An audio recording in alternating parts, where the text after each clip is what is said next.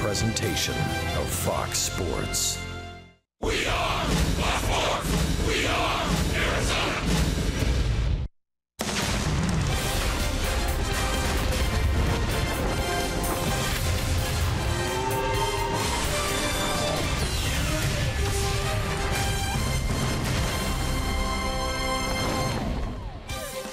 With the D-backs, some bright and early baseball for you today as we conclude this three-game visit in Pittsburgh.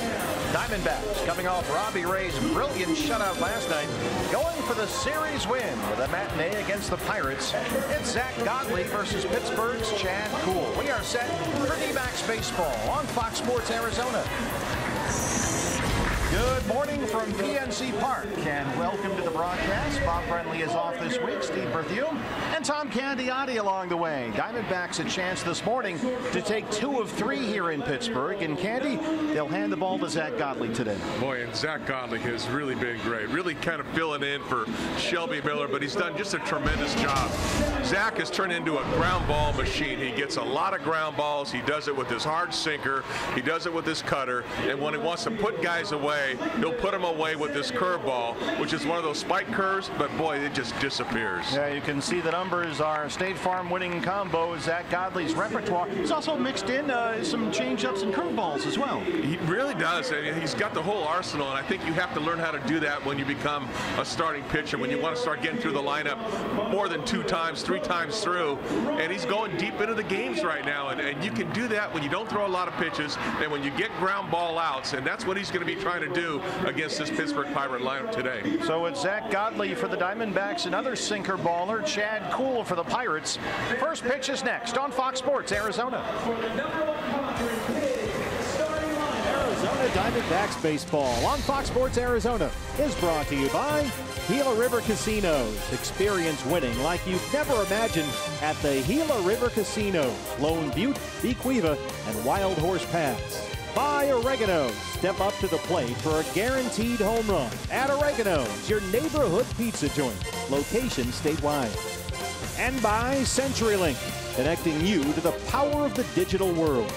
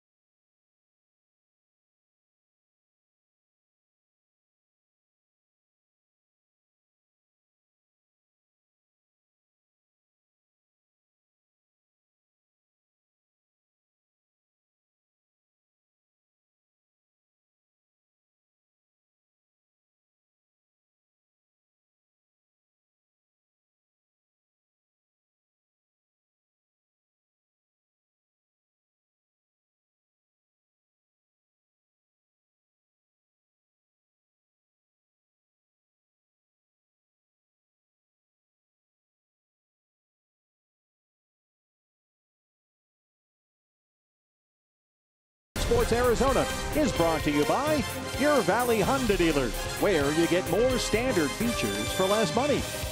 By Jack in the Box and the Jumbo Jack, a home run for your mouth. By Gigablast Internet from Cox. Welcome to the gig life. And by State Farm. State Farm is here to help life go right. Talk to an agent today or call 1-800-STATE-FARM. Back in Pittsburgh, a nice sunny day today. We got a break in the forecast. Rain is expected, but not, we're told, until very later this afternoon right now. Good morning, 73 degrees from Pittsburgh, PA. And the D-backs today looking to take 2 of 3 here. Diamondbacks have not won a season series against the Pirates since 2009. This year's series split 3-3 between these 2 clubs. As we head into today's final meeting of the year. And Candy, let's take a look at the lineup for Torey Lovullo's Diamondbacks. It's brought to you by your Valley Chevy dealers. Well, today Torey's got Gregor Blanco leading off, Peralta hitting in the number 2 hole, followed by Goldie, then Lamb, then Owings. Chris Iannetta doing the work behind the plate. Descalzo's got the start out in left field, and Ahmed at shortstop, and Zack Godley on the mound. Diamondbacks a chance to win this series and improve to 4-3 on this road trip. That'd be nice, Candy, before we go to Miami later today for 4 games at Marlins Park starting tomorrow night. Yeah, it sure would be. You know, your goal is to win a series, and especially when you go on the road, and especially in this ballpark where you've mentioned many times over the last couple days, this is a tough place for the Diamondbacks to win. They've had a very difficult time here. So to win 2 out of 3 here, get that momentum, kind of march into Miami and hope to win 3 out of 4 there. Well, they'll be up against 24-year-old right-hander Chad Kuhl. He's your Ram truck starting pitcher for the Pirates today. Only 1 win in 10 starts this season. The ERA is 6.29. His only win was his first start this year. He beat the Braves here at PNC Park, and even in that start he walked 6 guys, but he's gone 0-5 since. Yeah, but, you know, besides for his win-loss record, the kid's got some good stuff. He's got a very good arm. He'll run it up there about 95 miles an hour. He's got a curveball every once in a while, but mostly the slider, and then he'll throw a changeup after that. But for the Diamondbacks hitters, they know that everything this guy throws is going to be hard. It's going to be close to 90 miles an hour or above. Well, let's take a look at the defense around Chad Kuhl here today. It's brought to you by Nationwide Vision Centers. Well, out in left field, we have Frazier getting the start for Clint Hurdle in this game. McCutchen, of course, out in center field. Jaso out in right field in this game. Over third base, David Freese, Mercer at short, Harrison at second, Osuna now at first base, Cervelli again behind the plate, and Kuhl on the mound. The crew chief has the balls and strikes here this afternoon. Gary Cederstrom behind home plate. Gabe Morales at first base. Adrian Johnson, the second base umpire. And Eric Cooper's at third. And Candy, before we get the first pitch of the ball game, time now for your Valley Honda dealers key to the game. Well, let's see. What do we have for the key to the game here? The Road Warriors. How about the way the pitchers have been throwing on the road this year? I mean, a 3.44 ERA as a staff, second best in all of baseball. The starters in their last 20 road starts, 3.04 ERA, and you can use another one of those in this game. But they have been throwing outstanding baseball, the starters, but also the relievers. So the pitching on the road has been just tremendous. Yeah, Robbie Ray certainly living proof last night, throwing his first career complete game and shutout. Gregor Blanco's in there. We're underway on a Wednesday afternoon in Pittsburgh, Pennsylvania. There's ball 1. Blanco, 255 and a home run. Singled and struck out 3 times in his start in Monday's series opener. 94 on that fastball. And we talked to Torrio before the game today, and he talked about the way Nova was just running through the lineup yesterday. And all of a sudden he wanted his guys to start taking a few more pitches, get his pitch count up a little bit, and then everything fell in place for the Diamondbacks after that. Yeah, Nova was rolling along, and when they started to try and get a little more patient up there in the at-bats, you're right, they scored 1 run in the 6th, then they got to him for 2 in the 7th. And with the way Robbie Ray was going last night, that was more than enough. Blanco knocks that one into the right field corner. Jaso plays it off the wall. Gregor Blanco in there with his second double this year. Good start. Boy, he spanked that ball. It looked like a fastball coming inside. He really turned on this ball, hooked it. A hard one-hop shot right into the wall. And that's a great way to start. They're trying to come inside. Cervelli coming in there, and that fastball was just toasted by Blanco.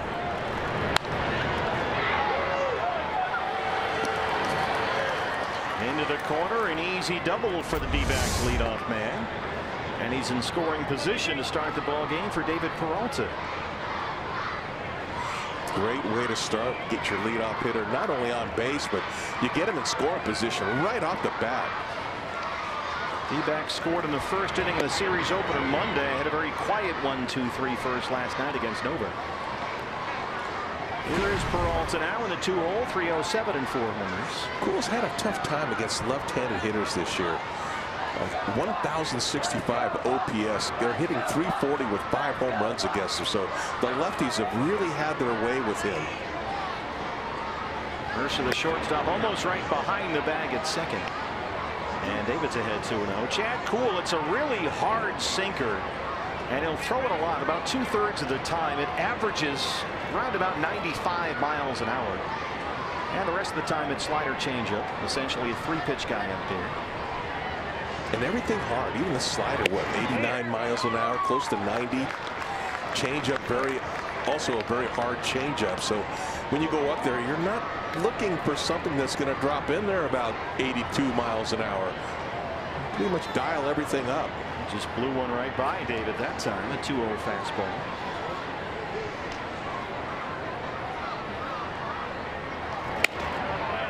There's another hard one up and away, and Peralta's ahead. 3 balls and a strikeout. Even Cool will admit his biggest problem sometimes is just throwing hard just to throw hard, just trying to get it by guys instead of doing what he does best, which is a good angled fastball. Sometimes he thinks about velocity a little too much and it gets away from him.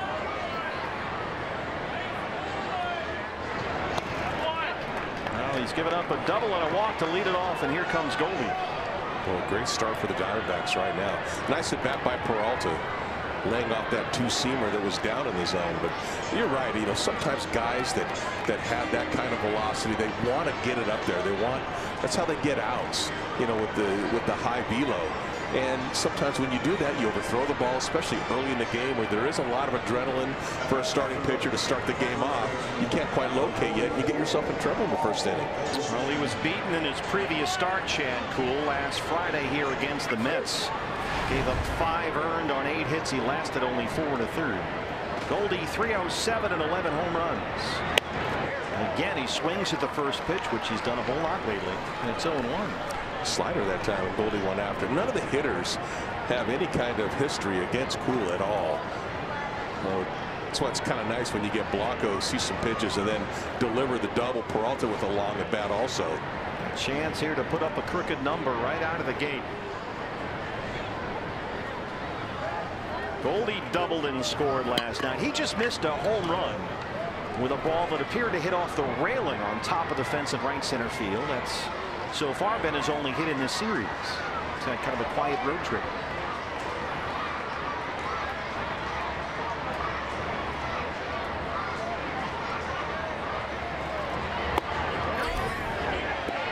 Yes, he went. Gabe Morales at first, and it's 0-2.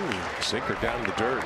Goldie in a very aggressive mode again early in this game, like we saw him in last night's game. His first couple of bats, only a pitch each. How does Goldie compare, do you think, to other hitters? Not necessarily other Diamondbacks, but other hitters in general in 2-strike counts. I think Goldie does really well in 2-strike counts. I don't think he's afraid to hit with 2 strikes. You see him run the count quite a bit once he does get there. Yeah. Some guys don't want to get to the 2 strikes. Are some guys afraid to hit with 2 strikes? Overly defensive, maybe? Yeah, they don't like to strike out. You know, Goldie's a guy that I don't think anyone really cares to strike out. You don't want to strike out, but some guys get very defensive when they get 2 strikes on them.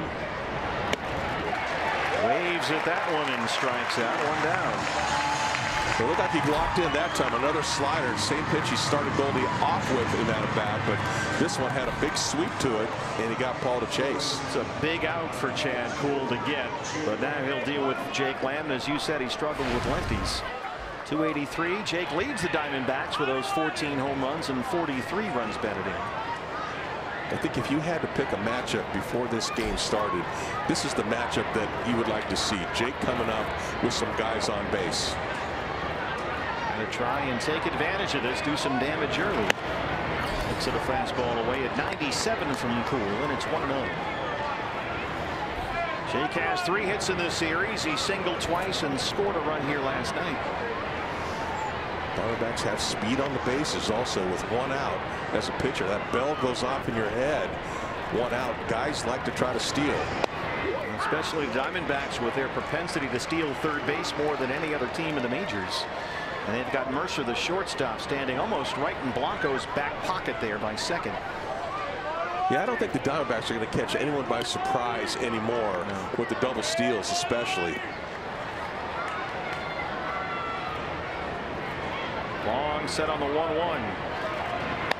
Although with where Freeze is, Candy, playing well off the bag at third against the left-hand hitter Lamb, Blanco might have a chance to beat him to the bag down there from where he is. Yeah, and it will be a tough play because he's going to have to field the throw from Cervelli while he's on the run and then apply a tag, and that's not an easy chore at all. But you don't want to run into an out with Jake Lamb up there. Here's the 2-1.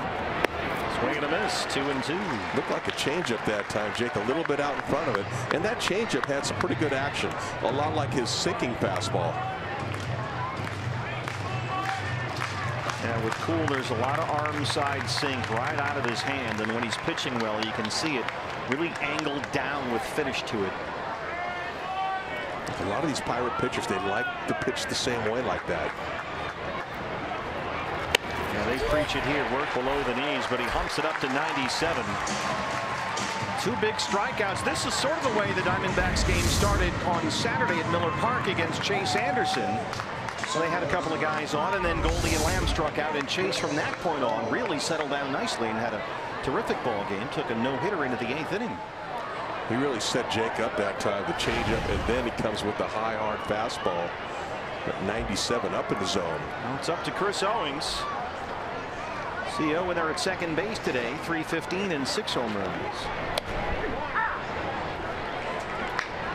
It was CO who had an RBI double to open up the scoring in the 6th inning last night.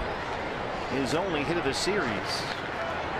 That double last night off the wall in deep left center, almost certainly a home run in nearly any other ballpark. Just missed the 410 mark out there in left center field. Just hammered a pitch down and in against Ivan Novak. Pressure right off the bottom of the wall out there. He was down 0-2 here.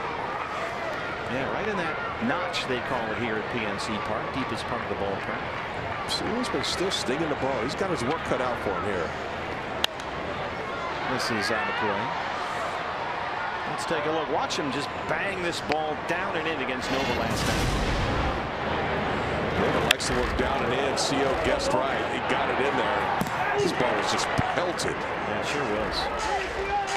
Chris has now hit safely in 16 of his last 18 starts, playing 3 different positions. And you forget about that. He's so versatile, you almost take it for granted.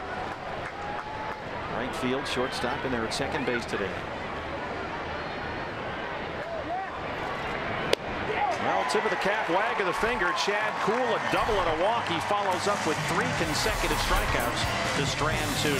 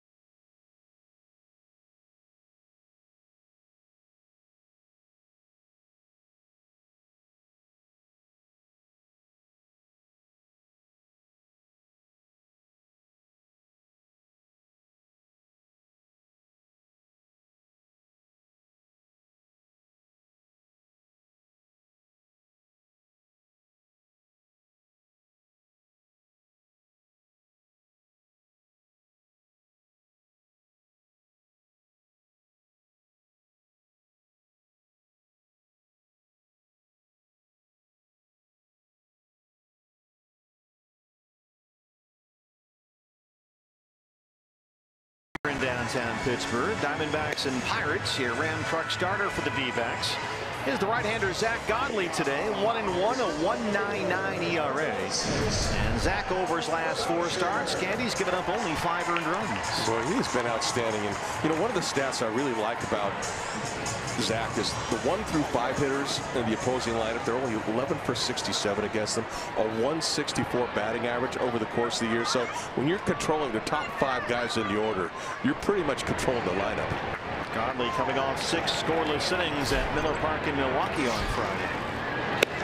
Adam Frazier in there in left field leads it off for the Pirates. 330 and 3 home runs.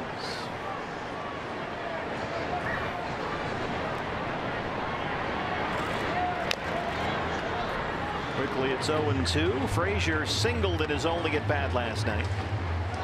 Trying to get it going again. He's stuck in a 2 for 18 right now. Third different leadoff hitter in this series. It was Harrison on Monday, Mercer last night, and Frazier here today for the Pirates. Good start for Zack Godley, a 3-pitch strikeout. Here's the lineup for the Pirates, brought to you by your Valley Chevy dealers.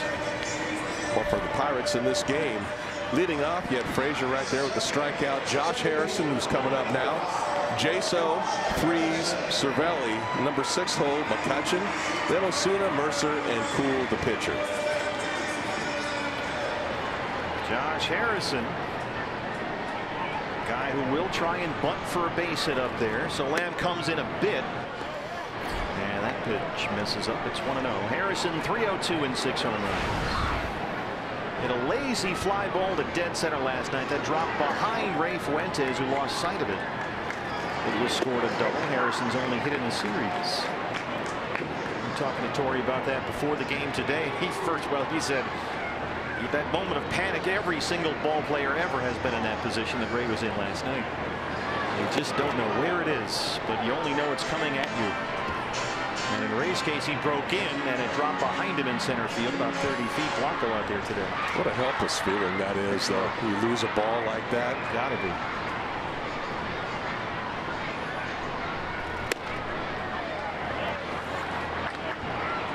Jack missing upstairs a little bit.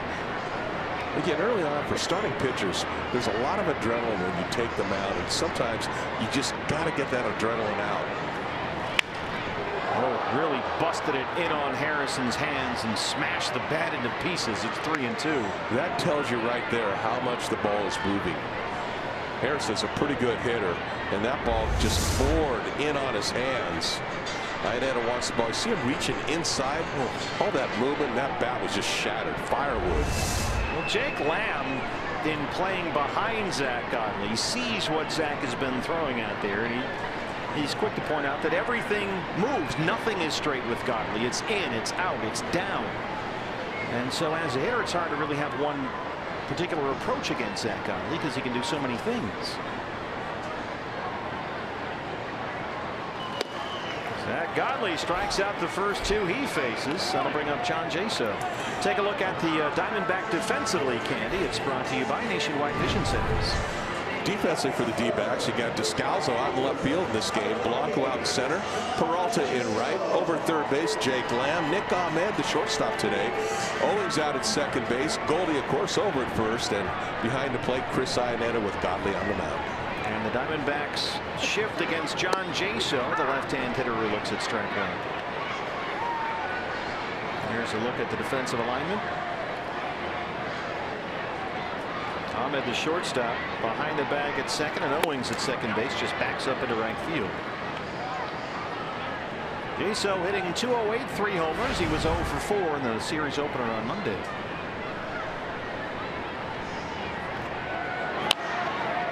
Tapper back to the mound. Zack Godley scoops it up, throws it out. We are through 1 here in Pittsburgh. No score, the D-backs and the Pirates.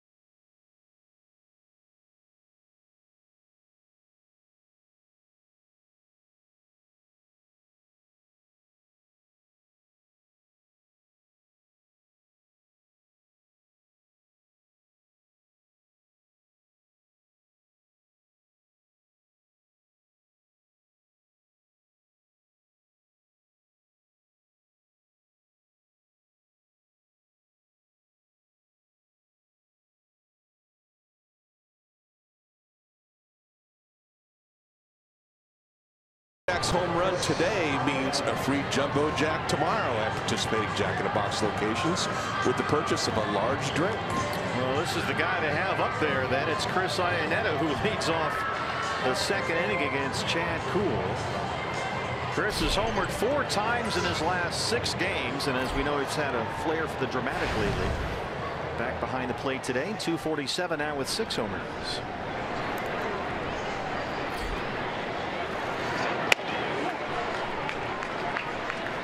Pinch hit, 2-run homer in the 9th inning Monday. Tied the game 3-3. The second time on this road trip he's hit a 2-out 9th inning homer to tie the game after his home run in Milwaukee last Friday. And the beauty of that one, telling Torrey that he was going to do it. He did. It was. Yep, that's great. He called the shot in the dugout. I'm going to have the type of hit where I get the trot around the bases. Yeah, Torrey said, "Okay, you're hitting then.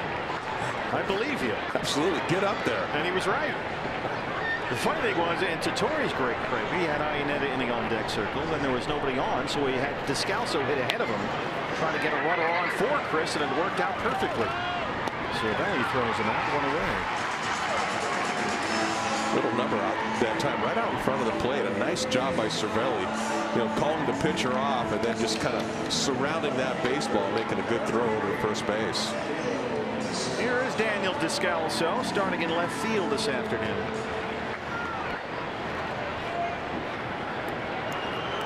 Singled has a pinch hitter in that 9th inning comeback, just ahead of Chris Iannetta.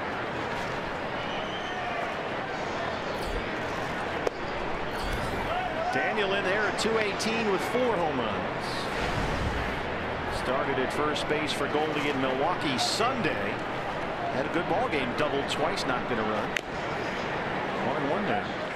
Maybe only a 218 average, but it certainly seems he gets a lot of meaningful hits.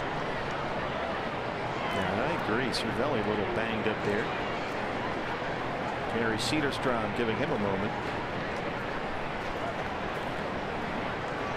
Well, what Torrey really likes about Descalso, he just gives you that quality at bat nearly every time he's up there.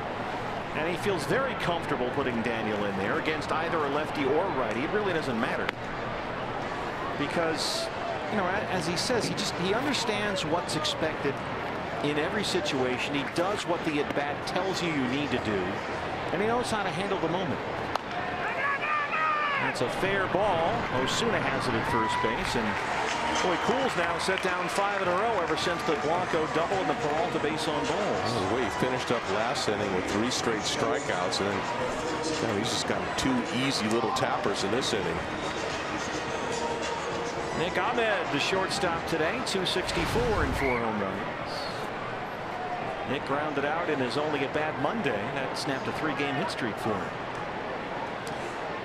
This year, Cole has not pitched really well here at PNC. His home numbers, 1-3 with an 8.61 ERA, and that's with 6 starts. Yeah, it's been an especially rough month of May for Chad Kuhl. He's been throwing a whole lot of pitches and turning in some pretty short starts. In fact, the deepest that Kuhl has pitched into a ball game in his last 7 starts is just 5 innings, and he's only managed that twice. Last time against the Mets here on Friday, only 4 1/3. Dropped that one in there nicely. 1-2 now. Slider's been pretty effective. Seems to be. Got Goldie on the slider, got CO on that slider. That was a good one right there to Nick Ahmed. Godley on deck.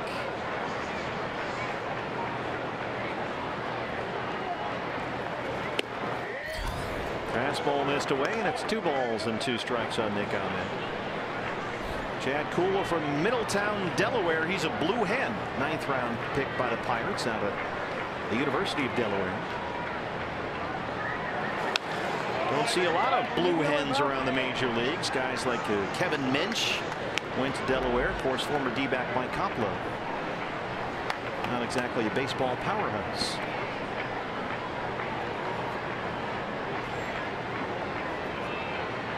A blue hen. I love it. Works out.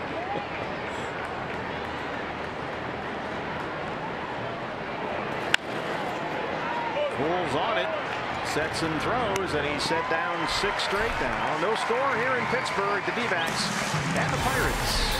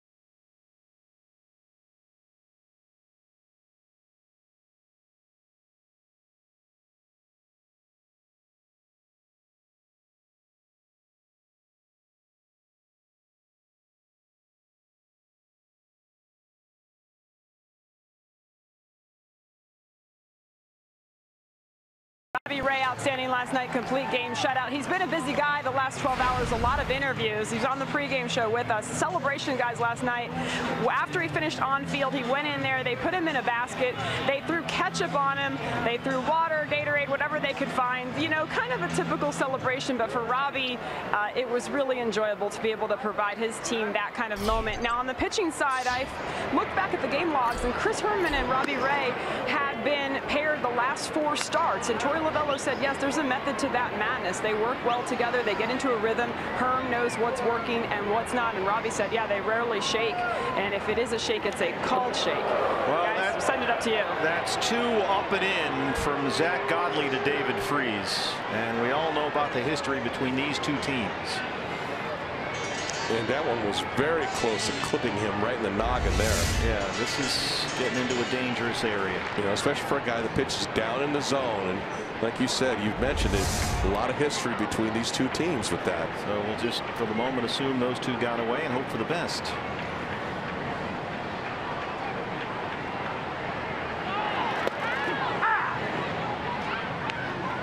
Freese is up there, 252 on the year, 5 home runs. He's 0 for 4 in the series.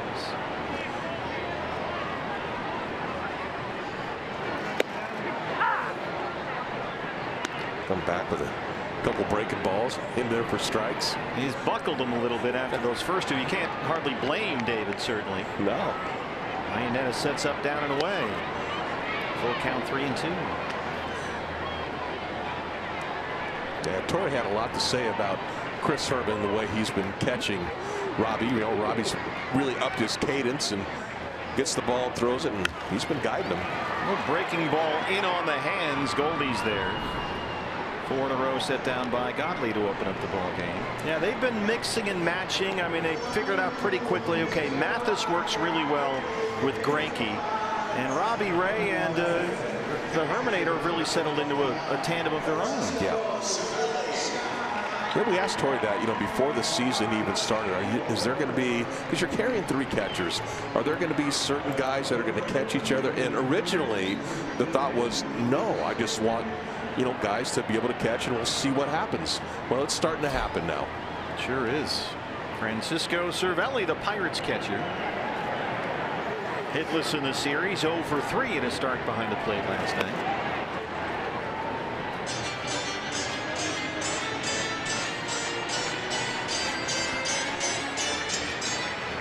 Cervelli 250 on the year. He's got 3 home runs.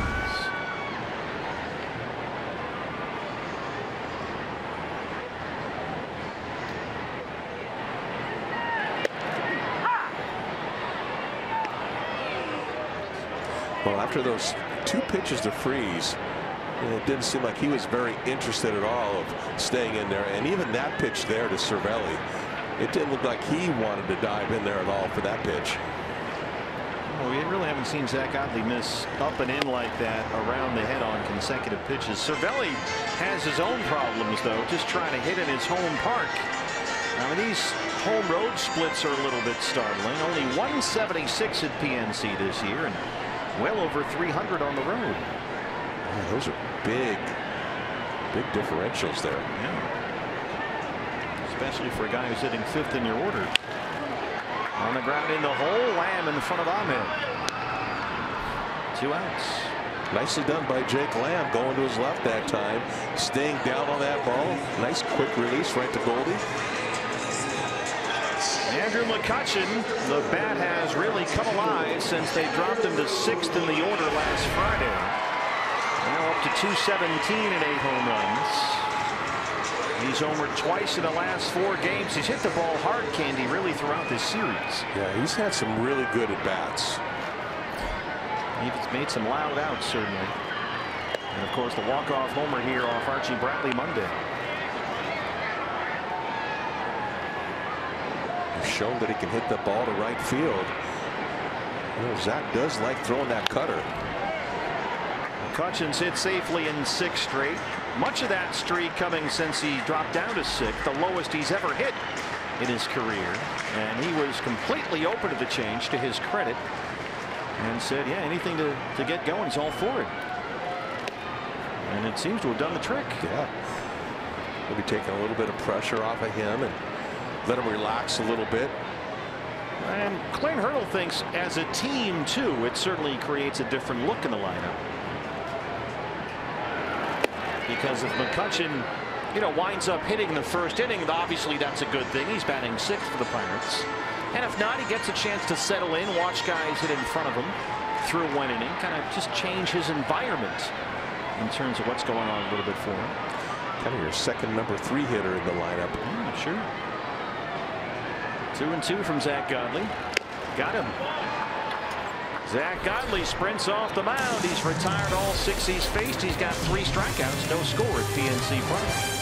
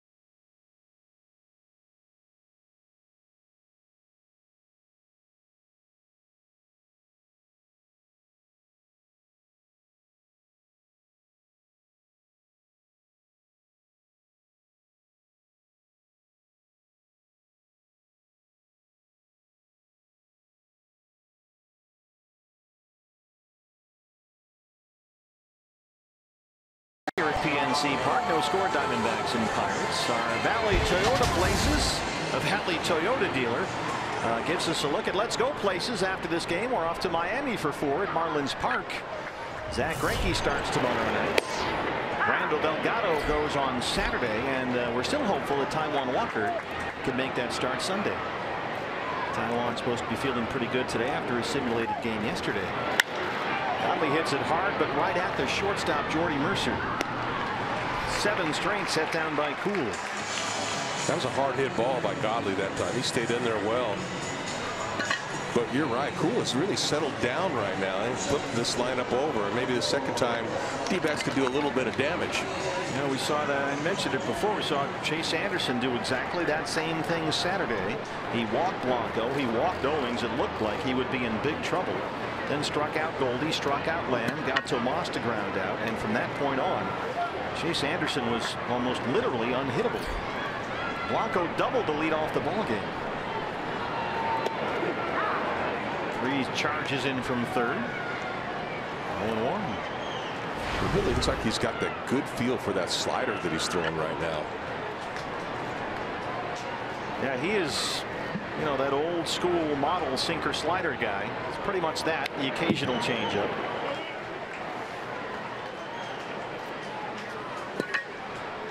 You know, one of the things too, when you have a young kid like this, obviously he's growing. They're very high on him because of his arm, but he's got a chance to watch Garrett Cole. That means so much to someone who's pretty close to the same kind of stuff and same kind of mentality.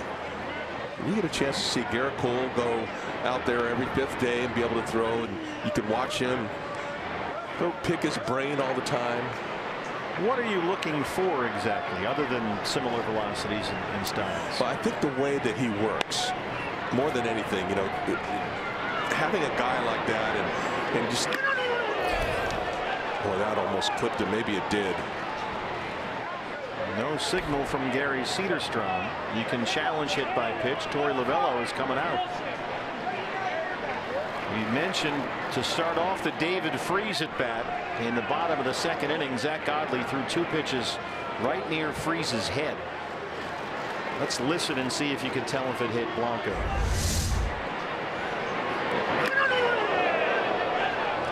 It almost sounded like a tick. Yeah, you're right. Foul tip. At no point did Gary Cederstrom make any kind of motion to award Blanco first base. That discussion ends. No challenge apparently from Torey Lovello. And you just don't want to see tit for tat, not with these guys and the history and all the nonsense that's gone on in years past.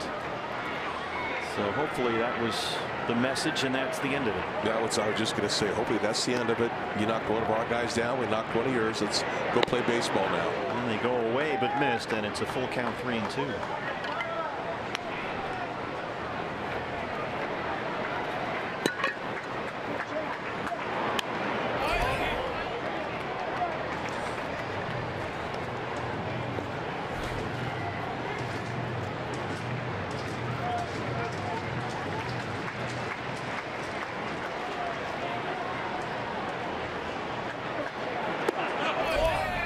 Blanco aboard for the 2nd time today. A double and a walk. A 1-out base runner now for David Peralta. Hey fans, if you're in need of a D-backs swag item for the pool party coming up this summer, don't worry, we've got you covered. It's Saturday, June 10th, D-backs pool towel giveaway, courtesy of Gila River Casinos. It's a full body, nice soft towel, full size. And a giveaway you don't want to miss. Get your tickets at dbacks.com. We'll see you at Chase Field June 10th. D-backs pool towel giveaway, courtesy of Gila River Casinos. Blanco holds at first. Peralta fouls that one off. David walked his first time up. Again, David tried to hit that ball to left center field. McCutcheon swung to just a hair over towards right center, but you know, Peralta, and we have the luxury of being able to watch him day in and day out. We know he likes going to left field. That was a pitch he could handle.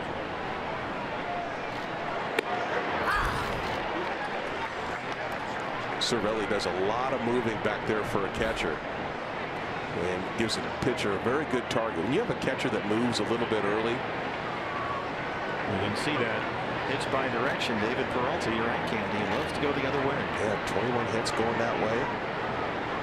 A lot up the middle also. But for a young kid, when you have a catcher that moves, it seems to give a young kid a much better target to throw to.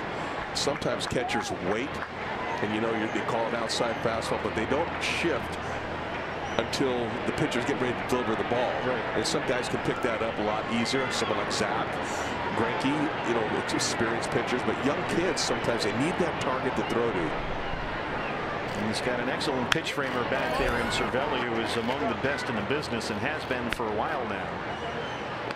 I mean, Ray Searage is their pitching coach, and he likes to say baseball is an art, it's not a science. And it doesn't always have to be a strike. It just has to look like one. And Cervelli excels at making those pitches, especially those pitches down by the knees that might not quite be strikes, look like strikes. Such a luxury for a manager and a pitching coach and a pitching staff to have a catcher like that. He moves around really well back there. All about how you present the ball, and like you said, being smooth about it. Well, Cervelli says what he's learned is, and this sounds a little corny, but it's probably true, you have to love the ball. You don't have to fight the ball. Let it come to you. That's what he says he does. So he's a lover, not a fighter back there. That's how he sees pitch frame.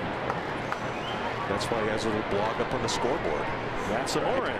I'm looking forward to his romantic tip for the game today. Yeah, me too. That little segment they play on the video board here at PNC Park once again. Francisco Cervelli dispenses his romantic advice. 2-2 to Peralta. Chased a 97-mile-an-hour fastball up and away, and Chad Kuhl has his 4th strikeout. Explosive fastball, this one up in the zone, off the plate away. Dave a little upset with himself. Yeah, he swung it to a ball there, no question. Goldie struck out his first time. And again, swung at the first pitch of the at-bat. Let's see what he wants to do here. Blanco at first and 2 outs. Takes that time, but it's in there. A fastball for a strike, 0-1. Relatively quiet road trip for Goldie so far. 3 for 20, only 1 RBI.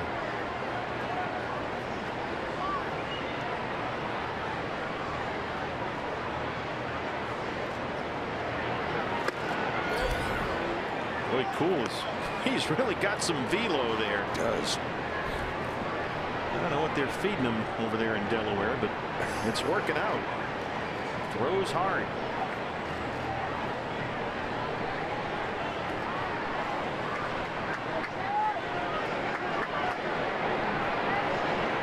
I mean, there was nobody in your day throwing 95-mile-an-hour sinkers, was there?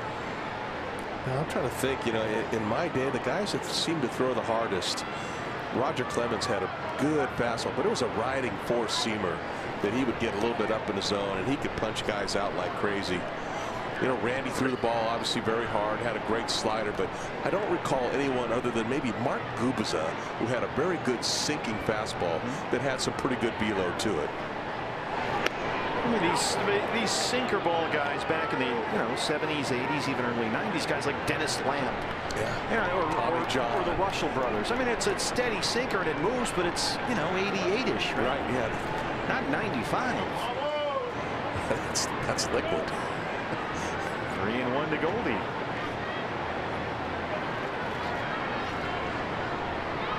I can't believe I just dropped a Dennis Lamp. How about that? No, that came out of nowhere. It did. I was like, whoa. Third walk of the ball game issued by Kuhl. Chance now for Jake Lamb. 2 on and 2 out. So you had to have that name on your computer or something. Someplace, I don't know, in the back of the head somewhere. Jake struck out his first time up. And again, this is just like we said in the first inning. This is the matchup that I'm looking forward to.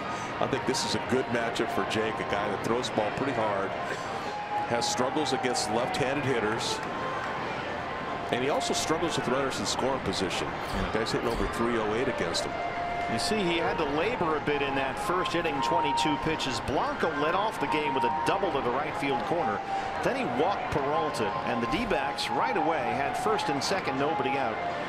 But then Kuhl came back and struck out the side, Goldie, Lamb, Owings, and after that walk to Peralta, set down 7 straight.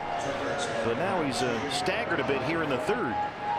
He's walked 2 of the last 3 he's faced, and now here comes Jake Lamb.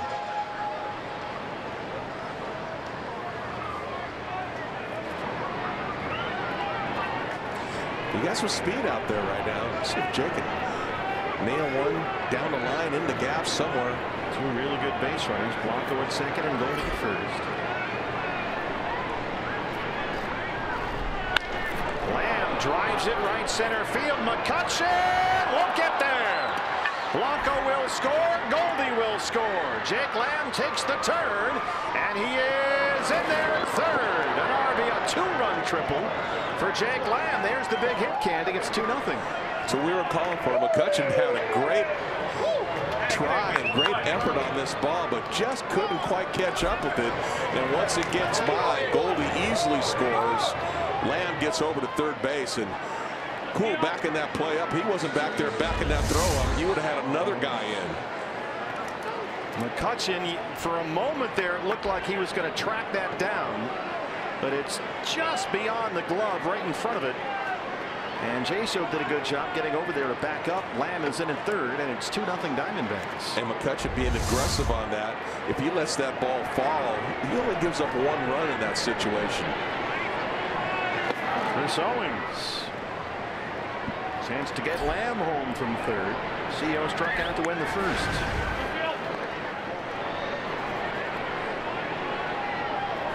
Nothing like big hits, and especially when they come with 2 outs. Huge. 2 walks in the inning by Cool. They both just scored.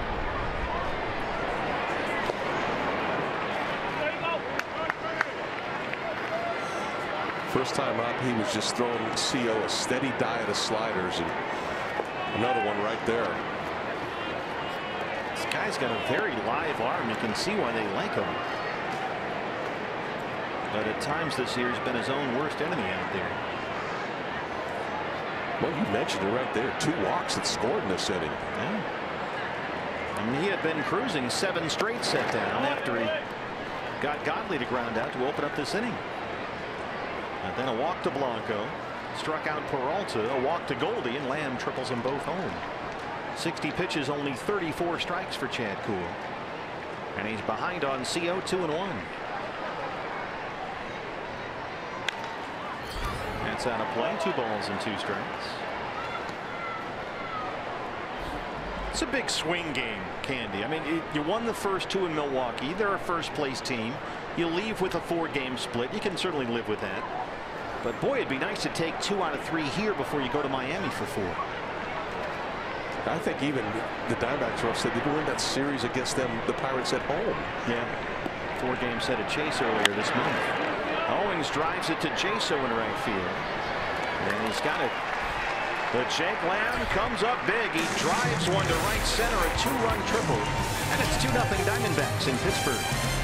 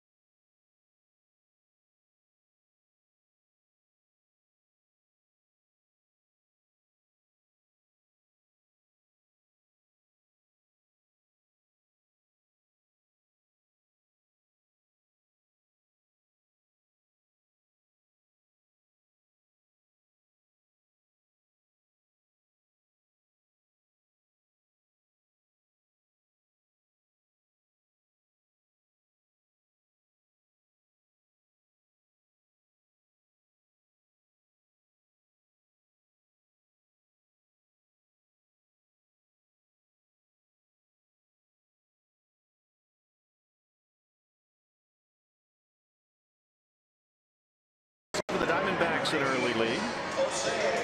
Hey, D-backs fans, if you can't watch the games on TV, stream them live on your mobile device with Fox Sports Go. Is presented by your Valley Honda dealers. Download the app and take Fox Sports Arizona and your D-backs with you wherever you go.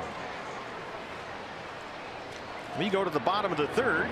Big hit by Jake Lamb has made it 2-0 Diamondbacks. Jose Osuna, the first baseman today, leads it off against Zack Godley. Godley so far has set down all 6 he's faced. He's got 3 strikeouts. Yeah, he's got that opportunity for the shutdown inning at the bottom of the order. It's always, it seems to be a big deal, a momentum changer and saver. Get that lead and then hold it. 222, 3 homers for Osuna. It's just his second start all year at first base. Josh Bell, who's been slumping lately, not in the starting lineup. 7 straight set down by Godley to open up the ball game. Zach gets another play there, but again, even on that one, he looks like he's a little unsure of himself when he's fielding the ball. You can almost see him thinking about it, which is never a good thing.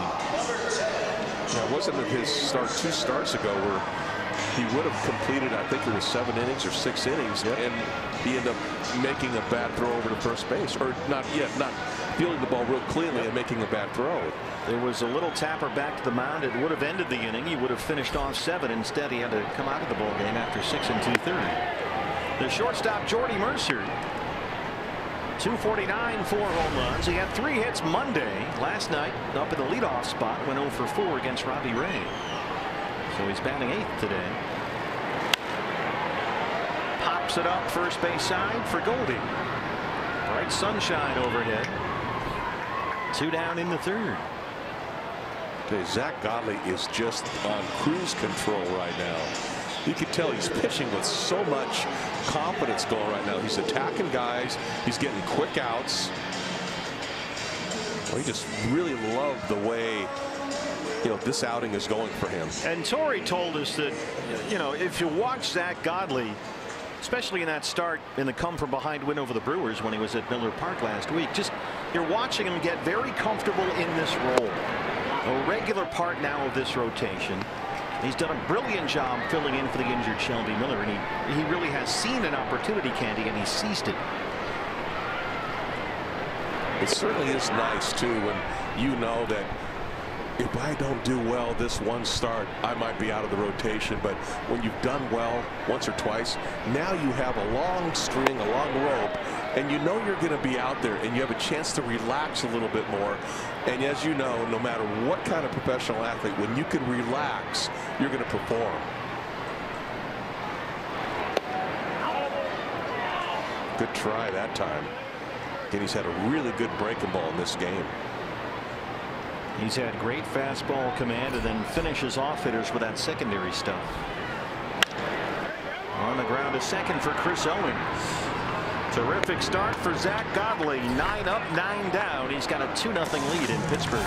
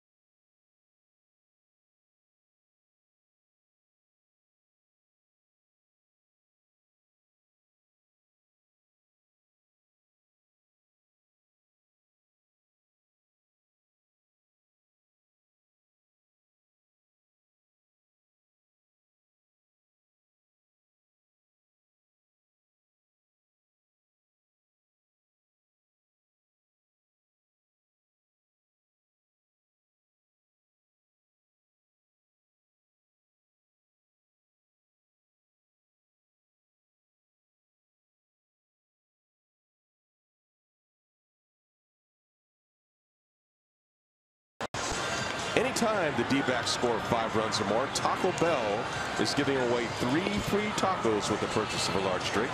And that's between 4 and 6 p.m. the following day at participating locations. You've really taken a firm grasp on all of BB's reads while he is on special assignment. You've really embraced the role. That's a lot of prep work reading these things. We're here in Pittsburgh, a lovely sunny afternoon. Rain is expected later, but hopefully not until about 6 or so local time. It's breakfast with the Diamondbacks from PNC Park in Pittsburgh. And so far, Jake Lamb, a 2-run triple in the third, all the scoring. Zack Godley has retired all 9 Pirates he's faced, and Chris Iannetta leads off the D-backs 4th against right-hander Chad Kuhl.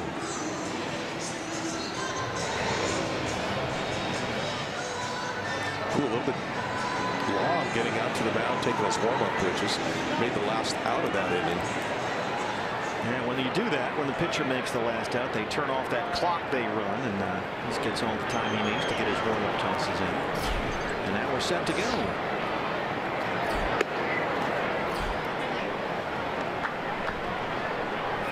Chris was thrown out on a little tapper in front of home plate his first time up.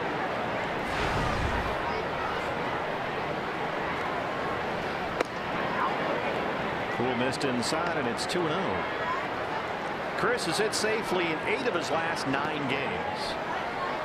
Got a pair of doubles and 4 home runs over that span. He's really barreled up the baseball lately. Everything is hard off the bat. Kuhl's already walked 3, and he's behind on Iannetta 3-0. Yeah, Chris swinging with a lot of confidence. I mean, if he gets his pitch right here, Toro will have the green light for him. Or not. Well, if all the guys up there lately, you'd probably give him the green light the way he's swinging it.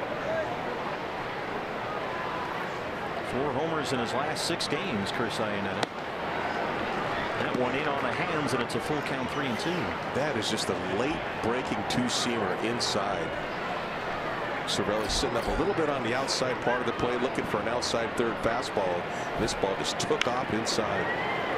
Chandon that time pops it up shallow center. Mercer wants it. One away.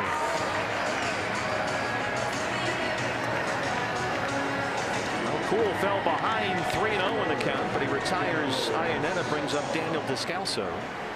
Rounded out his first time up. Descalso the start in left field this afternoon. Started at first base for Goldie Sunday in Milwaukee. Had a big game.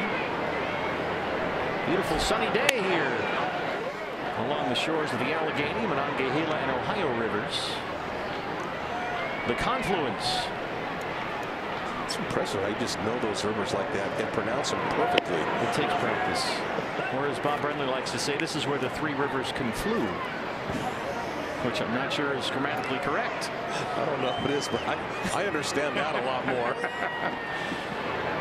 70 pitches for Chad Kuhl, 39 for strikes.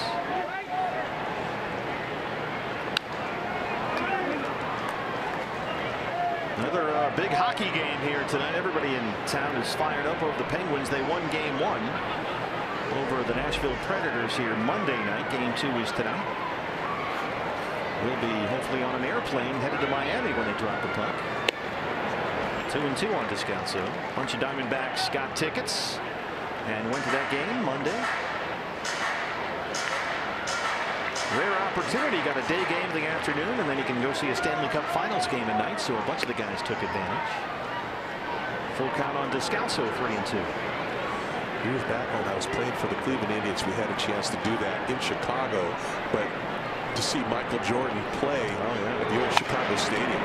Descalso bangs one up the middle. A bouncer is a 1-out single. That was the ticket in sports then back in those days. Man, that was fun. Just the way they announced him. Descalso again with another good at bat, works the count, gets a ball down, shoots it up the middle of the field. It's like every time we see this guy play, he's getting hits. And then you look at his average and you go, what? Something's wrong here. Yeah, you're right. Always gives you a good at bat. Chance for Nick Ahmed now. Runner at first, one down.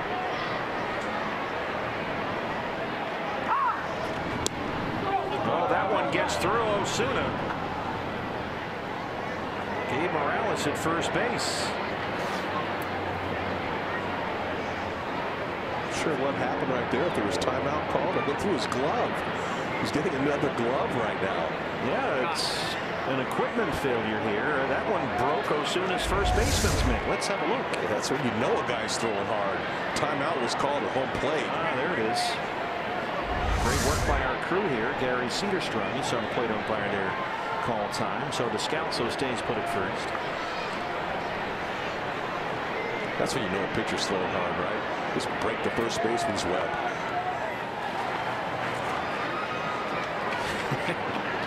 They have guys that fix those. The glove surgeons. Ahmed down the line and out of play.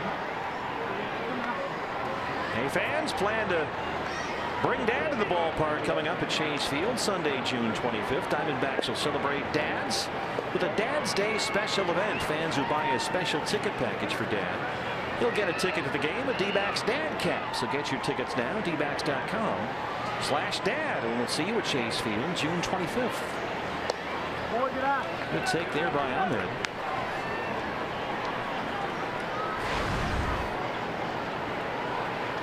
Nice big hole on the right side of the infield, of course, with Ozuna holding Descalso on at first base. Opens up that side for Nick if he wants it.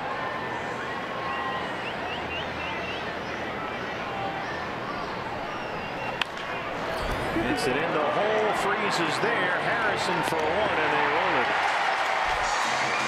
Double play ends the fourth inning. Diamondbacks lead the Pirates 2-0.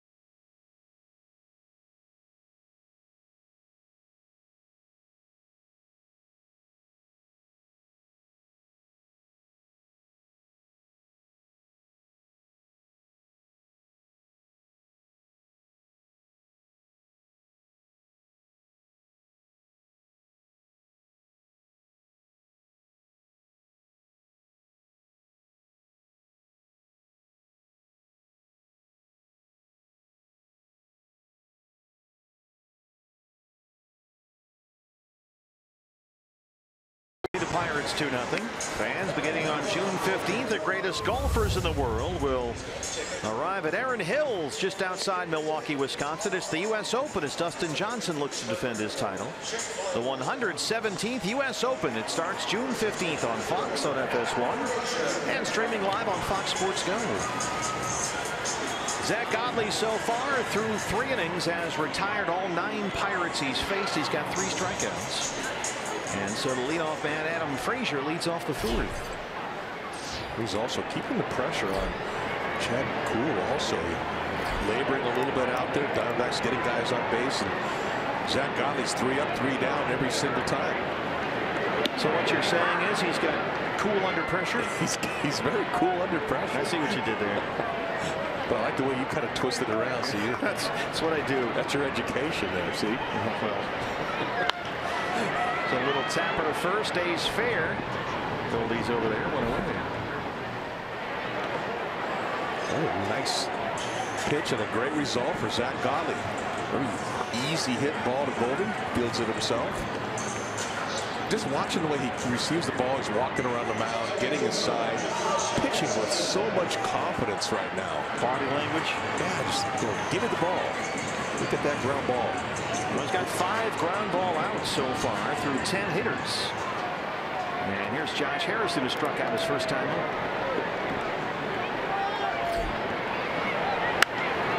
First pitch swinging. And that's going to drift out of play.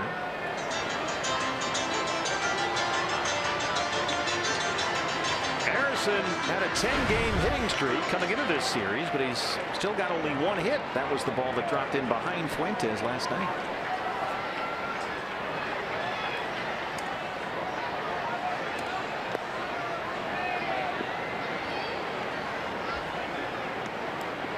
This is the guy who is the Pirates' energy guy. Every team seems to have one or need one. And Harrison can often provide that spark. Your super utility guy. He's played everywhere in this series alone. Harrison has started. The game's all over. He started 3rd on Monday. Started in left field last night. He's at second base today. And he strikes out for the 2nd time. 4th strikeout for Godley. He has set down the first 11 Pirates here today. Just an outstanding cut fastball. It just took off. And it really seems, Candy, for Godley that that cutter has become much more effective the less he throws it. Yeah, I agree with you. You know, the first time through the order we saw him get to that spike curve a lot. You know, getting some punch outs on that, especially early on, and a nice cutter there. Jaso fights one off and dunks it into left field. And that's the Pirates' first hit. Well, Jaso was beat. That was a fastball that was up in the zone. It beat him and probably broke his bat and blipped one into left field.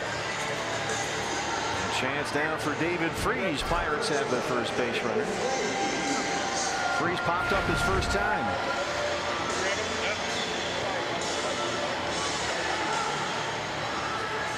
Mention that cutter for Godley. He's thrown the cut fastball this year literally only half as much as he threw it last season.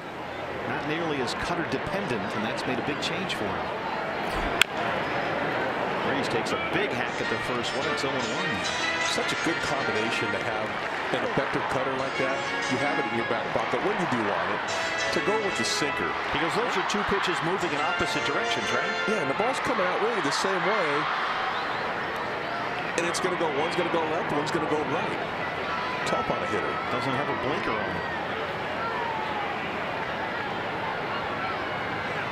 He's really replaced that cutter by throwing the sinker much more frequently, and that's made him more efficient on the ground ball outs. We showed you that at the top of the show. Zack has become one of the most efficient ground ball pitchers in the league this year. And as he throws that cutter less and less often, he catches hitters oftentimes by surprise, especially against these left-handers with the pitch coming into the lefty. And he's done a better job mixing in that curveball and changeup. Yeah, his curveball really has kind of been his. If he really needs to dial up the strikeout, that seems to be the pitch he gets to. You can tell that he trusts that curveball, and he throws it with a lot more conviction.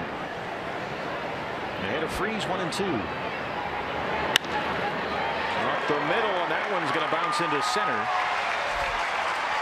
Back-to-back 2-out singles for the Pirates. And that'll bring up Cervelli. Well, cut fastball. Not hit hard, though. Not a bad location.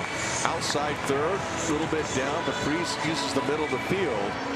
A lot of hits once you get it by the pitcher up the middle. Now he's got a little bit of high stress here with Cervelli. And Cervelli can stress you out. Grounded to third his first time up. Now at 248 on the year. 2 frustrating hits for a pitcher. Both not hit very hard at all. Little blooper, seeing eye, base hit. But you have to battle here.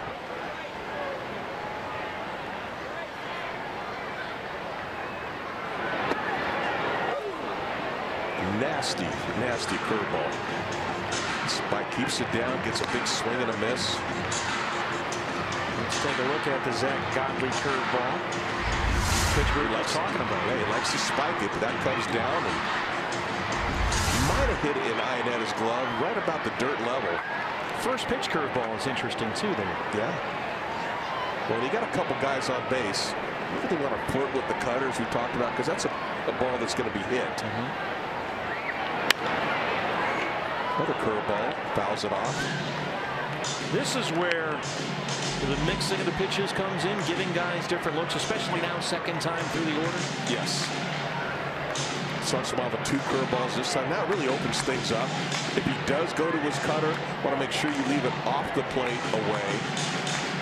But he can really command the inside part of the plate right here with the sinker. 50 pitches, 33 strikes for Godley. 2 on and 2 out, 0-2 on Francisco Cervelli.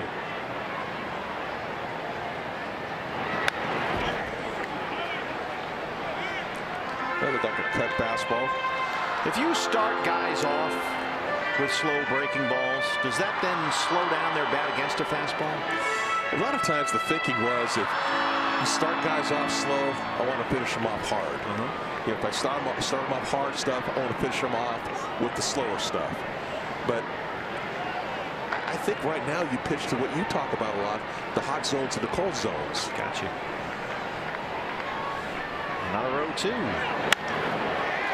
Out to right field. Peralta's there, backing up. It sailed on him, but David is there to make a big catch. And Godley strands 2. We'll head to the 5th. It's 2-0 Diamondbacks.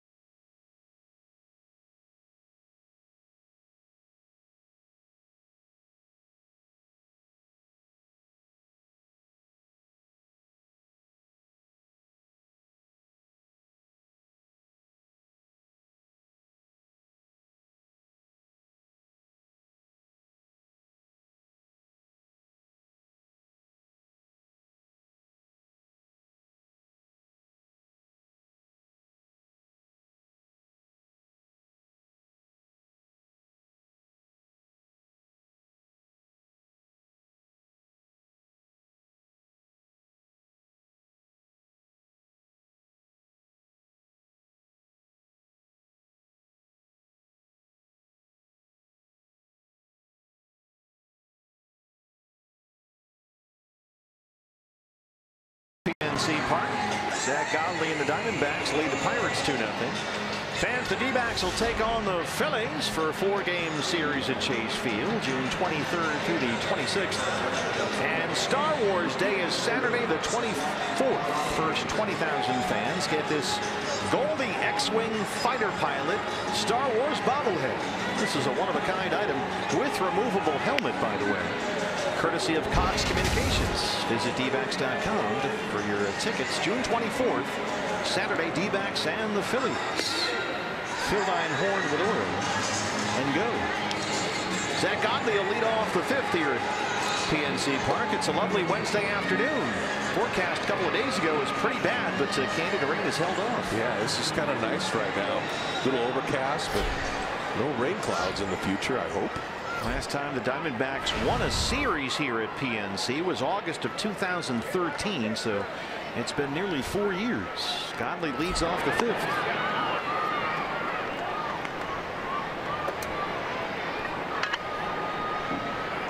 Zack hit the ball hard his first time up. Hard smash the shortstop. Yeah. 2 balls and no strikes. You can see why Chad Kuhl has had real trouble pitching deep into ball games this year, or even getting to the requisite 5 innings, because he's thrown a lot of pitches already. Right now 80 in a ball game, only 44 for strikes. Right back to the mound. 1 away. I think this is a game also Torrey would probably rather Godley be, instead of running the bases right there, sitting on the bench. How I mean, he does enough running on and off the mound every half inning. He is high energy. Doesn't need to be running around the bases. Good day for Blanco in the leadoff spot. He's doubled, walked, and scored a run. Blanco has been very effective. He's reached base safely now in 12 of his 14 starts this year, including today. Out there in center field, and there's ball one. Lefties have done a good job. He said Cool has a tough time against lefties. 340 average against, 1065 OPS, and in this game the lefties have done some damage against him. Yeah, Jake Lamb had the 2-run triple in the 3rd inning after Blanco had walked. Goldie also a base on balls in that inning ahead of Lamb. Scalzo with a hit. Blanco's double. Peralta's walked.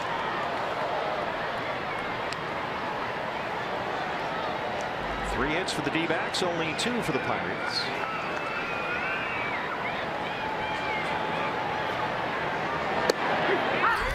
One is in there. 85 pitches now thrown. And he's had to work. He's walked 3, struck out 4 so far. And here you are, 3rd time through the order. You know, he kind of, when he has the glove up in front of his face like that, Chad Cool, doesn't he look a little bit like Max Scherzer? He does. Right there. He's kind of got that look to him. Yeah. I don't know the eye color, but they sort of resemble each other. Blanco lifts it along the left field line. Adam Frazier's out there, and he's got it in fair territory. 2 outs. He might have one of his eyes, right? You never know. David Peralta has walked and struck out today, 0 for 1. For that ball that David caught to win the bottom of the 4th, almost sailed over his head. That was close to being a disaster there with 2 runners on and 2 outs. Yeah, it really was. Cervelli hit that ball that way. Hit it pretty well, and David just kind of stood there and waited for it. Chops at the first pitch. Harrison charges from second, underhand toss, and Poole works a 1-2-3 fifth. We're in Pittsburgh with the Diamondbacks lead the Pirates 2-0.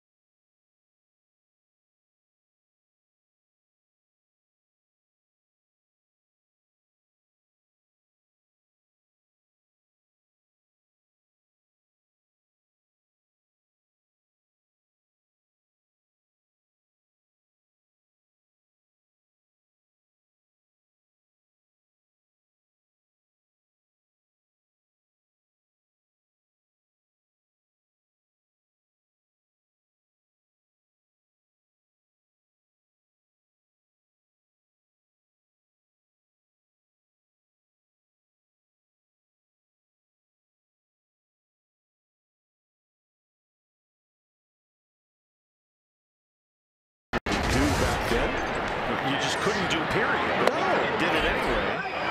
He makes a call because of what it shows on the monitor. First time he was way ahead of his time. See, he was a pioneer, really. Andrew McCutchen leads off the 5th against Zack Godley. McCutchen struck out his first time. Yeah, that was a big no-no back in the day. Oh. Now we look at everything. Yeah, look what he's done. Yeah, thanks, Frank. Just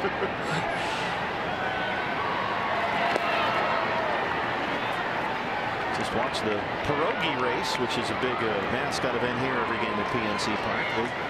I'm always amazed at how far they make the pierogies run.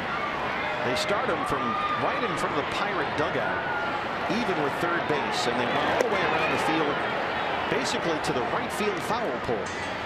It's like the Belmont Stakes of mascot races. You're going a mile and a half. These guys have got to do liners in between games, I think. They got to work out to do that. I mean, they really make them run almost a complete lap around the field in those outfits. 2-2. This one is hit hard to left center field. It gets down. Descalso does a good job over there to cut it off, but it gets behind him. And McCutchen stops at second, a leadoff double. Daniel really had to race over there. Was just able to get in front of the ball, but it rolled to the wall. McCutchen in with his 9th double. Yeah, and luckily for the Diamondbacks, this doesn't get in that little notch that you talk about. Yeah. It just misses that, which enables them to get the ball a little quicker and McCutchen to stay at second base. But he's going over. It gets down. That ball just squirts underneath his glove, but hits the bullpen area instead of going to that notch, and that's the difference between being on third base or being on second base. Got a curveball that time from Godley, and another hard hit ball off the bat of Andrew McCutchen. We talked about that earlier. He has really turned it around as of late. Jose Osuna, the first baseman. There's a strike at 2-1. I tell you what, watching the at-bats of McCutchen now for the last couple games, he's liking the ball out over the plate. I haven't seen him do anything with a good, hard fastball inside. Well, as he struggled all year long, teams have had really no fear about throwing in those pitches right out over the plate. Certainly not like they used to. I was talking to one of the scouts here the first day. We're talking about McCutchen. Been following the Pirates, and he said he can't catch up with the fastball. But you're almost doing a favor with a cutter or a curveball. You know, it's kind of matching up with his bat speed. And Godley with some work to do here, a leadoff double, and it's 1-2 now on Osuna. Down here at the bottom of the order now. He's done well the first time through the bottom of the order, as he's done everywhere. They'd like to get a strikeout here.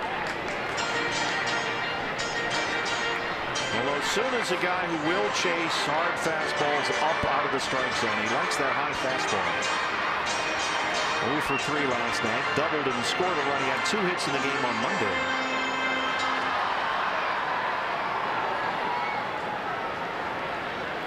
Godley at 60 pitches, 40 for strikes.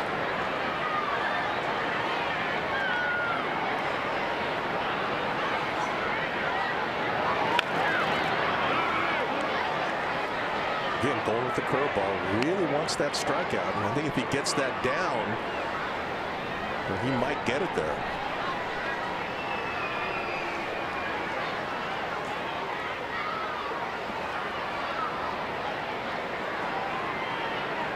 The guy at second base also, I'd like to see him bury that two-seamer inside.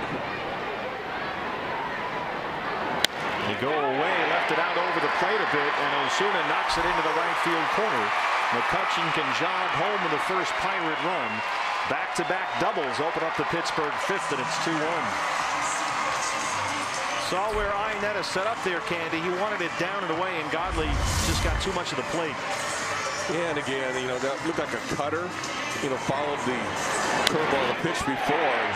He shot it that way. Remember, with no outs, he's trying to move him over right there. He's trying to hit the ball to the right side. And that's why I thought the two-seamer inside tight, especially after a breaking ball, would be an effective pitch there. Mike Butcher out to the mound now. Godley in the ball game today retired the first 11 batters he faced. Jaso and Freese had back-to-back 2-out singles in the 4th. And now back-to-back doubles open up the Pirate 5th. And Pittsburgh, with nobody out in the inning, has the tying run in scoring position for the shortstop Jordy Mercer. Both those balls now have been hit, have been off-speed pitches, have been the breaking ball. Well, this is where you look, and especially this is what Torey Lovullo looks for with Godley, body language. And it's something that Torey really keeps a close eye on. Does the tempo or the pace suddenly slow down? Is Zack kind of searching for pitches instead of getting the ball back and firing like he so often does? Mercer popped up his first time. Little tapper back to the mound. They got Osuna hung up. Now he breaks for third. And they get the out at first. Osuna started heading back to the bag at second and then decided to take off. Little tapper right there. Godley gets to the ball. All he had to do is do a quick look over to second base. He would have froze him there, kept him at second base. But even his toss to Goldie was just an underhand lob toss. It seems like all he was worried about was getting out of first. It seems like that's become a little bit of a thing here for Zack, throwing to first when he feels the ball back to him. I agree. Well, that's going to be it for the pitcher Chad Kuhl, as Gregory Polanco, who had to leave Monday's ball game with an ankle injury, will hit for the pitcher. Osuna's at third and one out. Polanco 269 with 3 homers. But we really thought after he got hurt, we really see him again this series. He was carted off the field here Monday after he collided with that wall in right field.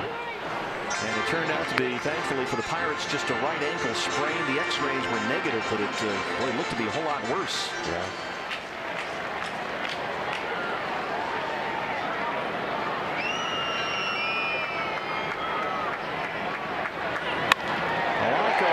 It into right center and ties the ball game. Well, Gregory Polanco just tortures the Diamondbacks. Now a 13-game hitting streak versus the D-backs, and it's 2-2. He licks his chops when the D-backs come to town. This ball was down and away from him, but those long arms, he's able to extend them and drive the ball right through the infield. Well, the Pirates, the second time through the order against Zack Godley. Much more impressive after Godley retired the first 11 in the ball game. I think they've made the adjustment, particularly with his breaking ball. And I think he needs to start picking it up with that two-seamer and start running in on their hands a little bit. Start using the inside part of the plate. And you're going to wonder if they would let Polanco run. I didn't think so, but it took a minute there for Clint Hurdle to get a pinch runner out there. And Tyler Glass, now the pitcher, will pinch run for the pinch hitter Polanco.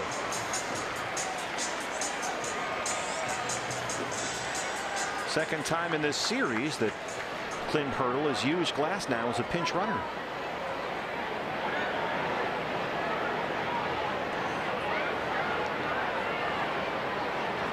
Doesn't want to burn another guy off his bench. You know, the pinch run. Well, it always works out until the pitcher gets hurt on the bases and he's out for a long time. Then people start to get upset. But this National League, you got to do what you got to do. Here's the leadoff man, Frazier, who's 0 for 2. 3 Pirate hits in this inning. They've scored twice.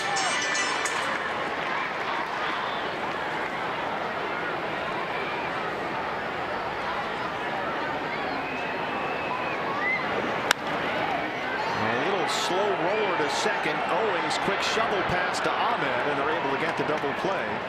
And Godley's out of the inning. But the Pirates get 2. We head to the 6th inning. 2-2 ball game.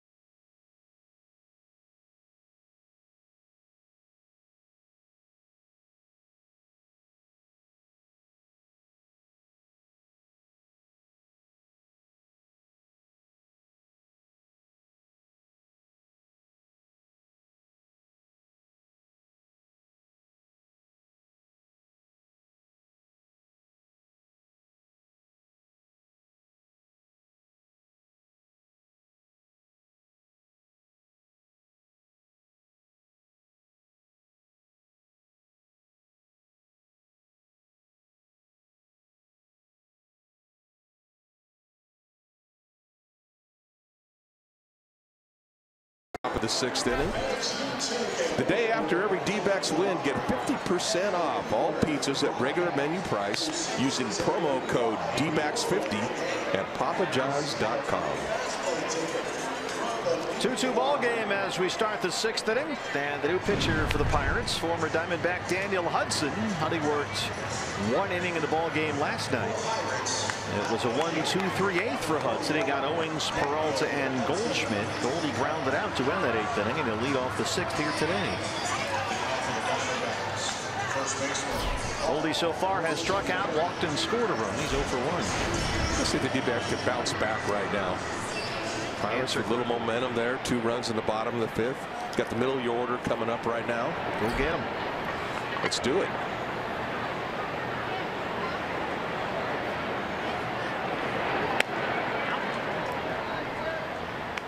Goldie grounded out to second base against Huddy last night.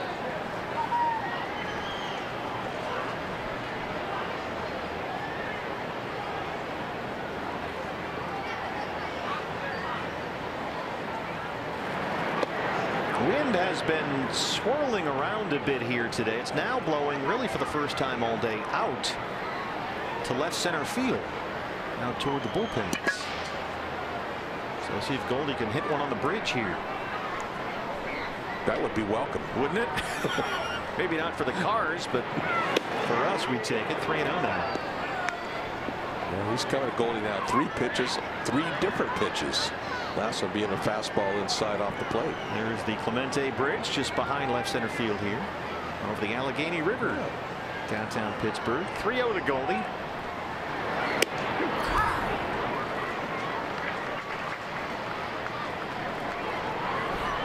Well, that's not the one we're walking over after the game, is it? Yeah, that's the same one. That's it, huh? This is why you have to walk with him back to the hotel. You'll get lost. I'm always following one of you guys. That's true. I can't tell you just go over the bridge because there's like 50 of them around here. There's a bunch of them, and they all look the same. Yeah, you're right. They're all painted yellow, but it's very scenic. It's nice down here. You walk over the bridge from the hotel to the ballpark back and forth. It's just a quick 10-minute walk. 3-2 to Goldie. And then you've got the paddle boats going back and forth. There's one going under the bridge right now, in fact. I think we can get you on those. You and Leo can do a little tour of the point. It'd be fun to get on one of those on an off day. Nice day for it today. Yeah, I'd do that.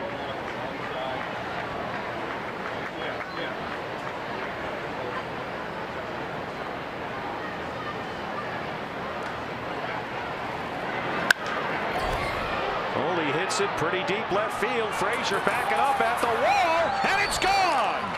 Paul Goldschmidt, that's number 12, and it's 3-2 Diamondbacks. A home run off Daniel Hudson. Maybe not quite on the bridge.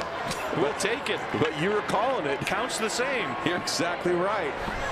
A fastball a little bit up in the zone that time, and Goldie didn't miss that one. Yeah, that was very high up in the air. The wind, which is blowing out, as we mentioned, may have helped that along just a bit. Yeah, you called that just in time. That ball was up, and Goldie was all over it. Looks like Paul thinks it's gone when he got it. He's watching it.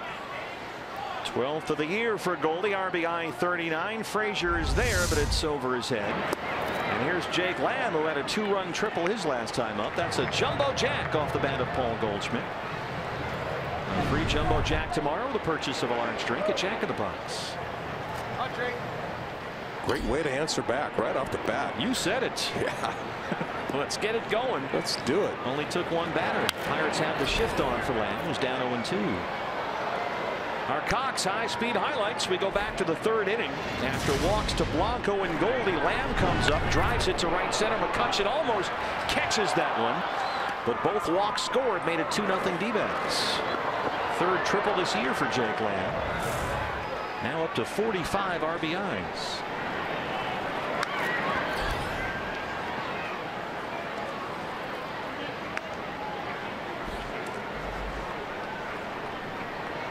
For Goldie, just his 2nd RBI on this road trip, so hopefully that'll get him going. Drove himself in. Sure did.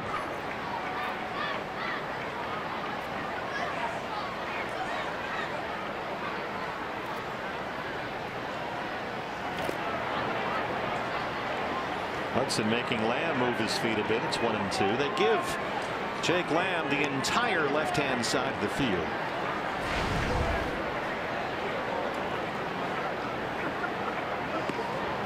Freeze, the third baseman, standing at the shortstop spot. There it is.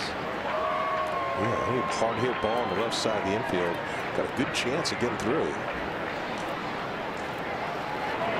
And Jake does a good job going to left center, but he doesn't ever quite go down that third base line like David Peralta might oftentimes. Yeah, I agree.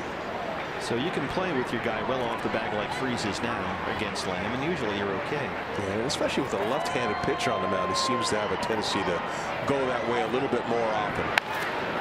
Gets into one here, drives it deep right field, and that ball is off the wall. Jaso misplays it. It gets behind him, and Jake stops at second with his 9th double. A triple and a double today for Lamb. Well, he hard hit balls against Daniel Hudson. He just missed a home run there again. That was just a line shot. If he gets that ball up in the air, just any kind of elevation to it, it's out of here. Well, Goldie hit one off the railing there last night, got a fastball in, and you saw Huddy's reaction. I think Huddy thought it was gone right off the bat. Yeah. Then Jaso got too far close to that wall, and it caromed back over his head. But Lamb, with nobody out, stops at second. Here comes Ray Sears, the pitching coach, to have a word with Daniel Hudson. Yeah, a ball hit that hard. A lot of times the right field, there's no way you're going to make that play. You stay back, you wait for the carom. But he sandwiched himself up against the wall that time. And the funny thing about Jaso is, he's played a lot of right field this year. So that's not a new position for him. He was in left field to start the game on Monday. And he's played a little first base too, where he played mostly last year. But he's the majority of his time been in right field this year. And that's a good example of why left field is so much different in this ballpark than right field. Yes. There's so much more to contend with. Like you said, the little notch area, the deeper field out there. Yeah, right field is considered by far easier in this ballpark. So a home run by Goldie, a double by Lamb. Here's Chris Owings trying to bunt his way on. Freeze charges from third and makes a nice play. It works out as they get Lamb into third base, but CO almost had himself a base hit there. That's a really good idea by Chris Owings. I wish he would do that a little more often, frankly. Yeah, I mean, because he hit very close. They took a great play to get him. And in the process, you end up getting the guy from second to third base. Almost had guys on first and third. Really nice bunt. You can see how far in Freeze had to come to pick up that ball. Made a really nice play on it. But that's the first out. Now here's Iannetta with Lamb at third, one down. The infield in for the Pirates. Chris so far 0 for 2. It's a tapper. This will get Lamb home. Only one play for Mercer, and it's 4-2 Diamondbacks. The RBI for Chris Iannetta. Going on contact with one out. Lamb is going in, and that ball's not hit real hard, even though Mercer was playing in. There's no chance of getting Lamb at the plate. There's another run for the D-backs. Well, that's the old get him on, get him over, and get him in. Good, productive at-bats by the D-backs. Base is empty. 2 outs now for Descalso, who singled his last time up. Well, Candy, you hit the nail on the head at the start of this inning. How about answering that 2-run Pirate fifth? And they did it in a big way. Jump right back there. You got yourself a 2-run lead again. Each team now with 5 hits. 0-1 on Descalso.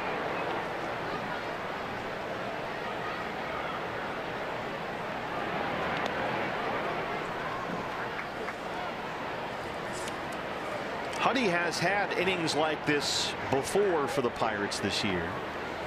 For the most part, he's been pretty successful, but he's had some outings or some stretches where it's been a little dicey for him. Scored on in back-to-back appearances earlier this month, but had made 6 straight scoreless appearances since for Clint Hurdle.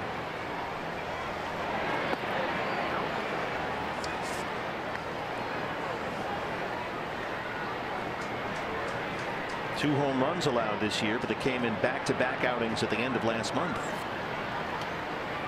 But he's had a very good month of May, a 1.74 in 11 appearances coming into today this month. Hard to first. Nice stop there by Osuna with that new glove. That ends the inning, but the Diamondbacks answer. They get 2. Goldie gets it started. A solo homer out to left, his 12th of the year.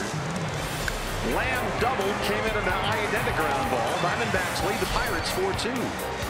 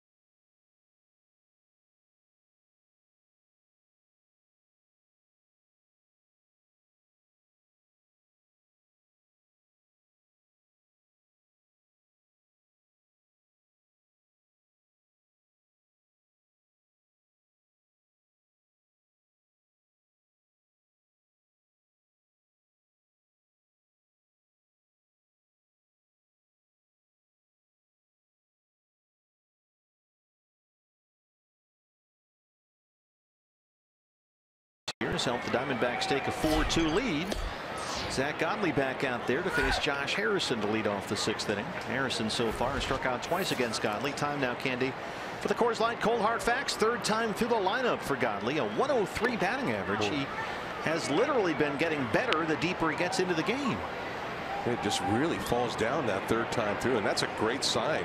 You're going through the line the 3rd time. You're facing the big time part of the order, and you're even more effective. Well, Frazier, the leadoff man, started the 3rd time through the order against Godley by hitting into a double play to end the 5th. And here's Harrison batting out of the 2-hole ahead 3-0. Don't want to walk him right here. No. You make him hit the ball. Zack has not walked a batter today. He's got 4 strikeouts.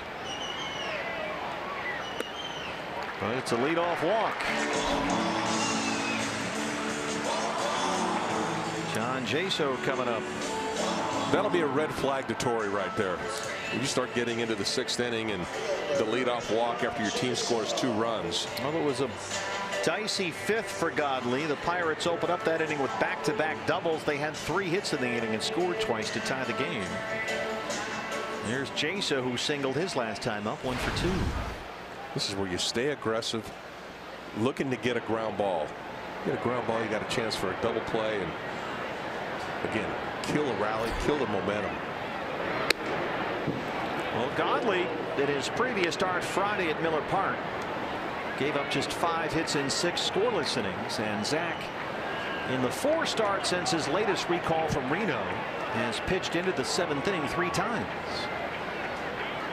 And 3 times in those starts, he's walked only 1 batter in the ball game. That's hit hard and into center.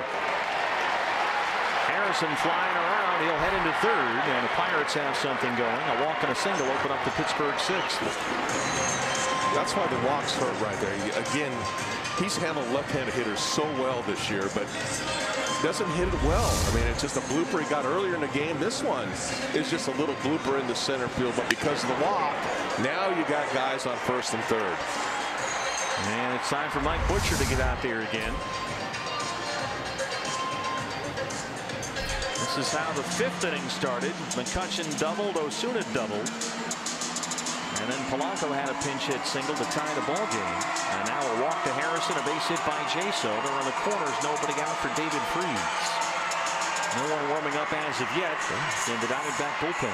Only 74 pitches thrown. He should be relatively strong right now.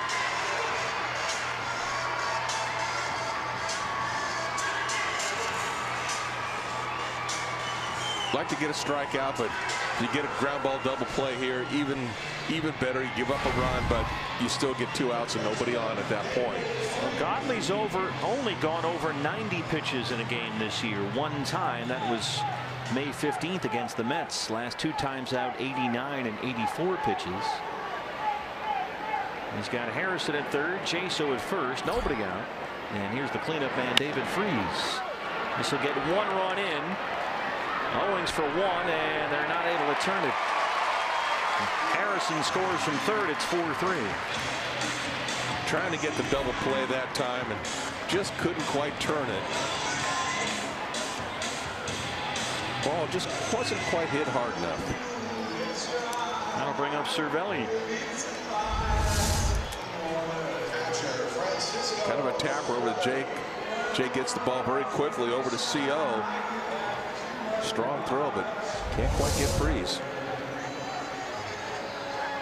So a run is in. Freese is at first, 1 out, and it's Cervelli who's 0 for 2.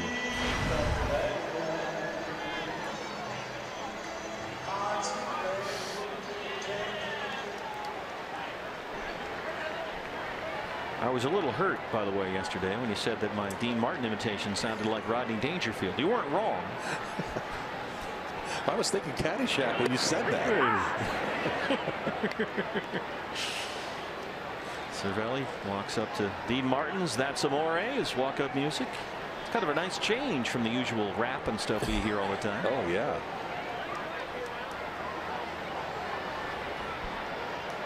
Pirates have now out-hit the D-backs 6-5, but it's 4-3 Arizona. 1-1 on the Pittsburgh catcher. Cervelli still hitless in the series. He's 0 for 5.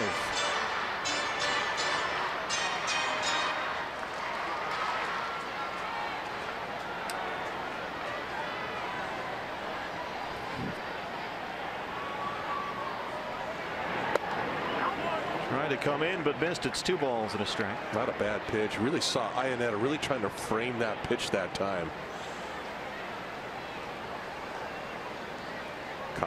Caught the ball, glove a little bit turned. Sometimes you get that call.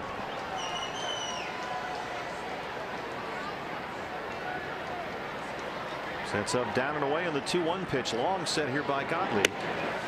Lifted up out over the plate, but blew it by Cervelli, and it's 2-2. That one might have got away with there. I'm a little cautious on the outside part of the plate with Cervelli. Last time, he hammered that ball to right field. I think that was the one that almost got over Peralta's head. Yeah. That one to end the 4th. 2-1 and 2 out.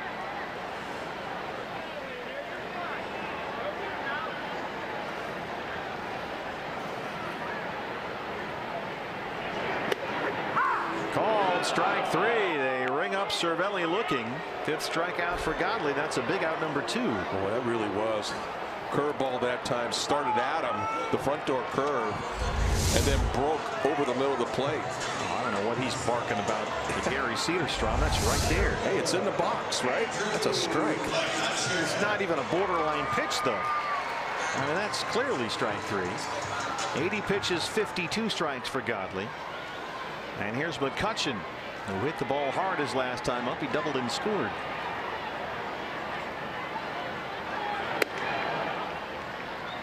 They moved Blanco around in center field. He was shaded over toward right center, but he'll now make his way over a couple of steps toward left center field in front of the D-back bullpen.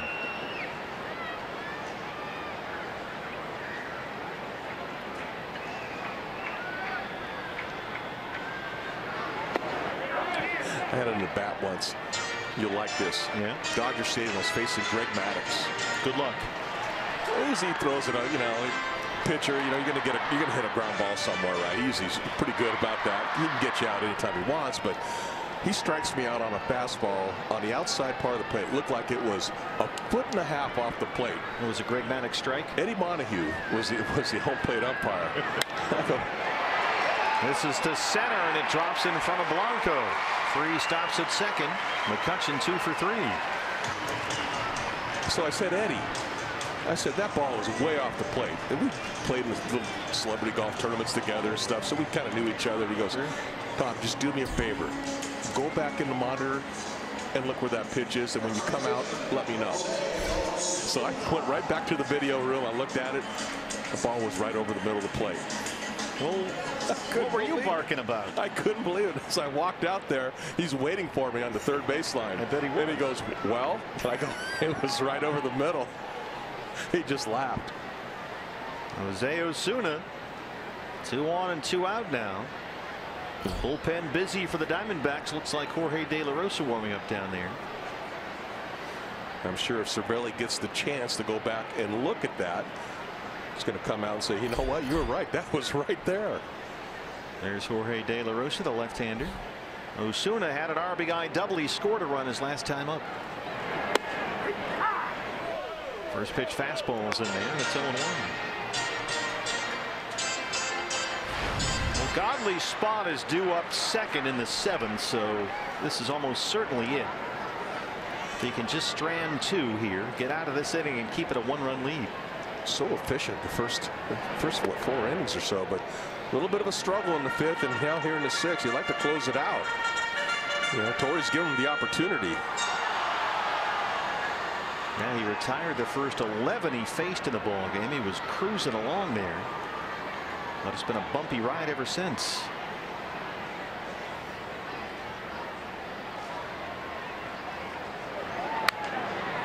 Foul back, and it's 1-2.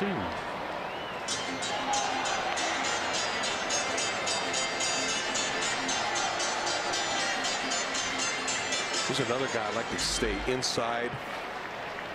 We've seen him the first couple games in this series hitting the ball hard the other way. Osuna, a .400 hitter this year with runners in scoring position and 2 outs. Godley ahead 1-2. Struck him out. A big strikeout there for Zack Godley to strand 2, but the Pirates get 1. It's a 4-3 Diamondback lead.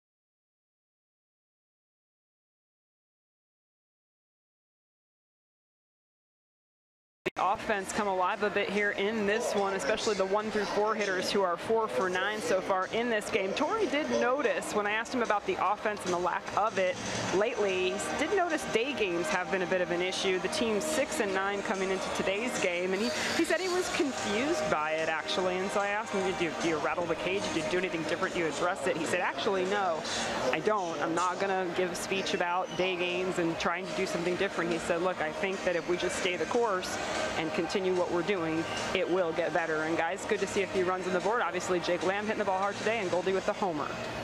Yeah, Jake, Jody has a 2-run triple. He's doubled and scored a run. Goldie's solo shot to lead off the 6th inning, his 12th of the year. Nick Ahmed will lead off the 7th against the new Pirate pitcher.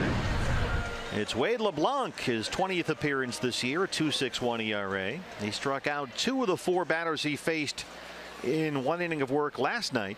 He's given up a run just once in his last 6 appearances. And again, just time to keep trying to add on. Keep putting some pressure on him. Ahmed so far 0 for 2. Need some base runners here, especially down at the bottom part of the order here.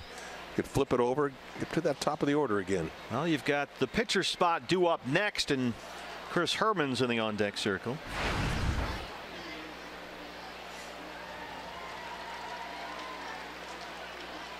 Interesting that you've got the Herminator out there to hit for Godley when you got a couple of right-hand batters on the bench for Torey Lovullo. Brandon Drury, Yasmani Tomas, neither guy started the game today. Yeah. But that may go back to what Jody was talking about in terms of the day games. Those are 2 guys who struggled in day games, and they're not in the lineup today. Oh. Still relatively a little bit early in this game. At the top of the 7th inning still. Their closer Watson is also, you know, he's a left-handed pitcher. Good point. Watson blew the save but got the win here Monday after the McCutchen walk-off. Nick just does get a piece of that one. Nick's been very good this year against left-hand pitchers. And he is not a guy who's afraid to hit with 2 strikes. Got a good 2-strike approach. He likes to swing.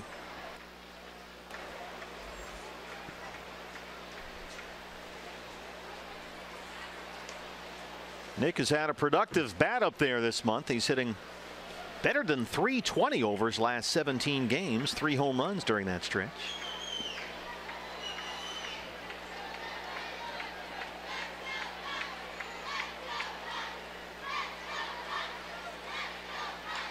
And he belts it into center. A leadoff single for Ahmed. There's your base hit.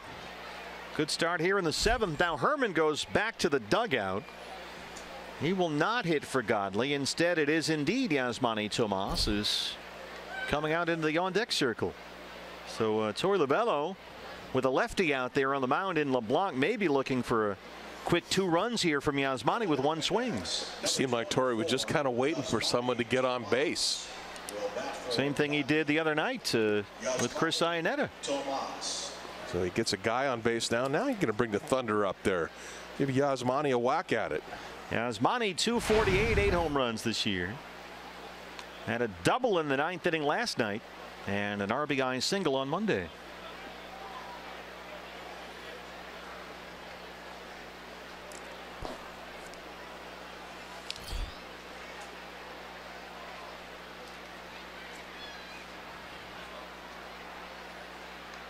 It's one of the benefits of Torey's system where he rests guys so often. It gives you some pretty good pinch hitters to choose from near the end of these games. And it's a huge weapon to have also when you have some thunder coming off your bench and you can plug them in at the right time in the game. See that swirling wind? Just saw a shot of the flags out there, now blowing out to straightaway center field. See if Yasmani can get one up in the air here. Swing and a miss, and it's 1-1. Big cut that time. Yasmani lately, really all month, has had these at bats where he starts shuffling his feet, and that's never a good thing. No. He's had kind of a quiet month at the plate after a very good April up there.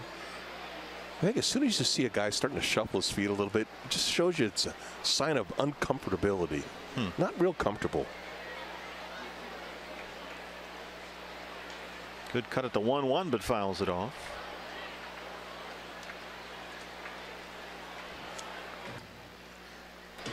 D-backs have been out hit today 7-6, but they lead at 4-3. 2-run triple by Jake Lamb, a solo homer by Paul Goldschmidt, RBI ground out by Chris Iannetta. See if Yasmani can elevate this ball. I'm sure LeBlanc's trying to probably throw him something off speed on wave, maybe the changeup down and away, but don't want to roll over the top of it. He gets a little overly aggressive with 2 strikes. Swings and misses and strikes out 1 down. Yeah, especially that ball never really even crossed the strike zone that time. Hey fans, MLB.TV Premium is back and is better than ever. You can watch every out-of-market regular season game live on over 400 supported devices. And get a free subscription to At Bat Premium, the #1 app for live baseball. Blackout and other restrictions apply, so check out MLB.tv for all the details. Good day in the leadoff spot for Gregor Blanco. He has doubled walks, scored a run, 1 for 2.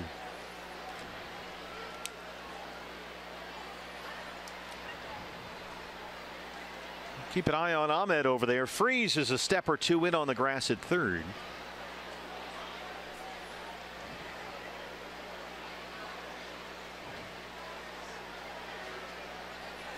Blanco really lately working on trying to hit gap to gap, drive the ball better, and we've seen him do that on this road trip. Spun him around that time. Remember, he almost got hit by a pitch earlier in the game. I think he's going to really try to work him in this at bat right now. And he's the kind of guy, Candy, on this Diamondbacks team of guys that really grind out at bats, work the count. He's on the list. Yes. Well, especially with the lefty there, you got a guy on first base. Ahmed does have some speed. You want to make this guy work. Maybe draw a walk. He walked and scored in the third. Another pitch in on Blanco. It's 2-0. Gregor's got this ability, and you see some of the few hitters that have this borderline pitches. He makes them look so bad by the way he takes them. He doesn't stand up there and just take them, but their body language, you know, almost bouncing back or holding your hands up. He's acting. Yeah, acting. He's got a little acting to him. John Lovitz always used to do that bit.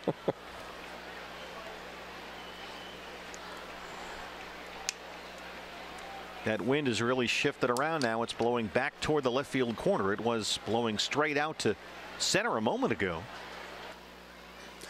One of the best guys at being able to take close pitches, always seemed to get away with it, was Willie Randolph. He was just tremendous at that. Used to make all the pitchers mad. Oh, come on, it wasn't that close. You know, it's like the ball's going to hit him, and it just, you know, was on the inside corner. Well, it's Yankee fans like that. I knew that would get you. Yeah. I could have said Wade Boggs, see? Boggsy. If you didn't swing, it wasn't a strike.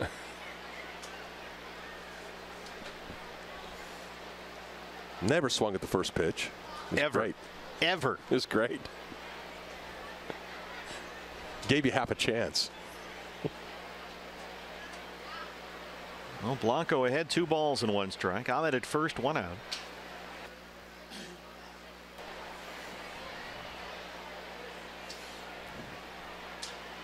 This is on the ground. Harrison backhand flip. Jordy Mercer spins.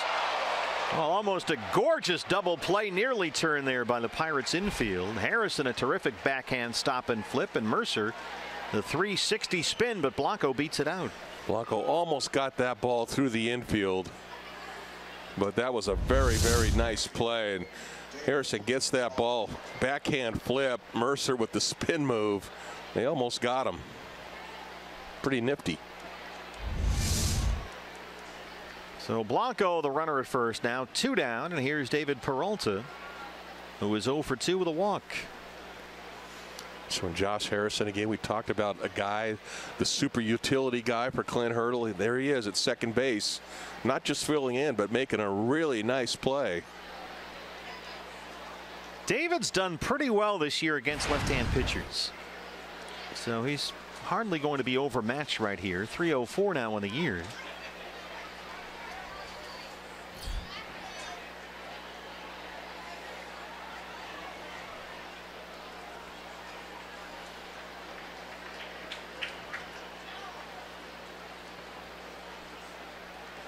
In fact, Peralta had a single against Felipe Rivero, the left-hander, in the series opener here Monday.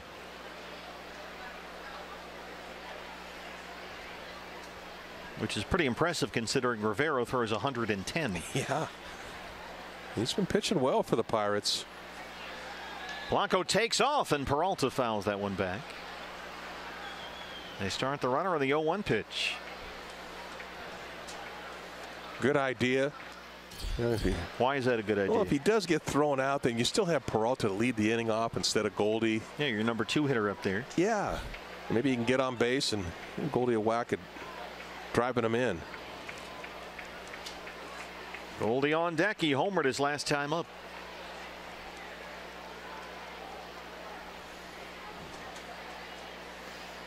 Diamondbacks, I'm sorry, Candy. I was going to say they didn't really grind out at bats against Ivan Nova until the 6th inning. Yesterday, and once they did, the whole game changed, and this game kind of seems to be going the same way here. Diamondbacks, they had some offense early in the game, don't get me wrong, but it started with that Goldie homer in the 6th off Daniel Hudson, then Lamb doubled, and now we've had some long at bats here in the 7th against LeBlanc. And I think it goes to what Torrey says. You know, the more pitches you see, it just seems like you have better at bats. If you win those at bats, then it really kind of snowballs for the pitcher.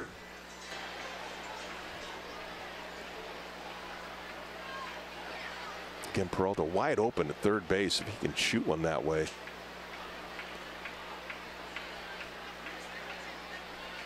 As we mentioned, he'll do that a lot more often than, say, Jake Lamb. If you give him the third base line, he'll just kind of shoot one down there. You can see how far off the bag Freeze is at third. With David also, especially with the left-handed pitcher on the mound, you can play a little hit and run with him. Well, they tried to a moment ago.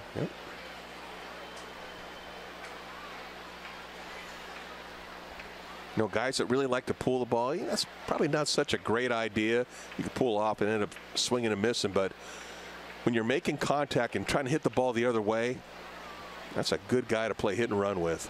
Archie Bradley looks like he's ready in the Diamondback bullpen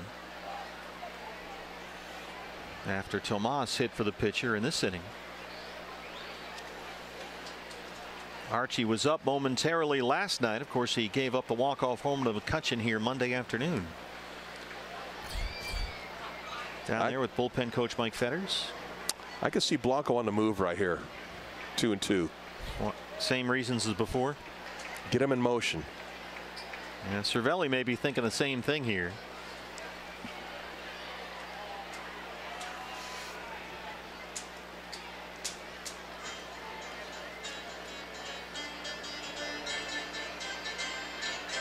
We're on an airplane after this ball game. We head to Miami for a 4-game set at Marlins Park starting tomorrow night with Zack Greinke on the mound. Patrick Corbin will pitch game 2 of that series Friday, then day games, fans, on Saturday and Sunday. Randall Delgado, who was just outstanding here in this series, will get another start Saturday against Miami, and then hopefully, fingers crossed, Taijuan Walker starts Sunday. That misses up, and it's full 3-2. Now you can get Blanco started. Yeah, now you better go, right? Yeah.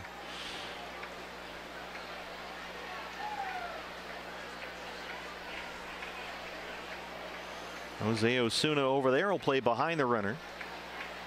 Now he backs off. Here it is. Blanco goes. Peralta hits a bouncer into right field, and Blanco heads for third. Base hit against the lefty for David Peralta, and now they're on the corners for Paul Goldschmidt. Even with Ozuna playing behind the runner and moving away from Blanco as that pitch was being thrown to cover a little bit more in that hole, he still can't knock that ball down as Peralta drilled it through the right side. Well, you got something going now. Well, there's no way Clint Hurdle is going to let Goldie face a lefty here, is he? No, I don't think. Yeah, here he comes. In fact, he's going to check in with Gary Cederstrom now and move some pieces around. Josh Bell coming out onto the field. We'll sort it out when we come back. 4-3 D-backs. Goldie coming up.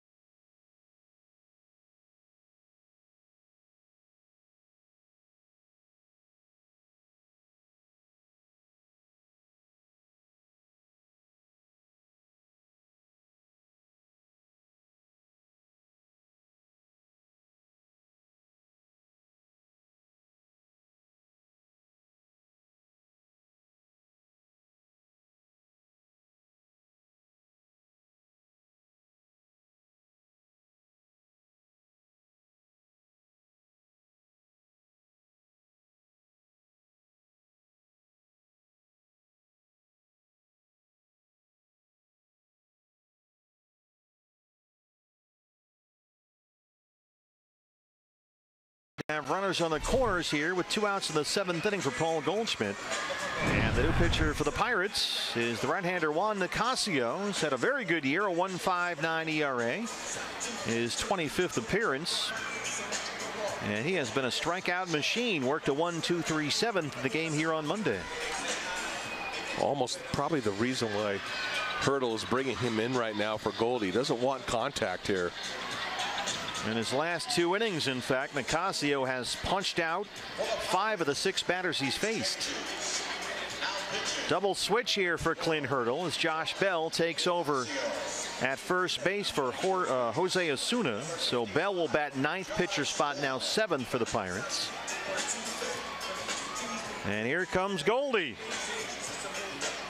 He homered his last time up off Daniel Hudson to lead off the 6th. It's our Chaz Roberts Air Conditioning and Plumbing cool play of the game, his 12th of the year. Jake Lamb followed that up with a double, came in on a Chris Iannetta RBI ground out, made it 4-2 D-backs. Pirates got 1 back in the 6th inning on a ground ball by David Freese, but now the Diamondbacks can pad that lead with Archie Bradley warming up in the bullpen. Looks like Archie's going to get the bottom of the 7th here. Blanco at 3rd, Peralta at 1st, 2 down for Goldie. Right guy up right now in this situation. Goldie today has struck out, walked, and homered. He scored twice.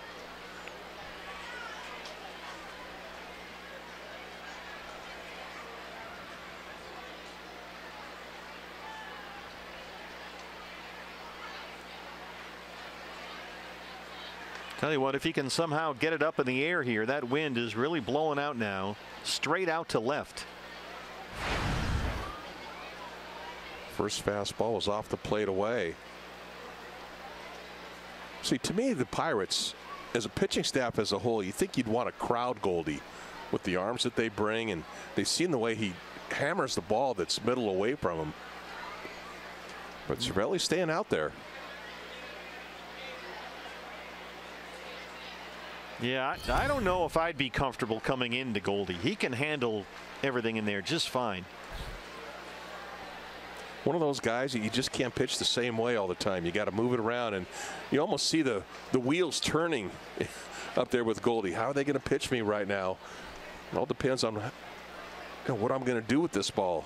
Because you're right, he's got the ability to pull the ball just like he can go the other way. Big at bat in the ball game right here. Fights that one off, and it's 1-2.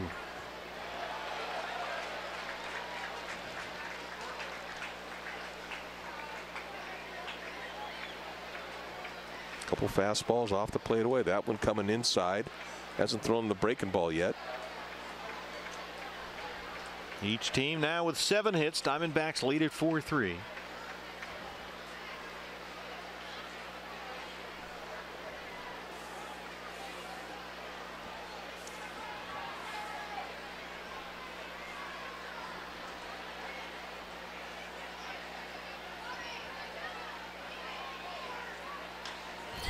High pop-up, foul ground, Bell first base side.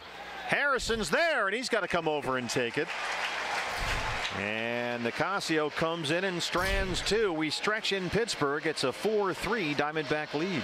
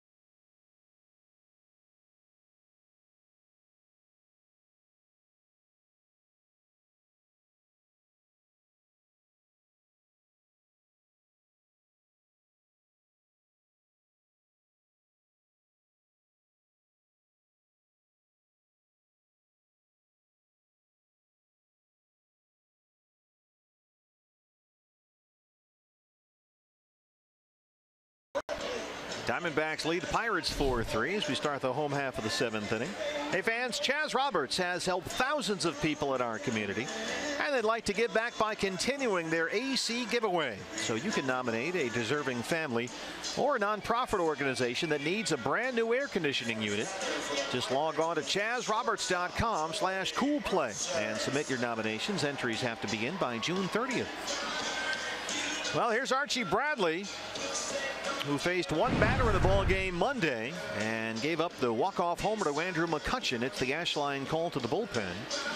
Archie, other than that, has been outstanding, and he said to Candy it was just kind of weird giving up that walk-off, a position he'd really not been in before. No, which really tells you the mindset of Archie. He's so confident in what he has done. He's just pounding, pounding the strike zone and expecting good results. Almost a shock that a guy hit a ball out of the ballpark on him. Well, he had a fastball up and away that McCutchen was able to just take the other way and hit it into the right field bleachers. Now Mercer leads it off with a base hit. For more on Archie Bradley, let's go downstairs to Jody. You're right, Steve. He did describe it as weird, but the interesting thing is Archie seemed to be in a good place even giving that up. He said because of Fernando Rodney, he understands you're going to give those up sometimes.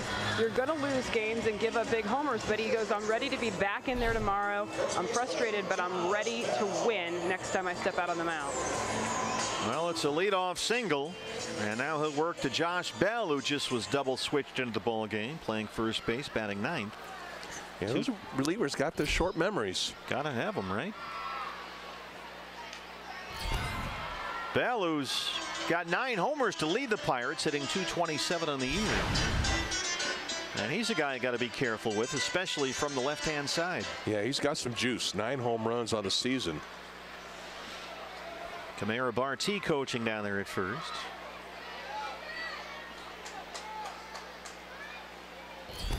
Bell has had a quiet bat lately. He's in a 3 for 30 right now. Hitless in the series. He's punched out 3 times. Did drive in a run with a sacrifice fly the other night.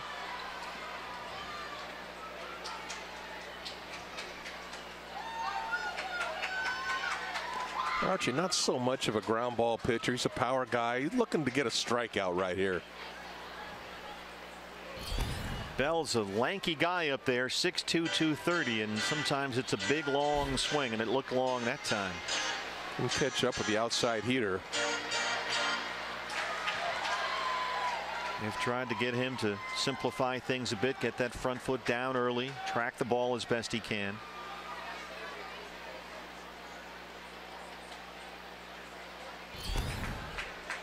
.98 fastball. Bell spits on it, 2-2. Terrific life on that fastball. Just watching the way Iannetta goes after trying to catch that ball. It just took off on him.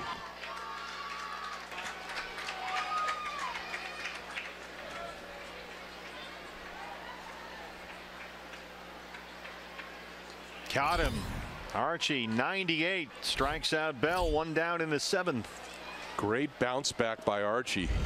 After giving up the base hit, he's just pounding it right by him. That's belt high fastball, a little on the outside part of the plate, but just overpowered him. Yeah, Bell with that big swing, he's not catching up to that. Not a chance. He could have thrown him a fastball anywhere in the zone that time. I don't think he would have caught up with it. And the leadoff man is Adam Frazier, who's 0 for 3. Frazier right now stuck in a 2 for 21.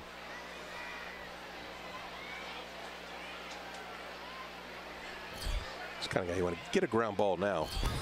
Archie's dialing it up again, 98 miles an hour. He is pumping it.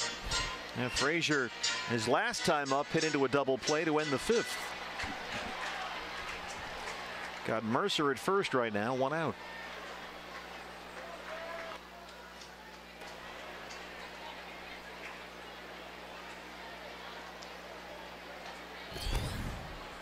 Hit it if you can. Usually they can't. That's right. But Frazier's a funny guy in this regard. He's hit safely in all 10 day games that he started this year. And you do with that what you will, but this guy is hitting better than 500 in day games this season. So maybe sees the ball better. Maybe it's why Clint Hurdle has him batting leadoff. But boy, he's been money in day games today for Pittsburgh this year. Probably one of the reasons why Clint's got him in there. I mean, it's not a small sample size. It's more than 50 plate appearances, but he has just been crushing it in day games with hitless so far today and down 0-2.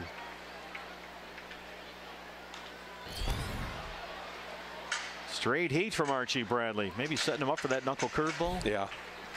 Well, that's what I think. That's 4 fastballs that he's thrown him. You just feel like that knuckle curve is coming. He's been a little bit behind on the fastball. He might take a shot, maybe a fastball up in the zone and then come back with a knuckle curve down. Here is the curveball. Right to Goldie. There's one and there's two. They turn it. How about that behind Archie Bradley? Goldie gets it started, and Archie rolls that double play ball for you, Candy. That was beautiful. The knuckle curve, like you called. There it is, double play. Nobody gets that 3-6-3 started better than Paul Goldschmidt, America's first baseman. Here it is. Mercer after the leadoff single. Goldie is there. Ahmed for one, and they roll it 4-3 Diamondbacks.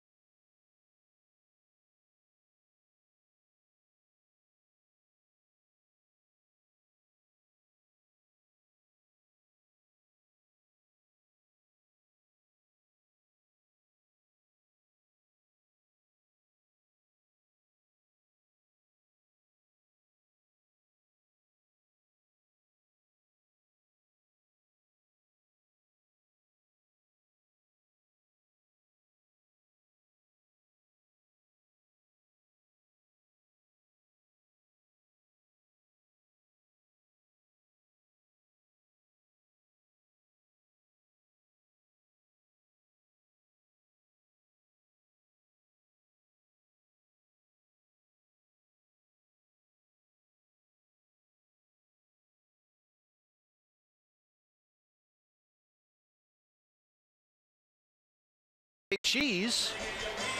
D-backs lead the Pirates 4-3. What's next? Brought to you by CenturyLink. We're on a flight to Miami after this ball game. A getaway day game here for the Diamondbacks. First of 4 starting tomorrow night at Marlins Park against the Miami Marlins. Zack Godley gets the baseball tomorrow. And then Friday, Patrick Corbin. Saturday, it's Randall Delgado again. And Sunday, fingers crossed, it could be Taijuan Walker based on that blister on his right index finger, which we're told is doing well. So there's still a good chance Taijuan can start that series and road trip finale. 11 games in 11 days for the Diamondbacks. Jake Lamb leads off the 8th against Juan Nicasio. Jake's had a good day. A 2-run triple in the 3rd. He doubled and scored his last time up. Still another good time to add on some more runs here. And you know, you get a win today here. You win a series at PNC Park for the first time in almost 4 years. You get to 4-3 on the trip. Feeling really good. Yeah, heading into Miami. Diamondbacks 10 games over 500 at the start of play today. 32-22. Only a game and a half behind the Dodgers for the NL West lead. The Rockies are faltering just a little bit here lately. Yeah. Looks like you said, we get Greinke on the mound tomorrow to start that series off. Get that momentum going. And the way Randall Delgado has pitched lately, boy, he was just outstanding here on Monday. And even a possibility of getting Taijuan back on Sunday. That's got to lift everybody up. Yep. Randall only 1 run on 5 hits in 5 2/3 here Monday. Jay can't check, and that's a strikeout. He bit on it, breaking ball down. Couldn't hold a swing up.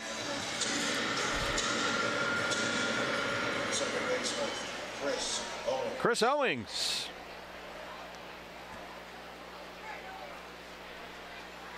CO 0 for 2.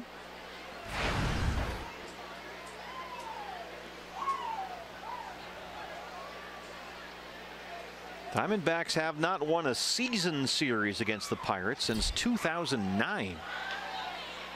It's been a long time. That one whiffed by Freese, and it rolls up the left field line. Owings is in at second, and he's going to head for third. Oh, he puts on the brakes coming around the bag there. David Freese tried to make the backhand stop, and it went right by him. Well, in the process, when you're trying to make that backhand play, you at least want to make sure you get a glove on it to knock the ball down, because if you don't, it's going to get by, and that's extra bases, which is exactly what happened. Chris Owings, top spin ground ball over to the left side. That second hop, he tried to backhand it. Gets by him. CO thinking double all the way, just could not block it. They scored a double for Chris Owings, his 12th of the year. So he's in scoring position, one down for Chris Iannetta. This is where CO is really good at stealing a base. If you're not paying attention to him, one out, he will take off. Iannetta had an RBI ground out his last time up. He's 0 for 3. And that RBI by Chris is the difference in the ball game so far.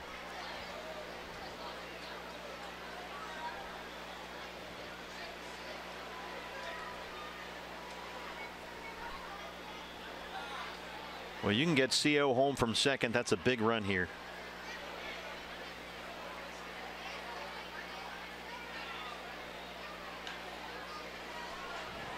Oh, and 2.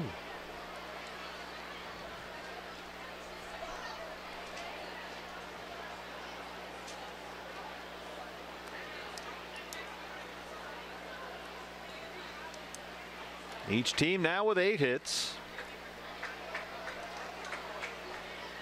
You can see those flags back there in center blowing out toward the left field foul pole for Iannetta.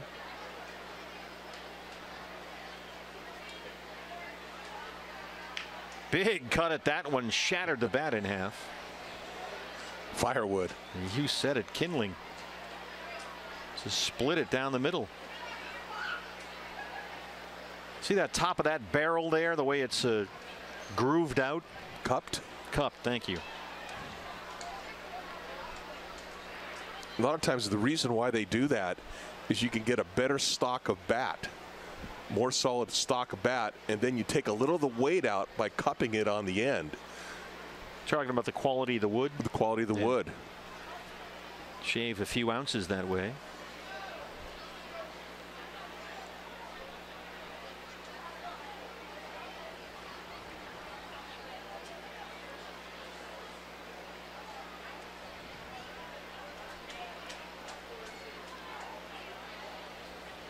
One and 2 on Chris Iannetta.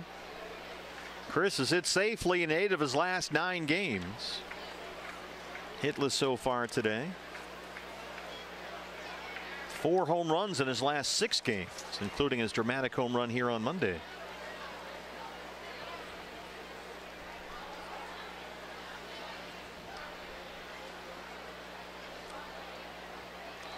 Always hasn't shown any propensity really to run out there right now.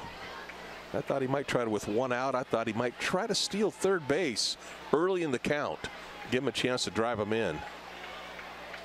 Here's the 1-2 pitch. Lays off that one. 2 balls and 2 strikes. Well, Cervelli's pretty good back there too, and Nicasio is very much aware of Owings behind him. Yeah, and so has Josh Harrison. He has been, he's been juking with CO out there at second base.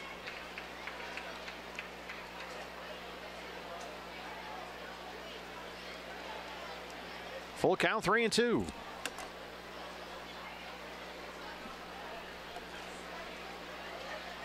Yep, one more look.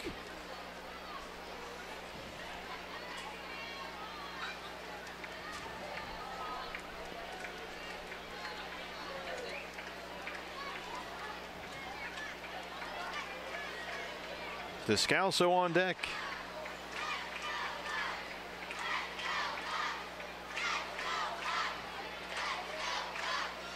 Here comes the 3-2. Swing and a miss. Second strikeout in the inning for Juan Nicasio. 2 down.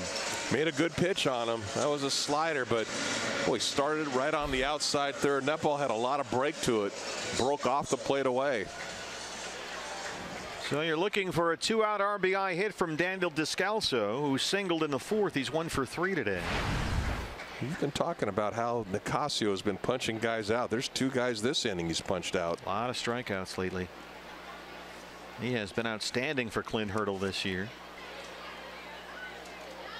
He's been scored on, Juan Nicasio, in only 4 of his 24 appearances this year.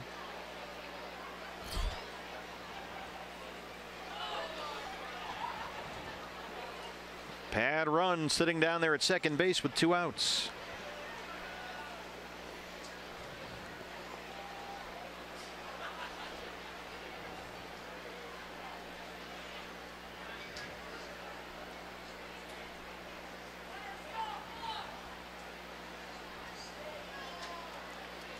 Just little things like that, breaking up the pitcher's rhythm.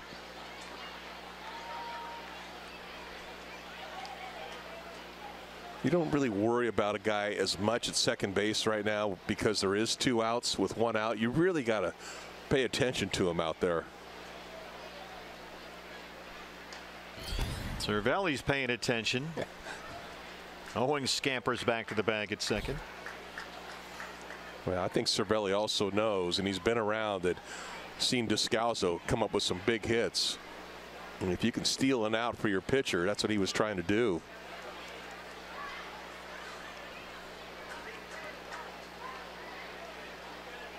Well, as Torrey says, Descalso is not going to go up there glassy-eyed. He's going to follow a game plan for the at-bat. He'll execute that game plan. Every at-bat has a different strategy to it. And he will always execute that plan no matter what the situation is. He's a winning ball player. Been through the grind. Got a World Series ring with the Cardinals and Tony La Russa. There's a swing and a miss. Descalso began his career 5 seasons with the Cardinals, their World Series team in 2011. In his final 4 years with St. Louis, he played in more than 40 postseason games, so he knows what he's doing up there. That's going to get out of play, and it's 1-2. Bert, we go back to St. Mary's College, and I played with Daniel's dad. We were on the same team together. No kidding. He was a St. Mary's Gale. Well, Descalso went to UC Davis. Yep. 3rd round pick back in 07 by the Cardinals. Dad was a good ball player, outfielder.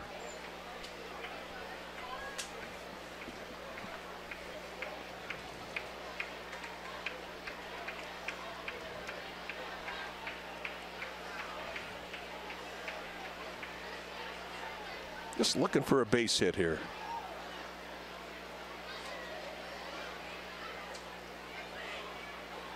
Well, Nicasio is really working at a deliberate pace, to put it politely. I think Owings is in both their heads, both he and Cervelli. Especially with the Diamondbacks leading the majors in steals of third base this year. Here's the 1-2. Fastball up, 2-2. This is Pedro Baez slow. How's the weather look? Yeah. Supposed to rain later. It's looking fine right now, but you know, we don't got all day here.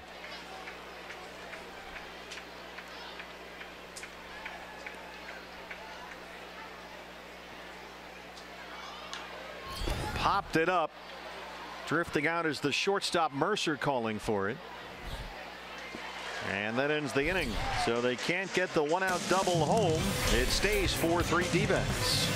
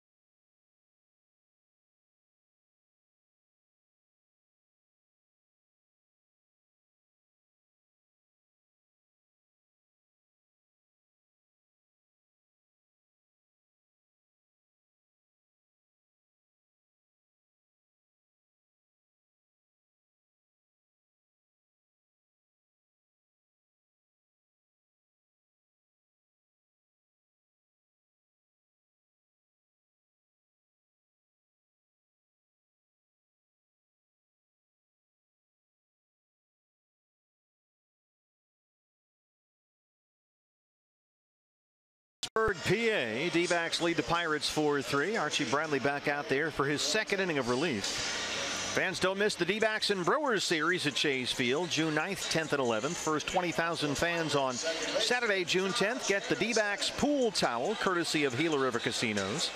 It's the perfect collectible for the pool this summer. Then on Sunday, June 11th, Baxter has invited you and all of his mascot buddies to celebrate his birthday. MLB's Play Ball Weekend. First 10,000 kids with us get a bat and ball set. Get your tickets at dbacks.com. Josh Harrison leads off the home half of the 8th. When he walked and scored his last time up, he's 0 for 2. This is in the air, right center field.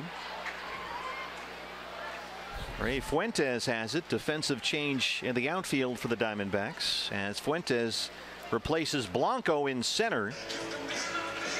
And Blanco moves around out there someplace. Looks like he's out in left field. There he is. Replaces Descalso.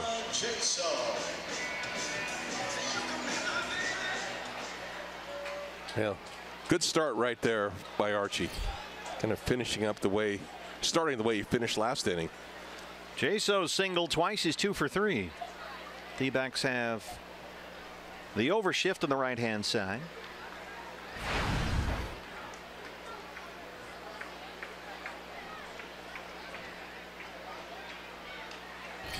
Popped it up, foul ground. There's nobody home over there with the shift on, and it drops in.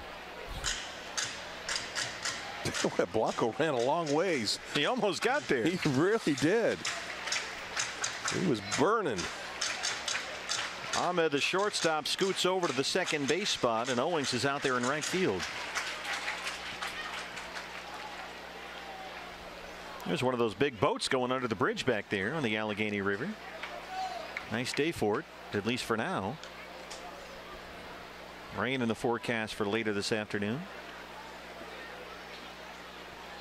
1-2 on John Jaso.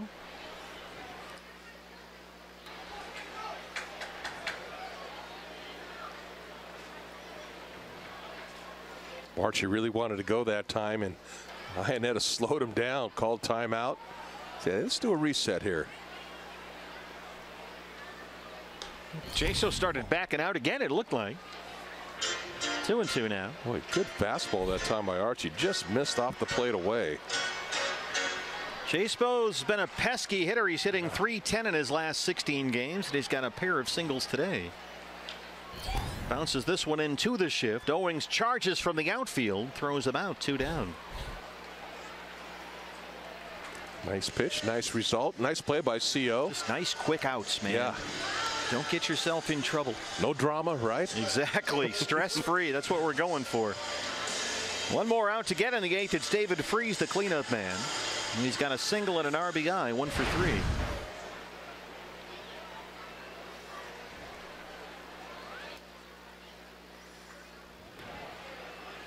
Diamondbacks in the 9th inning will have Ahmed,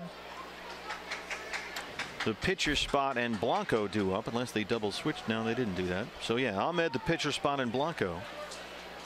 8, 9, and 1 due up in the 9th.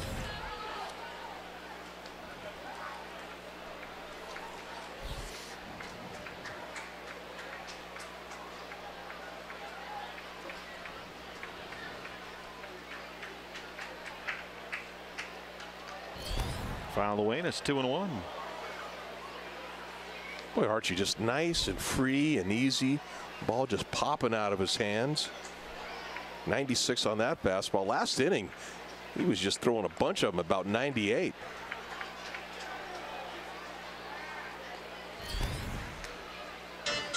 Feeling with that swing. That ball was by him. He almost swung when that ball was in Iannetta's mitt. A strike away from a 1-2-3 8th inning. Just got a piece of that one.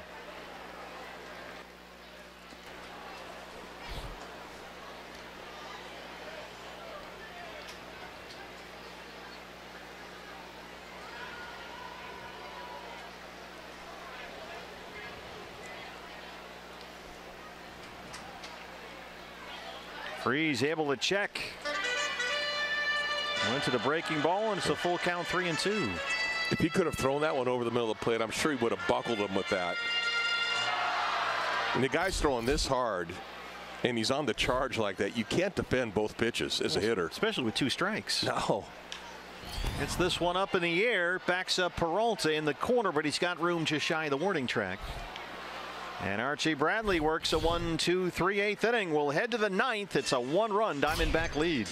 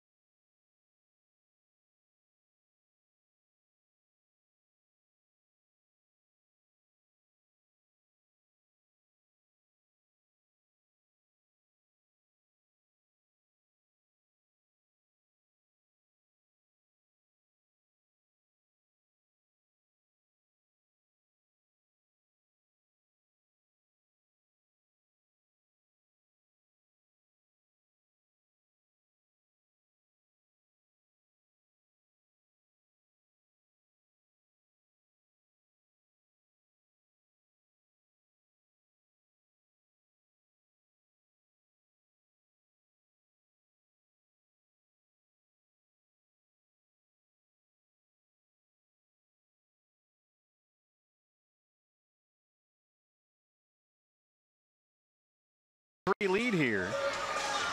A Fan Sunday Part 3 of the Local 9 is coming up. Todd Walsh sits down with Gonzo, Tom Wilhelmsen, Jeremy Hazelbaker, and Robbie Hammock to find out their favorite things to do and places to go outside the ballpark. It's the 10th inning, the Local 9, presented by CenturyLink, Sunday 1 o'clock on Fox Sports Arizona. D-backs trying to take 2 of 3 from the Pirates at PNC Park. And on to start the 9th inning for Pittsburgh, the left-hander Felipe Rivero. He worked a scoreless 8th inning here Monday. He's made 7 straight scoreless appearances. Yeah, this guy is a weapon for Clint Hurdle. An 0.68 ERA. Hitters only hitting 167 against him. Nick Ahmed will lead it off. Pitcher spot due up after that. Brandon Drury, the right-hand hitter, is in the on-deck circle. After that, Gregor Blanco. Nick singled his last time up. He's 1 for 3.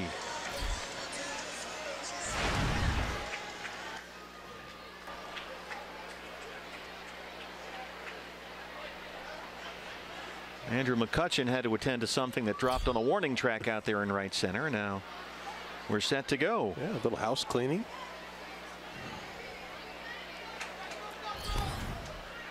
It's one thing about this ballpark is almost all the seats are within the infield bowl. There's very little outfield seating out there. What is out there is a nice seat, especially in right field and right center. But for most ballparks, I mean, as compared to most ballparks, very little outfield seating here at PNC. Got the section in left there. Very small section in right center. 1-2 on Ahmed. Big cut that time by Nick. And a fastball. And you got to turn it up. That was at 100 miles an hour. Triple digits. Well, we've talked about this, and Nick had a base hit against the lefty Wade LeBlanc his last time up. He's a good 2-strike hitter. And he's done very well this year against left-handers. But you don't see many lefties who can gas it up at 101. And there's the strikeout. And that one had movement to it. That one really took off away from Nick. Yeah, this guy's ridiculous. I said he's a weapon. Sure is. So Drury will hit for Archie Bradley now, with Fernando Rodney warming up in the bullpen. Brandon, 291, 4 homers, and an RBI single in the 7th inning last night. Fernando Rodney up and getting loose. Will be his game coming in. Pirates in the 9th will have Cervelli, McCutchen, and the pitcher spot due up 5, 6, and 7.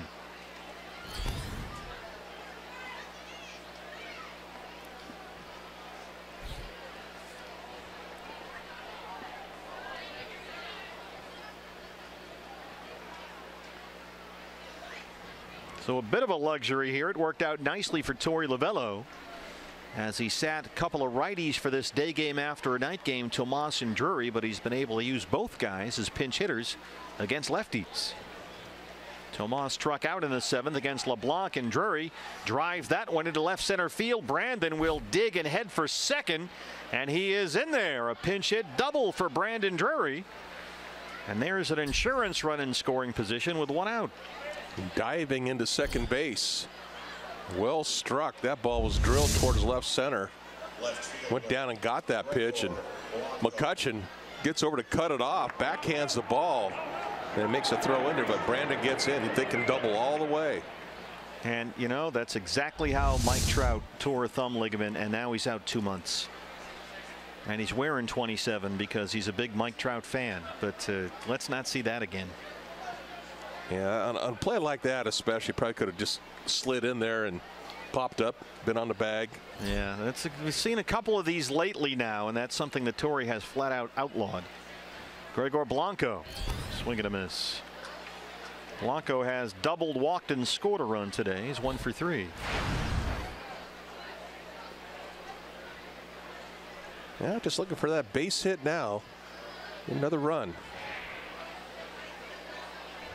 Well, they've got 2 lefties coming up in Blanco and Peralta behind him. 101 from Rivero.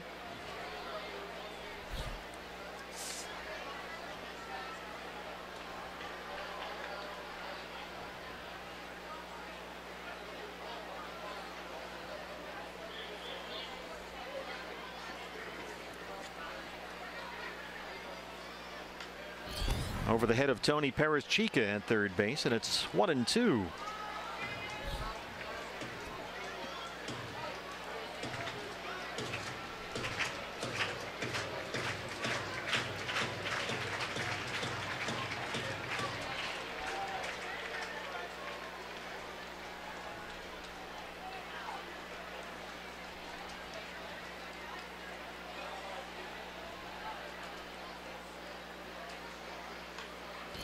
By Rivero. Drury heads for third. Mercer collects that one, throws out Blanco, and that's the 2nd out. Made contact on it. The nice thing about it now, you got Drury over to third base, and I know there's 2 outs, but a lot of things can happen when you're at third base. Well, here's Peralta, who had a base hit against the lefty LeBlanc his last time up. Drury at third, 2 down.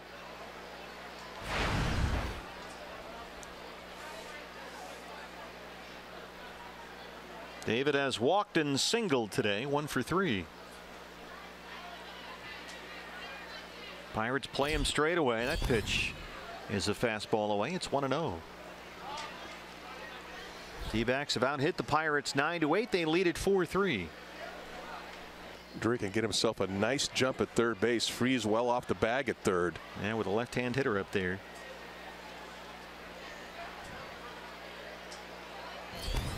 Takes a strike at 100.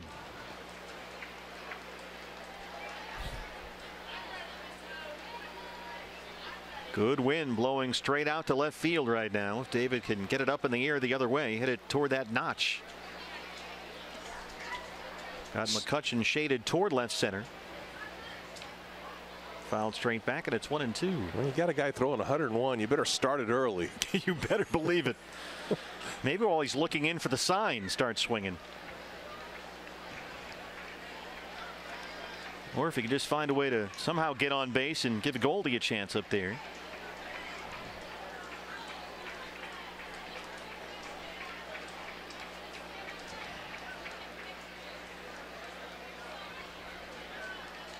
Up the middle. Mercer behind the bag, though.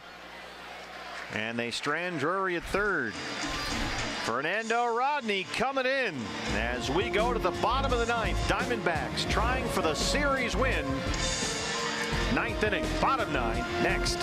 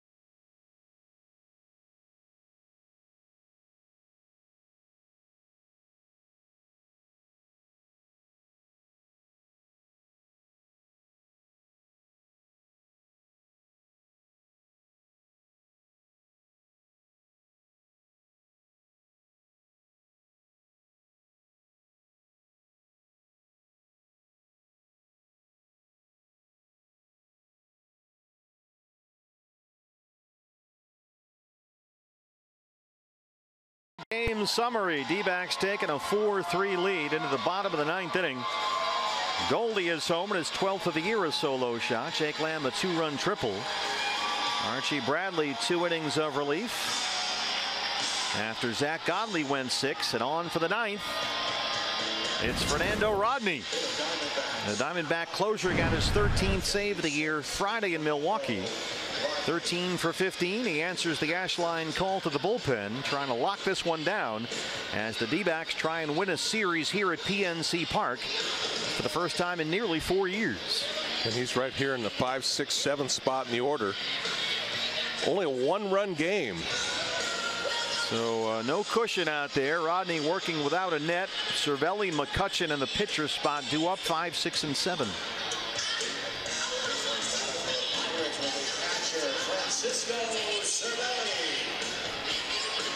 Diamondbacks trying to get out of here with a win and a series win and improve to 4-3 on this 11-game road trip with 4 more to go in Marlins Park starting tomorrow night with Zach Greinke on the mound against Miami. So here we go. Rodney with a 4-3 lead in the 9th, and Cervelli will lead it off. So important to get this first guy out. Work ahead of Cervelli. Good contact hitter. Cervelli today is 0 for 3. He's 0 for 6 in the series.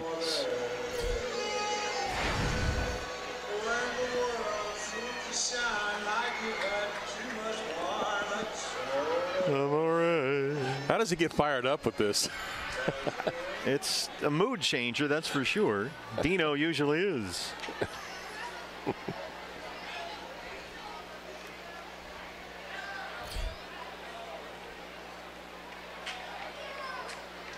All right, now after that dramatic walk-up, we're set to go. Anytime you're ready. Everyone's pumped up. Oh, yeah.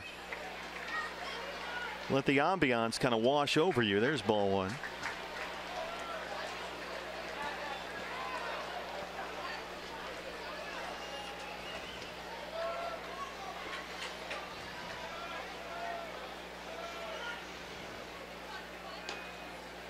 Rodney behind 2-0.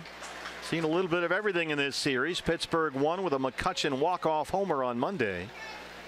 Diamondbacks won with a Robbie Ray shutout last night. Well, this is not a good start. It's 3-0. One of the most frustrating things for a pitching coach, for a manager. You're all loose out of the bullpen. You come in to the game, you get yourself 8 or 9 warm-up pitches. You're all locked in, and then you throw 3 balls. Make that 4. Exactly what you didn't want to have happen, a leadoff walk. And now McCutchen, who's got a pair of hits today, is the batter. And of course, he was the author of the walk-off homer here Monday.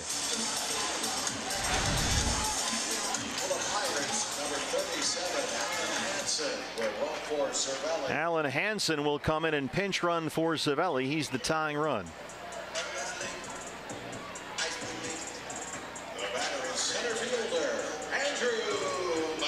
Well, you need a bounce back here. Big time. Work ahead, try to get a ground ball. This was McCutchen Monday off Archie Bradley to lead off the 9th in a tie game. Pirates won it 4-3. D-backs trying to win this one 4-3.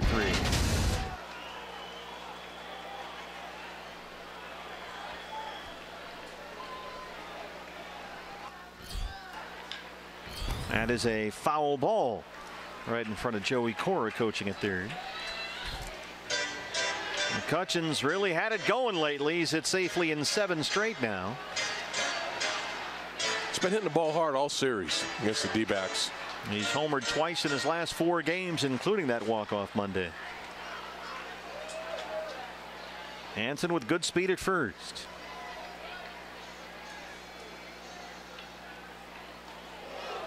There's the split change, and quickly it's 0-2. And a great one there. Had him way out in front. And it looked like he had a swing just trying to make contact that time. Really fooled on the pitch.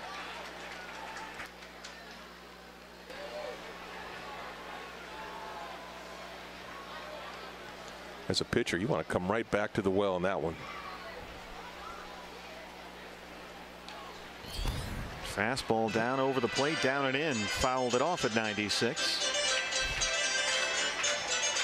I mean, Rodney's basically two-pitch guy, right? Yeah.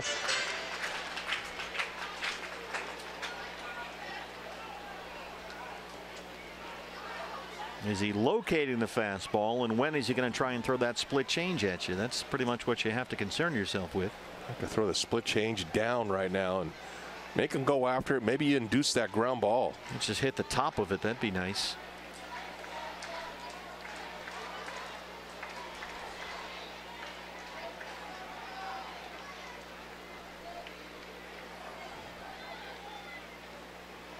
All right, good block by Iannetta. Really got to do whatever you can to keep Hansen at first base.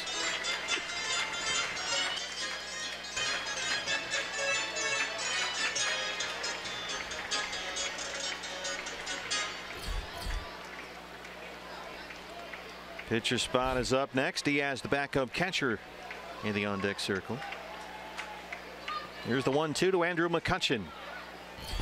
Fastball missed away, and it's 2 balls and 2 strikes. All right, he got ahead. Then he came in with a fastball missed. Went away with a fastball missed. I don't think Hurdle's going to take a chance on sending Hansen right here 2-2.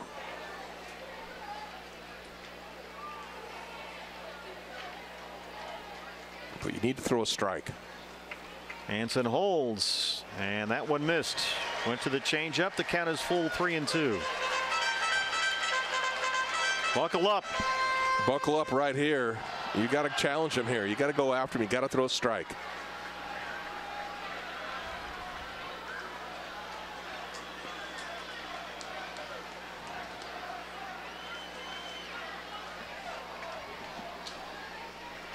Three and two. Hansen takes off. McCutchen way out in front of that changeup, fouls it back, and it stays 3-2. Hansen on the move with a pitch. Way out in front of that changeup.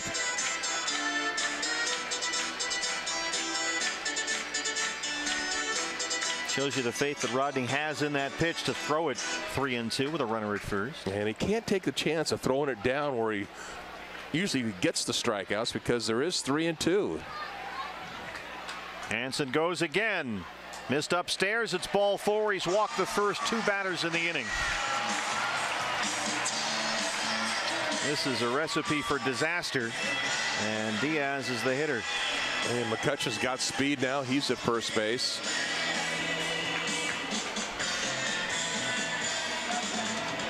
Well, let's see. They've recalled Diaz now, and Gift Ngope is coming up, maybe to get a bunt down. Yeah, I'm guessing that's going to be it. Like Butcher. This is exactly the position in which you didn't want to find yourself. First and second. Got the tying run at second and the winning run at first, and Gift Ngope will hit for the pitcher. Probably up there to try to get the bunt down. Discussing right now the infield defense. Diamondbacks normally don't do the wheel play. They really rely on Goldie really being aggressive at first base, and sometimes even cutting in front of the pitcher to try to field that bunt and maybe get the lead runner at third base. Well, Ngope is hitting only .222 on the year. He struck out twice in 2 at-bats last night. And he's just 5 for his last 33 up there. Now Lamb is going to have to stay somewhat near the bag at third. Bunter in this situation is always keying on the shortstop. If he's going to go towards the bag or if he's going to go towards third base. Goldie coming halfway in from first. You see that shortstop taking off with a little daylight between him and the runner. That means the third baseman Lamb will be charging and the wheel play would be on. Bunts it back foul, and it's 0-1.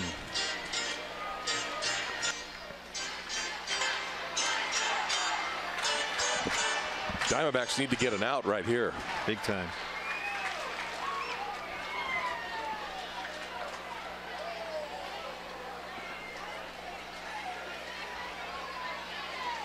Goldie will start halfway home from first. Lamb 2 steps in at third. Pulls back and takes ball 1.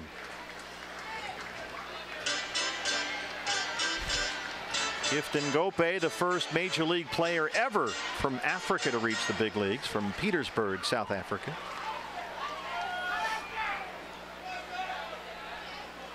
Hansen's at second.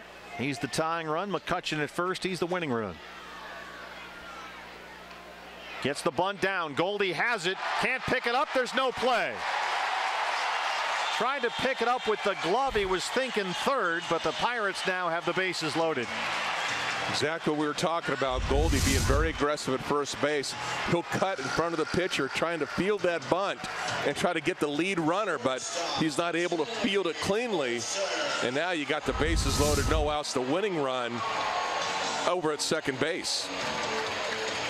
Jordy Mercer is the hitter. Put an error up on the board. Mercer singled his last time up. He's 1 for 3. Much easier play for a left-handed first baseman coming over that way with the play in front of him. A little more difficult for a righty.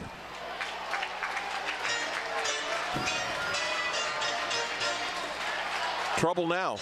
Yeah. And you've got Mercer up there, even after his 0 for last night, hitting .345 in his last 15 games. Singled his last time up.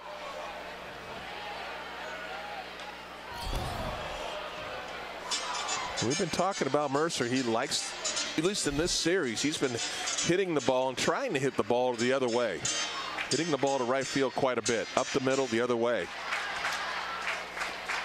Rodney's really going to have to pull a magic trick out here. And this is the key batter to do it.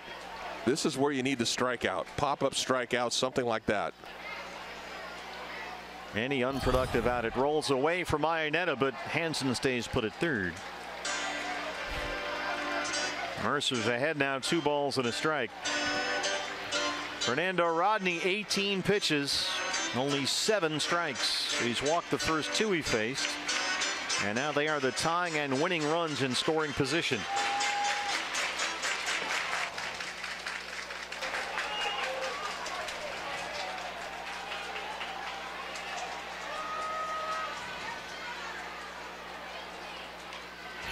Up the middle. They get 1 and they get 2. Hansen scores and it's 4-4. Ball was well struck.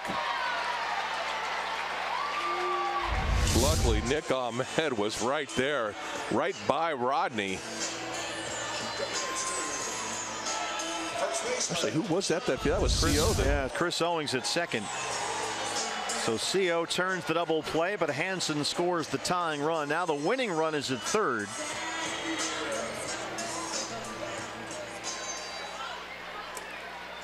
Winning runs at third with 2 outs. There are 2 outs in the ball game, and Josh Bell is the hitter.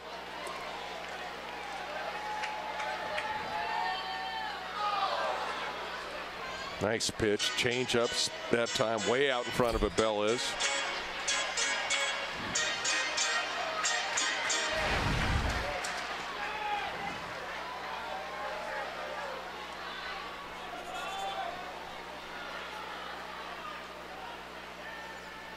He's blocked by Iannetta. Game's on the line with McCutchen down there at third.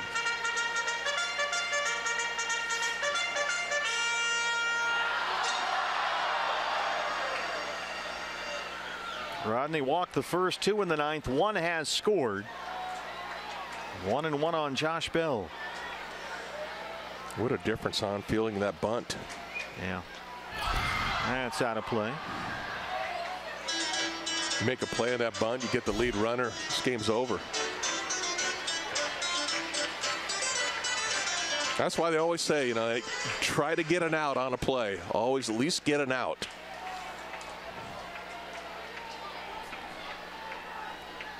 Well, they got 2 on that last one, but it cost them the tying run. Trying to strand McCutchen down there at third. High fastball he lays off. It's 2-2. Long inning for the Diamondback closer. Still more balls than strikes so far.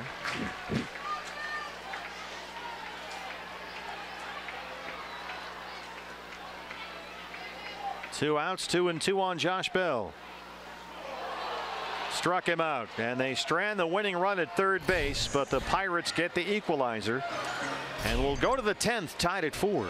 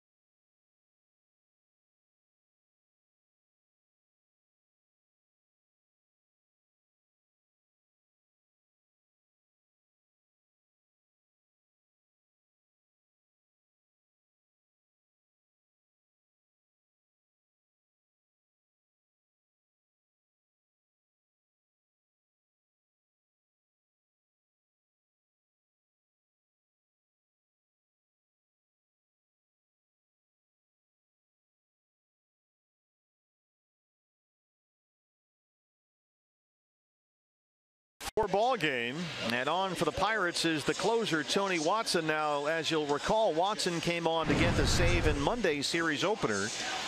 Gave up a 2-out single to Daniel Descalso and then a home run to Chris Iannetta that tied the ball game 3-3. D-backs lost that game on the McCutchen walk-off, and Watson wound up with a win.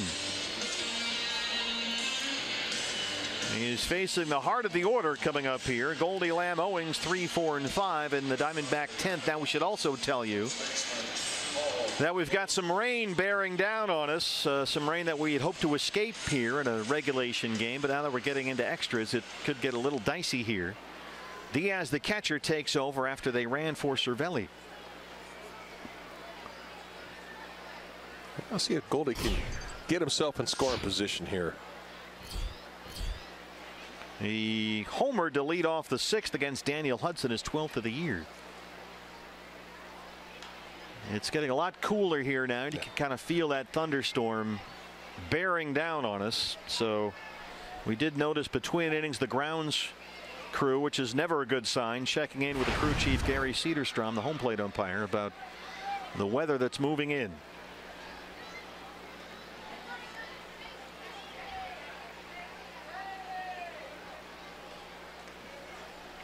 So what we really need here, Candy, is a quick home run either from Goldie or Lamb or CO, and then just win this thing in the home half of the 10th and get to Miami. Quick home run, then a quick 3 outs. Yeah, right? that'd be nice. Let's do that.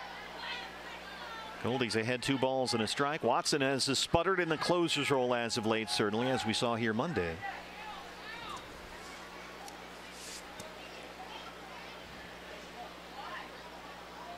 Two blown saves in his last 3 appearances. Tony Watson. Goldie lines it, but right to Freeze. Hit it well. Yep. Almost a double. Almost got a by Freeze, and that would have been down in the corner. Jake Lamb now. Jake's had a good day. A 2-run triple in the 3rd. He doubled and scored in the 6th. He's 2 for 4.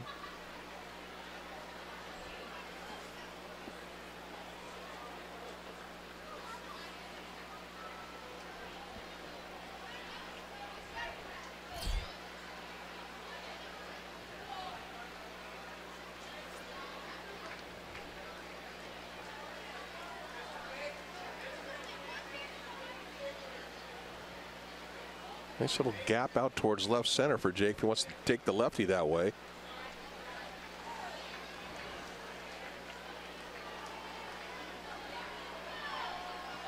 Really see how it's kind of darkened up in here. Yeah, it's coming. Sure, the lights will be turned on here shortly. That's out of play, and it stays 0-2.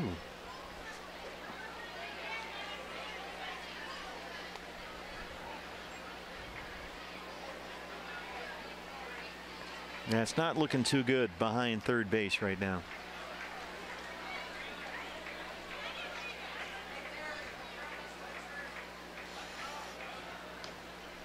Lays off that fastball, 1-2. Pirates with 3 infielders on the right-hand side. You really see how it's clouding up. Yeah, there's a lot of bad colors on the radar bearing down on Pittsburgh right now. On the ground, Harrison gets over there. 2 down in the 10th. That'll bring up Chris Owings. Got him with the slider and just made him roll over the top of it. Easy ground ball to second base. CO doubled his last time up. He's 1 for 3 today.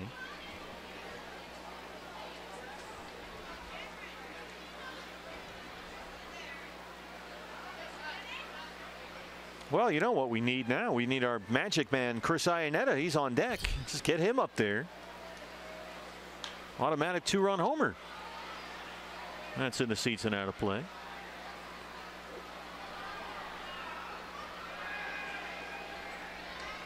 Get on for Iannetta. I mean, you know, CI lately just cannot miss. No. We got CO and CI going here. Yeah, give him a chance at it. I don't know if he guaranteed another shot, but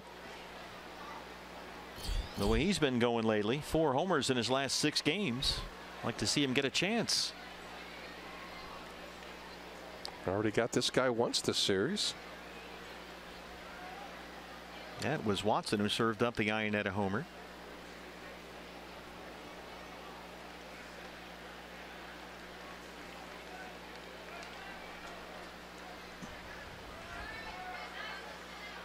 Wind is really blowing out to straightaway center right now.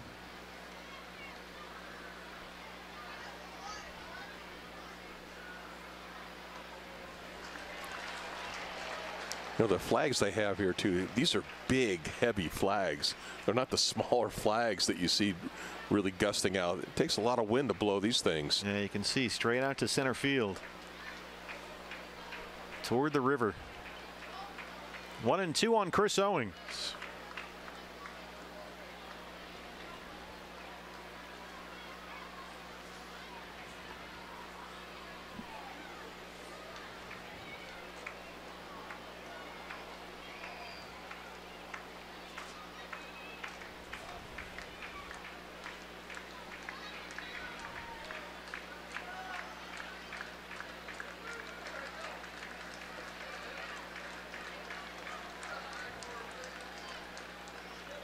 Nice take. Yeah, real good. He's worked it full, so we just need one more ball to give Iannetta a chance. Get on base. Plus, CO's got great speed over there. Ball in the gap, even. Oh, he doesn't. Score him. He just hits him over the fence. That's not even an issue. Swing and a miss. Well, Watson works a 1-2-3-10. Back after this.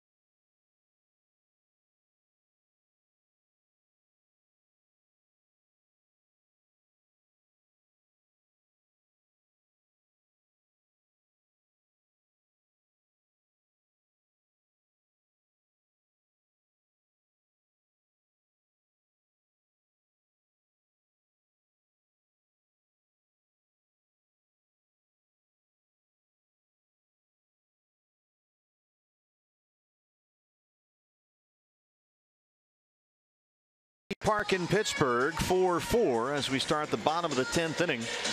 And the new pitcher for the Diamondbacks, the left-hander Jorge De La Rosa.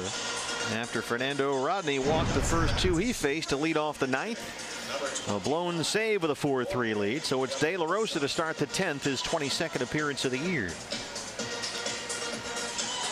Top of the order due up, Frazier, Harrison, and Jaso for Pittsburgh. Got to come in this game throwing strikes right now for De La Rosa. Need a quick, efficient inning here. Kind of surprised, Candy, they haven't turned the lights on yet. It is really dark here now with this thunderstorm bearing down on us. Yeah, I kind of thought that last inning. They might try to put those lights on. Yeah, it's pretty dark right now. This is like Miller Park. Frazier is 0 for 4. He's twice hit it with double play today. Weather coming in from behind third base toward the river. First pitch is popped up. Chris will give it a look back there, but it's behind the screen and out of play.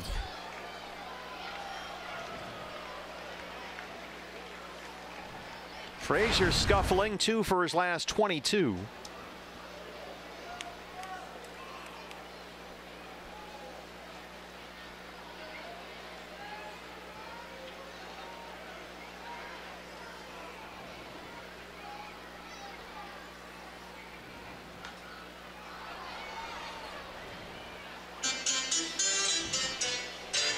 He's coming in throwing strikes. Getting ahead of Frazier now. When you have a blown save, it just takes the life out of a team. Well, I mean, you're like going to get the series win. You're on the airplane. You're off to Miami now. I mean, who knows? De La Rosa, 94, right by Frazier, who's 0 for 5, 1 down. Nice pitch, just blew it right by him. You've been watching Frazier with the swing. Late on the swing, but just searching for the ball. Josh Harrison walked and scored in the 6th. He is 0 for 3. Just one hit of the series so far. Now at 297 on the year. But you would think with their guys up at the plate, the lights would be on.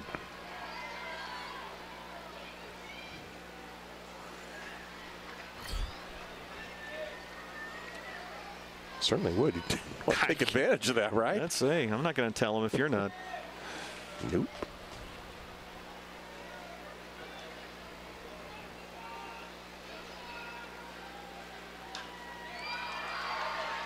Popped it up. Right field. Peralta coming in. 2 outs. No need for sunglasses now. David's got those up on his cap. It's all dark now. Getting darker, too. John Jaso, 2 for 4, a pair of singles.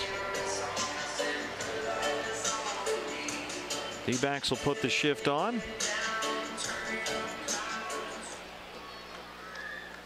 Ahmed, the shortstop, on the first base side of second.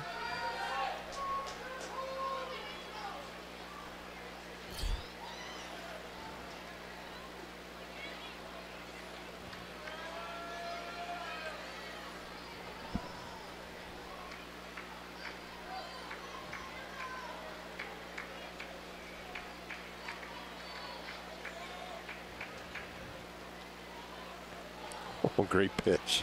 I don't think he can see it, frankly.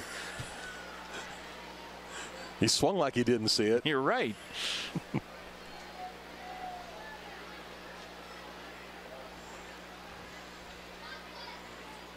Pitcher's delight. 0-2.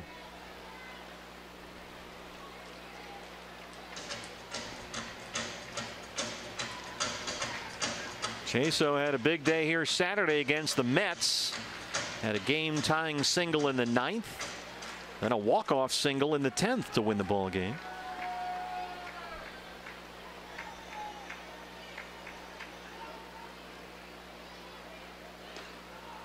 Able to check on the fastball, and it's 2-2.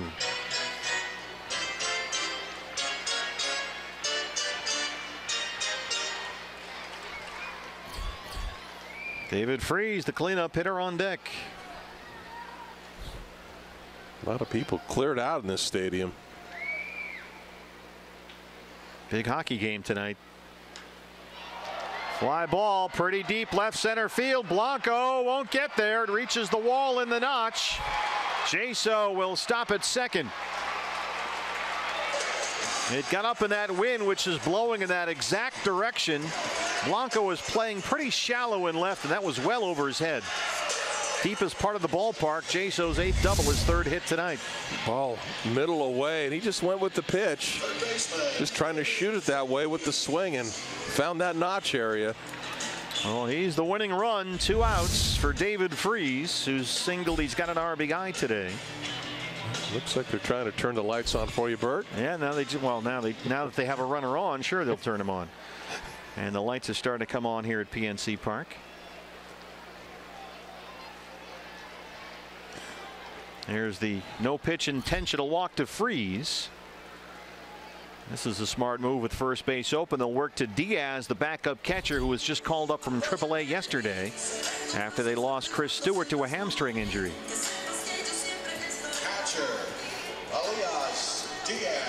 Elias Diaz, the backup catcher, only 5 games with the Buccos this year, 2 for 10.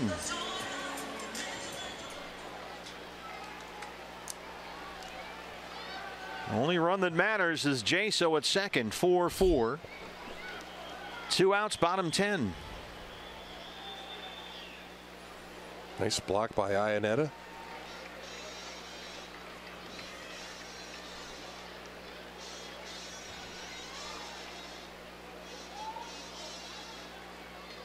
Takes these lights a while to get cranked up. They're sort of coming on one light bulb at a time right now. Yeah. It is really dark here. Not like the lights of San Diego. Those things pop on a switch. Oh yeah, they have those things on the strobe. Yeah. They put on a whole show. Here's the 1-0. Little change up that time. Little foul ball.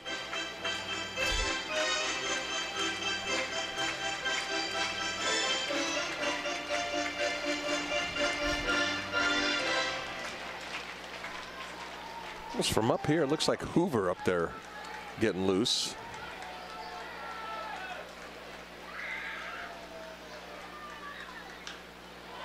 Right field corner and foul. That just missed. Home run distance. Big time. Yeah, J.J. Hoover warming up with the Diamondback bullpen. Because you've got the right-hand hitting Andrew McCutcheon on deck. Like you said, you know, Torrey likes using Hoover in those high leverage situations. There's a lot of trust in him. Especially against these good right-hand hitters. De La Rosa has struggled a bit lately against righties. But trying to get a big out against a right-hander right here. Yeah, trying to put him away, having a little difficult time.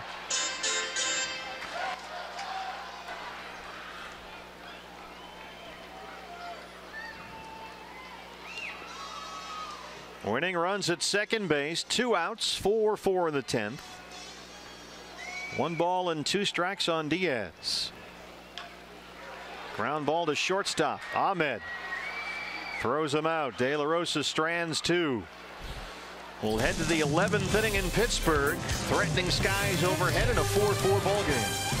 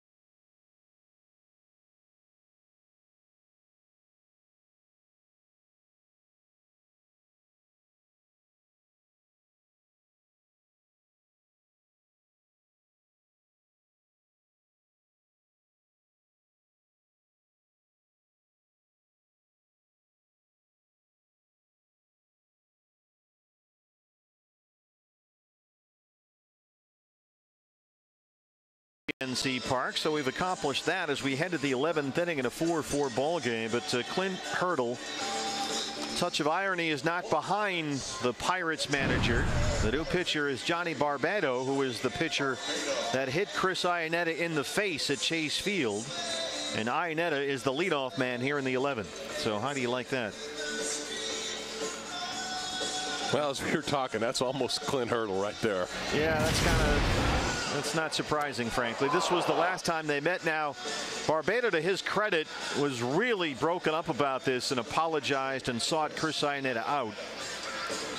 So it's certainly water under the bridge, which is apropos here in Pittsburgh. But I don't think the moment was lost on Clint Hurdle as Barbado comes in to start the 11th against Chris Iannetta.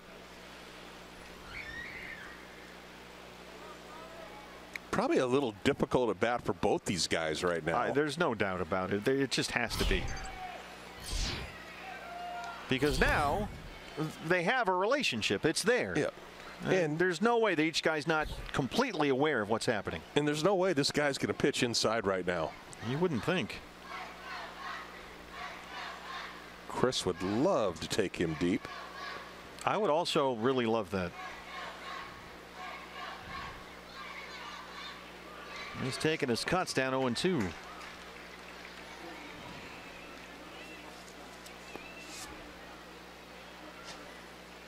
Barbado's a strikeout pitcher, at least one strikeout in 9 of his 12 appearances. He's a guy that can usually give you more than 1 inning. He worked 2 scoreless in the Sunday night game here against the Mets. And he strikes out Iannetta to open up the 11th. First pitch fastball, then the next 2 were sliders and got him. Kind of fished with that swing on that slider. Ray Fuentes, the center fielder.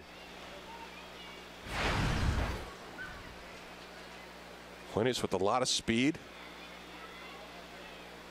I'm just going to try to slap the ball right inside the third baseline. It's an easy double. Freeze creeping in from third. Center field for McCutchen. Drifting over to left center, and he runs it down. I think, you know, honestly, they may have had to wait until the top of the inning to turn the lights on. They might have make it even, make it fair. Yeah, I think that's a rule. You don't want to make too big a deal of it, but it was really, really dark. And now I think it started to rain. There's a lot of bad weather moving in. Yep, I see the ponchos coming out. Nick Ahmed now. Yeah, it's not just rain, it's a whole thing coming in. At least according to the radar. But some folks are going to tough it out. They're ready. They are ready with the ponchos. These Bucco fans.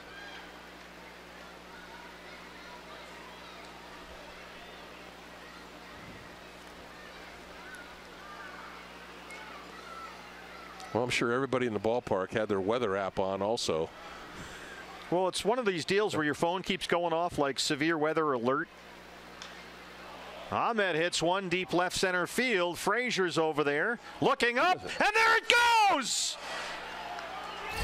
Nick Ahmed, another Diamondback dramatic homer. How about that one, his 5th of the year?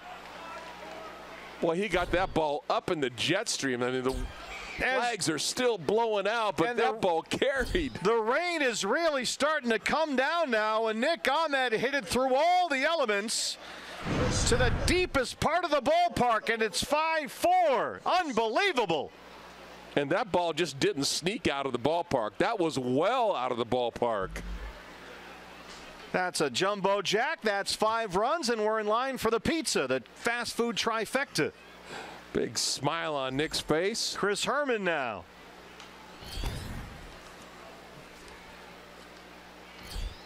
Wow.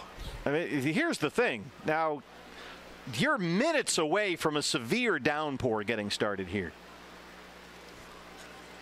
So time is of the essence right now with a 5-4 lead. It sure is. I mean, I'm not going to tell the Herminator just to close his eyes and swing 3 times, but you want to try and get this one done because it's coming.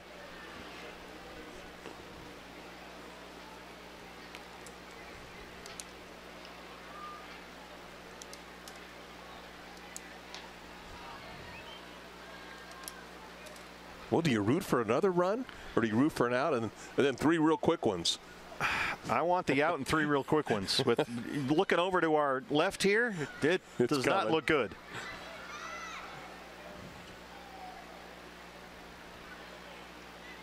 Boy, you know, Nick, with this system coming in, Nick got it up into that wind, and those flags are straight out to left center field, right where he hit that home run. So he got it up in that jet stream. That certainly didn't hurt at all. 3-1 now on Herman.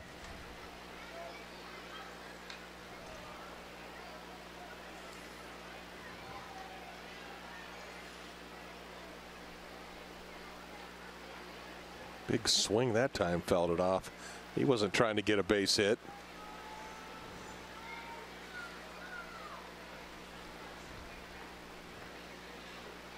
Full count, 3-2.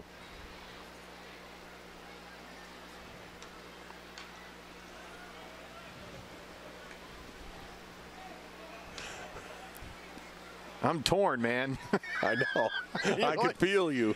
Well, boy, it just looks really bad over there behind the left field corner. And you can feel that cool air that comes in minutes before it really starts coming down. It's really cooled off here very quickly.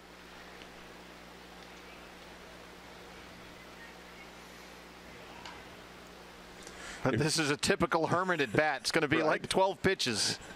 You can look at that left field lights out there. You can really see how the rain is really flying by it. Yeah, see, it's all coming in from the left side of your screen there toward the river. And the rain is getting heavier and heavier with every pitch. And every foul ball. Yes. Boy. This is Chris. This is not the time for one of your at bats.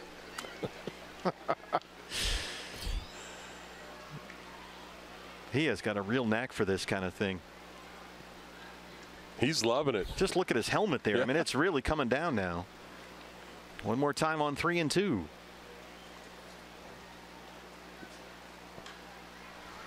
Guess what? There it is.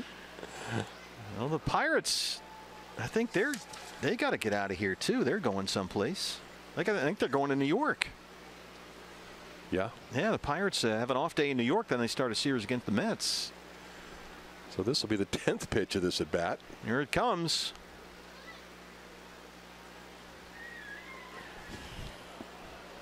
And he walked him. Yes, he did. All right.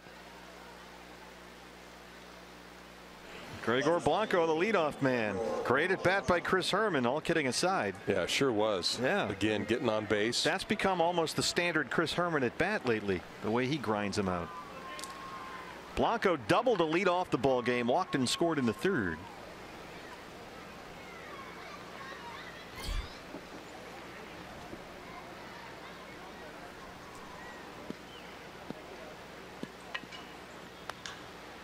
He lifts this one out to Frazier in left field, coming in near the line. Long run. He won't get there. It drops in. Herman overruns the bag and just does get back there in time. He was thinking about getting all the way to third base. Well, you know, you got to play so deep in that left field that there was no way Frazier, who runs really well, was going to get to that ball. And it's just kind of dunked in near the line there. Now a chance for Peralta. Now you get a couple guys on base. You could really make this sting now. Yeah. And we'll get a visit. Ray Searage in no hurry to get to the mound. It's really coming down right now in Pittsburgh.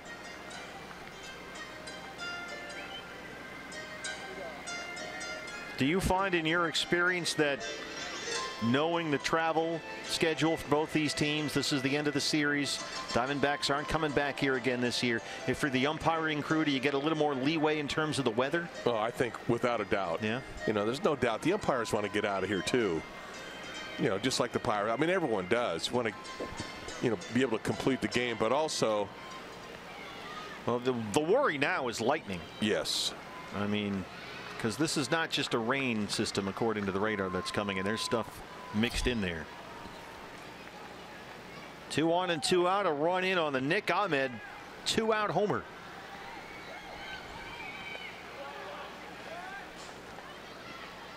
A couple more guys on base here, and I think just a big swing right here by Peralta will do wonders here. You can see how Davis just soaking wet up there. Yeah. Herman at second and Blanco at first. 2 outs.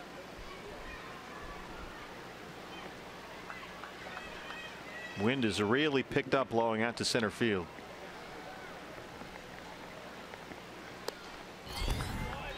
Two and 0.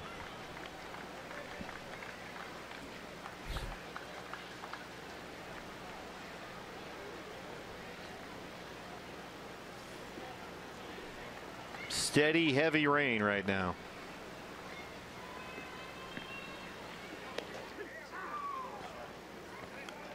Fastball buried it right on the outside corner.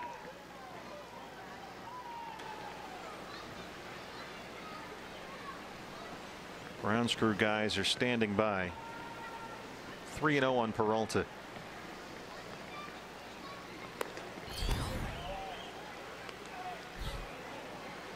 There's a big flash of lightning coming down just behind the left field foul pole. A big thunderbolt.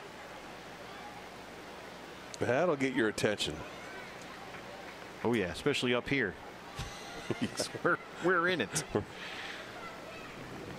And there's the thunder.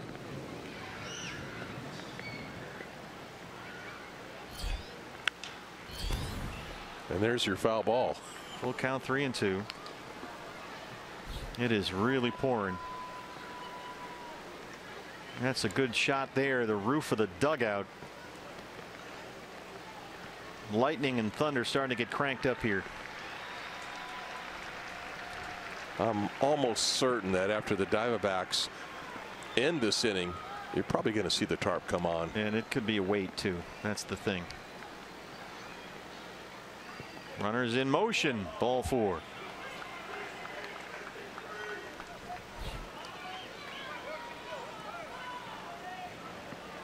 Well, since the first 2 out, it's gone homer, walk, single, walk. And now here's Goldie. 2 outs and the base is full. He homered in the 6th, his 12th of the year. Goldie can really break this game wide open here. One big swing of the bat.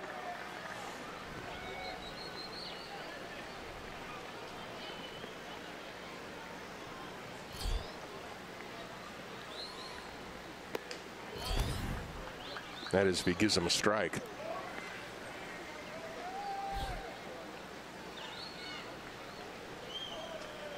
Not easy conditions to either hit or pitch in. Yeah, it's not good down there right now. Here's the 1-0. There's the strike, and it's 1-1.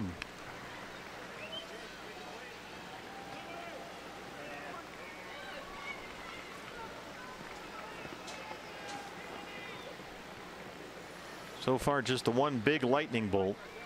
Haven't seen any more since.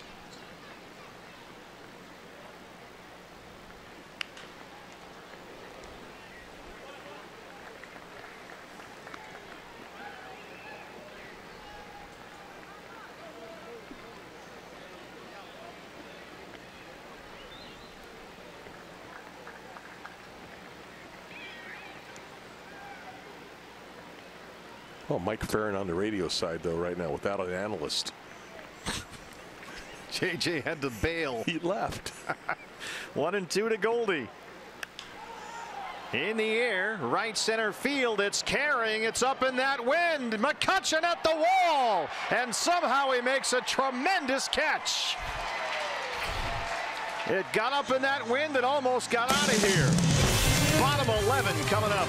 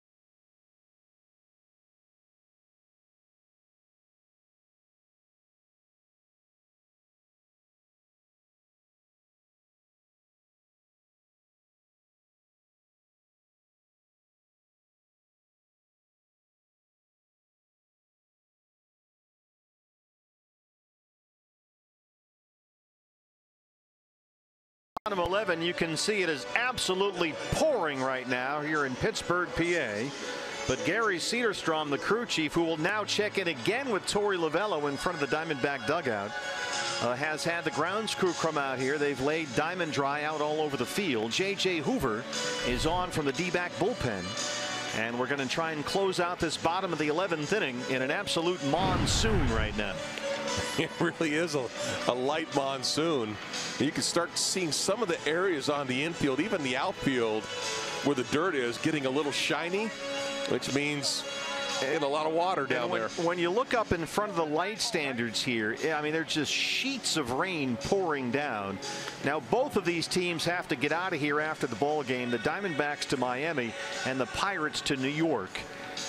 And the D-backs, of course, don't come back here again this year. So every effort is going to be made to close out these final 3 outs. And I don't know how much longer they're going to be able to hold this weather off. Well, at least Gary Cederstrom, Candy, is giving them the opportunity to get this in. Yeah. I mean, it's awful conditions right now, but they're going to try and lock this thing down. McCutchen, who made a sensational catch there with the bases loaded against the wall in deep right center, will lead off the Pirate 11th. He has doubled, singled, walked, and scored a run today. The bat has really come around ever since they dropped him to 6th in the order. So here we go. J.J. Hoover out there. Pouring rain with a 5-4 lead. And there's strike 1. Boy, it's all about just pounding the strike zone, or even close to the strike zone. You got to believe that Cederstrom is going to be very lenient with this strike zone right now.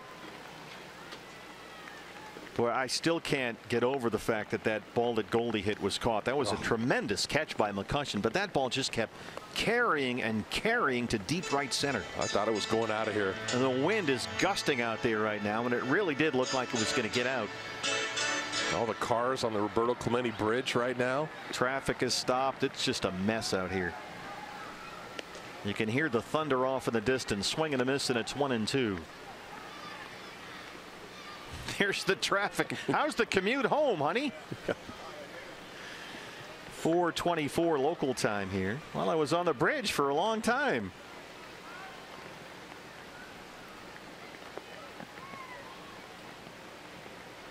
This is all about getting the ball and throwing it right now. You would think. Elevates the fastball and strikes out McCutchen. Iannetta hangs on to the foul tip. And that's the first out in the 11th. And a high fastball coming right after him, not messing around. Hit it if you can. Now, how about this? Garrett Cole, the pitcher, is going to be used as the pinch hitter here in the pitcher's spot. Polanco is pinch hit. Bell is pinch hit. They've used Ngope. Diaz is already in the game. And so Hurdle is out of position players as Garrett Cole fouls that one back. He starts him with a slider. So he's used a pitcher to pinch run. Look at the rain coming down around him. He used Glass now to pinch run in the 5th. And now Cole to pinch hit in the 11th.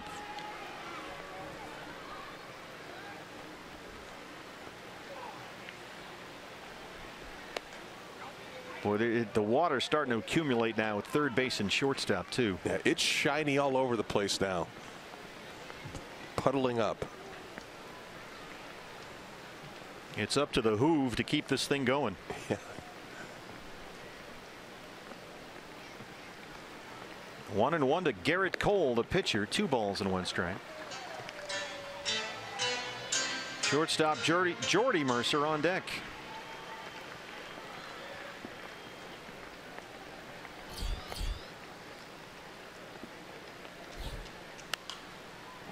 Out of plate, it's 2-2.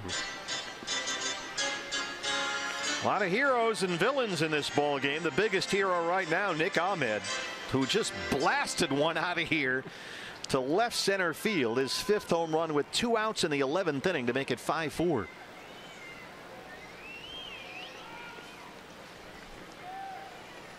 Two and 2 to Garrett Cole. Got him. 2 down. Good slider. Nice swing and miss. Oh, Hoover, nice job coming in, getting 2 punch outs. One more biggie here, Jordy Mercer. singled in the 7th off Archie Bradley, 1 for 4. Diamondbacks trying to win their first series at PNC Park in almost 4 years, before they head to Miami for the first of 4, starting tomorrow night with Zack Godley on the mound. D-backs have not won a season series against the Pirates since 2009. As it stands right now, it's 3-3.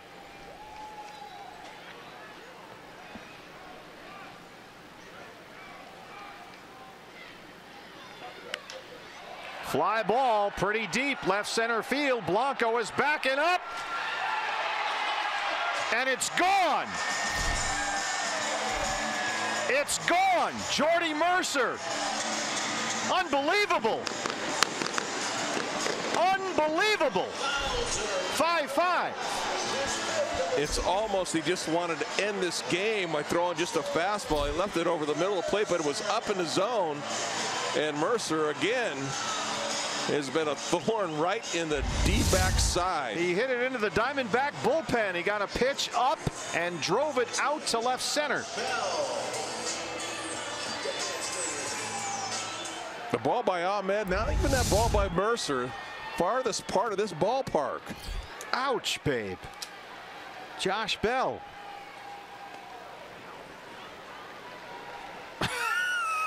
Unbelievable. The game that will not end. 2 blown saves now by the D-backs. Yep. Hoover had struck out McCutchen. He struck out Cole. And then the 2-out game-tying homer by Mercer. So 5-5 in the 11th.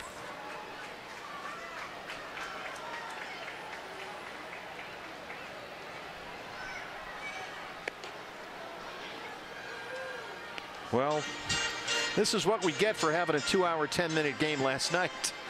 Payback. The baseball gods never forget. They keep score too. I got to believe, though, after this inning here, they're going to have to fix the infield. At minimum, if they can keep playing. The concern now is the Lightning, which has stayed off in the distance. Now he gets the strikeout. Bell goes down, but Jordy Mercer hits his 5th home run of the year, and we head to the 12th, somehow tied at 5.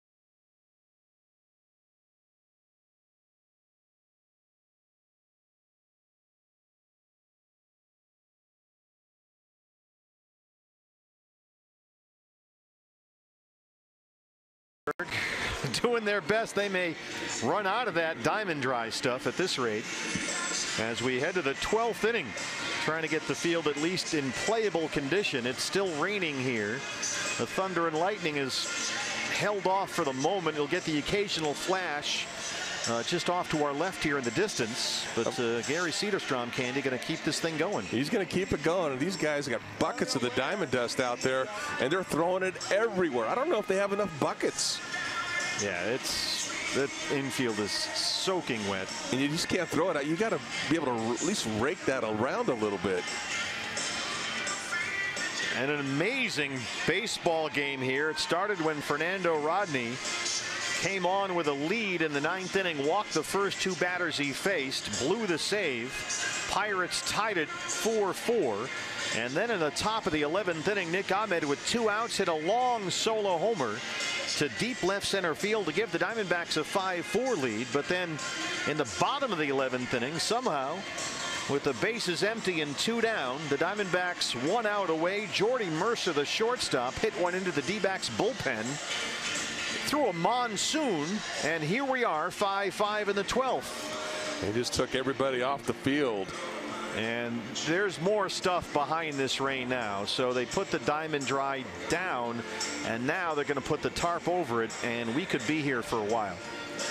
It looks to be the case now. That tarp coming out. They put as much diamond dust up on that as they could, just to soak up what there was already a ton of water on the infield anyway.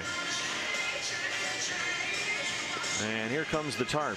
So we're in a rain delay on getaway day in Pittsburgh, and we ain't getting away anytime soon. No. Not based on the radar.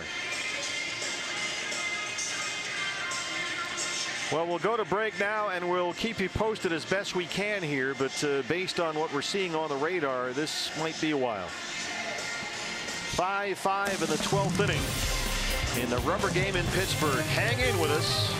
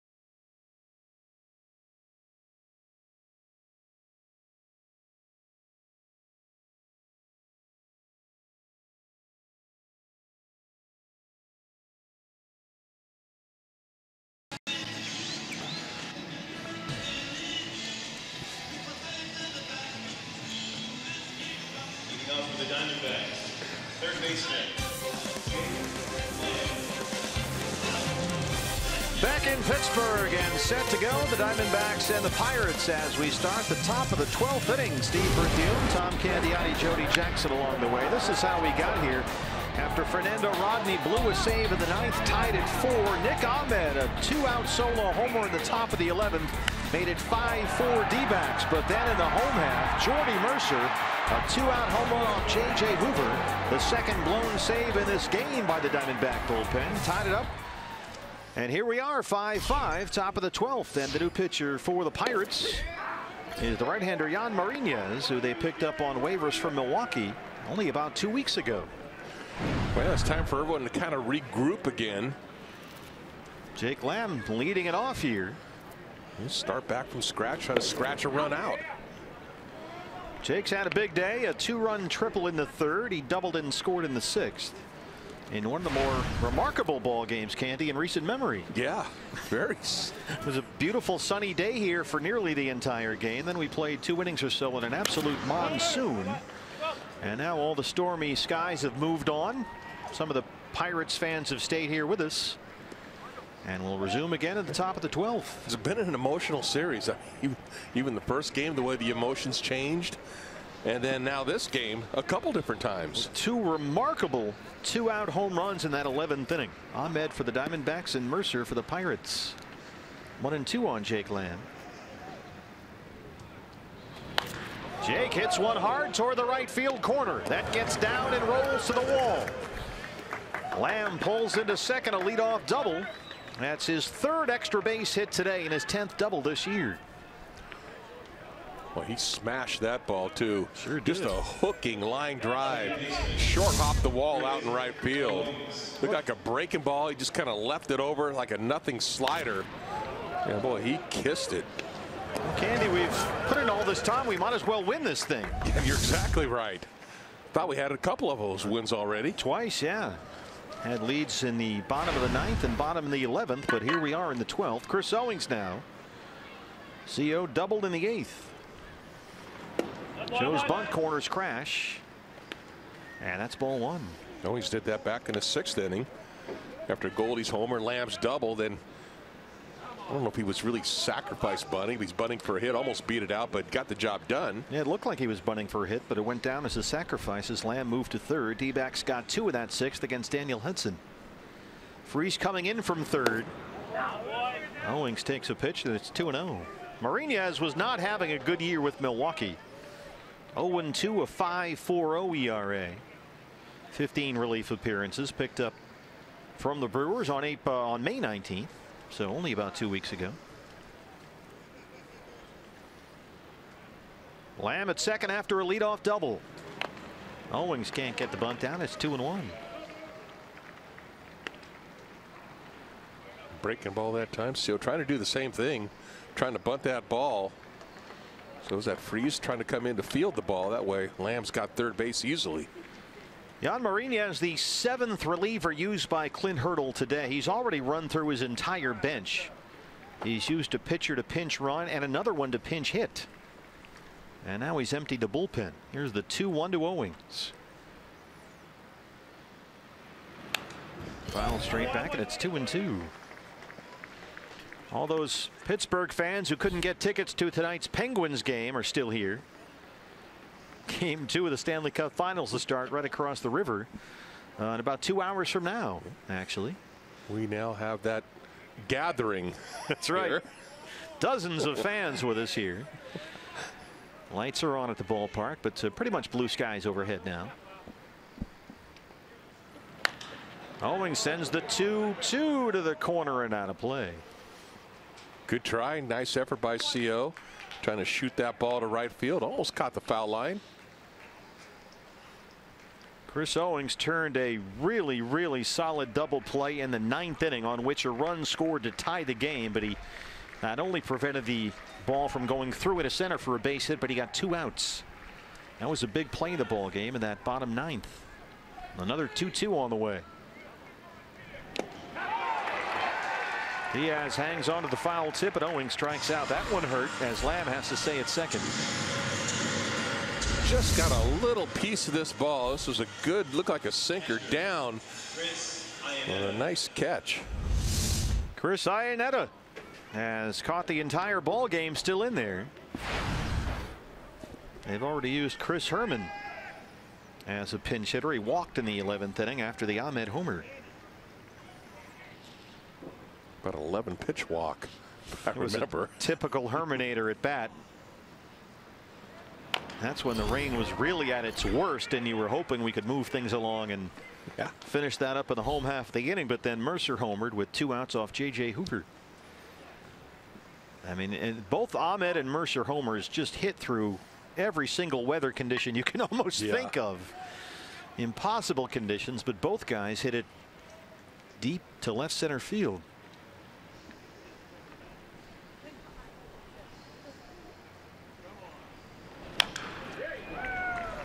Well, you really think about that. The left center field in this ballpark with the rain coming down, but the wind was blowing out, especially in Ahmed's case. Yeah, the nasty weather was moving in quick. Now you can see those flags that's blowing toward the left field foul pole. Lamb at second, 1 out, 0-2 on Chris Iannetta. Ray Fuentes on deck.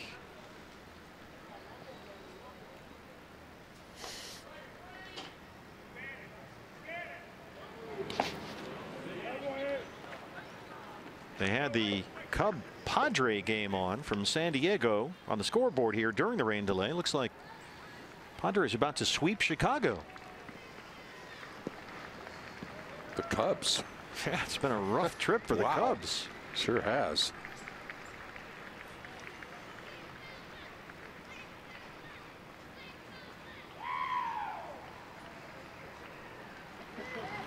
One-two pitch is fouled off. Marinez throws hard. Mid-90s fastball. Got some movement to it also. Well, he knows he's the guy out there for a while right now. They don't have anybody else. Yeah, that's it. Diamondbacks have used Bradley, Rodney, De La Rosa, and Hoover from their bullpen.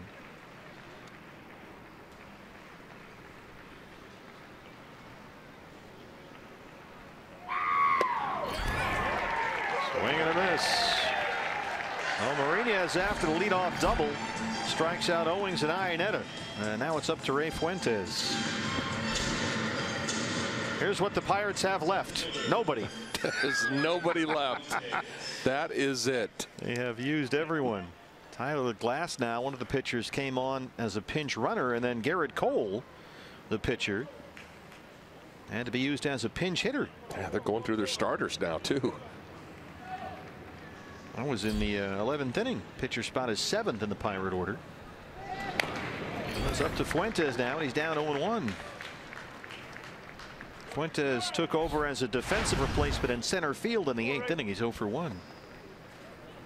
Boy, you hate to waste a leadoff double right here. He's still at second base right now. You can see now, ironically, bright sunlight in the infield, and the pitcher's mound. Home plate is all in shadow. Light's still on though. Yeah, they figured that out. 1-1. Fuentes singled, scored a run, drove in a run in his start in center field last night. You can see that big shadow cutting across the infield. Trying to get Lamb home from second. That missed away, and it's 2-1.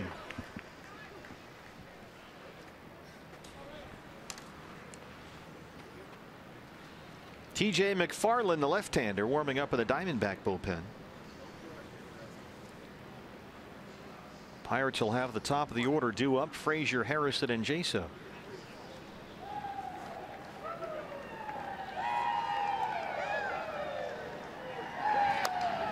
Two and two.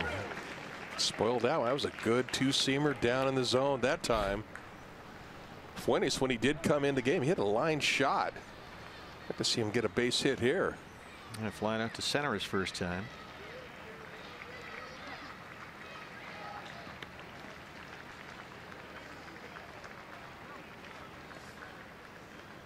"12 hits for the Diamondbacks, 10 for the Pirates. D-backs have stranded 10 base runners. Pirates have left 7. 2-2 to Ray Fuentes. Full count. A home run hero Nick Ahmed is on deck.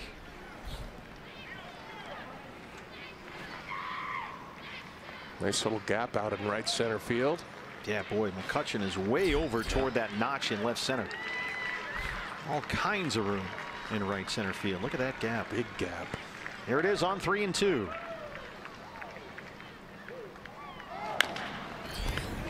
Martinez jumps up, underhand toss, and the Diamondbacks get a leadoff double from Jake Lamb, but he's left stranded there. Bottom 12 coming up.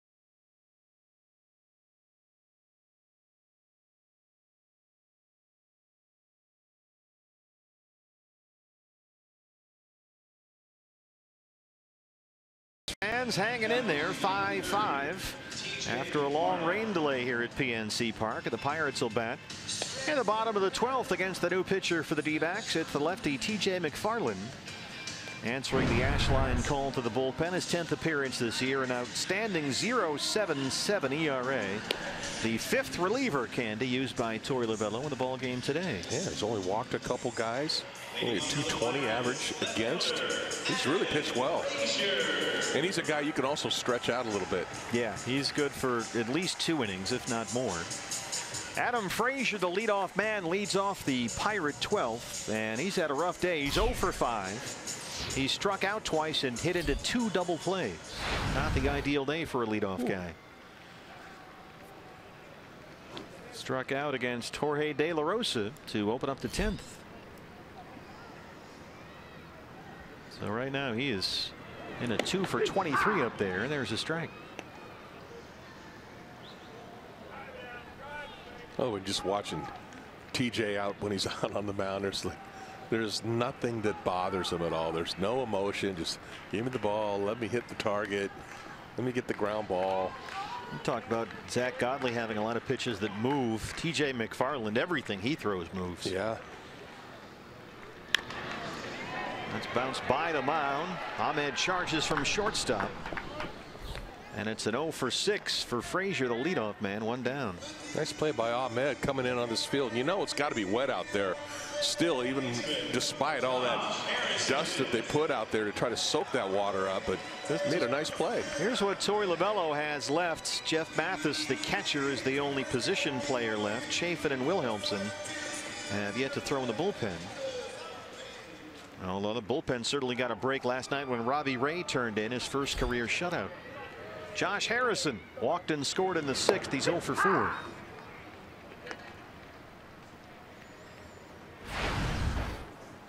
Well, Torey's definitely got him beat on the lineup card. Just by a little bit. Hurdle might as well tear his up at this point. Third base for Lamb. 2 ground ball outs from TJ. That'll bring up John Jaso. TJ just making it look easy again. Just throw it up there, get the ground ball. Ho-hum. Well, the Diamondbacks, you look back, a lot of chances to win this game. The blown save by Rodney in the 9th, the blown save by Hoover in the 11th. Then after the rain delay, Lamb comes up, leadoff double in the 12th, and he's left stranded there.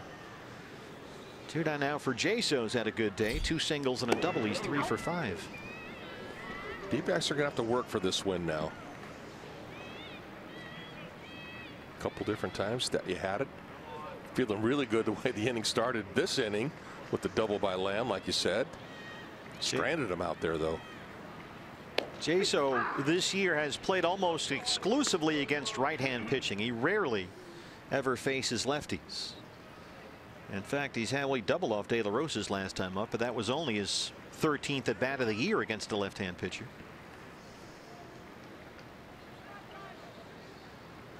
D-backs overload the right-hand side, swing and a miss, and it's 1-2. Great movement. You said his ball's wiggly. It's all over the place. Diamondbacks will have Ahmed, the pitcher spot, and Blanco due up in the 13th. 8-9-1. See if Torrey wants to burn Mathis there, his last position player. 2-2 on John Jaso.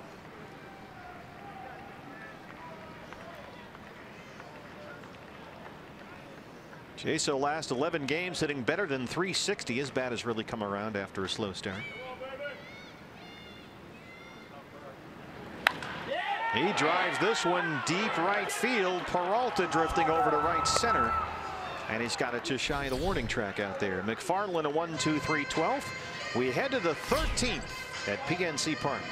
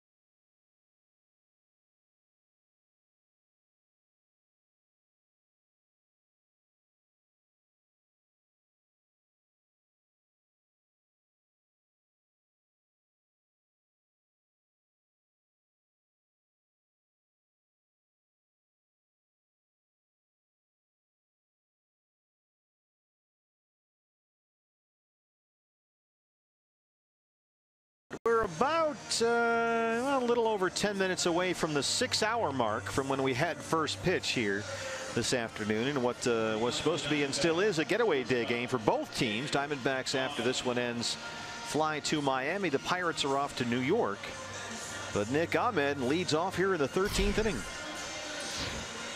Nick had the home run with 2 outs in the 11th. That gave the Diamondbacks a temporary lead, 5-4. Pirates tied it in the bottom of the 11th inning on a 2-out homer by Jordy Mercer. Nick's home run is 5th of the year. He's also singled today, 2 for 5. He's had a nice day offensively. Made some nice plays defensively. Waves at that one, and it's 0-1.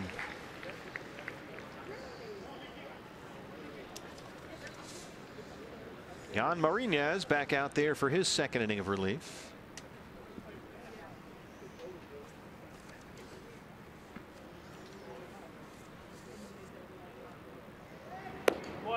Clint Hurdle today has used 8 pitchers, not counting Glasnow, who pinch ran, and Cole, who pinch hit.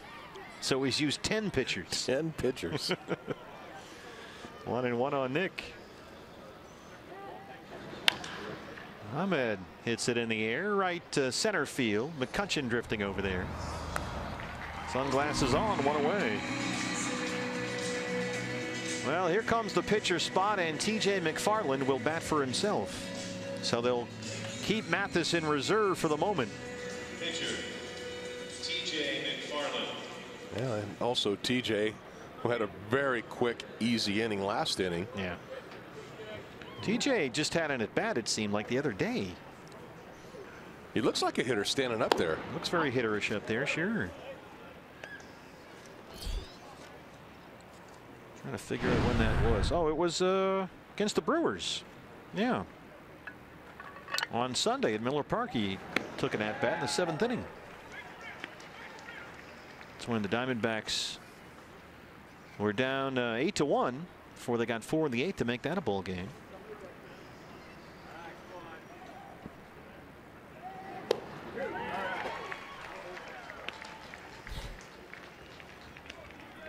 Just try to make contact. That's all you do. Put the ball in play if you can. Leadoff man Blanco is on deck.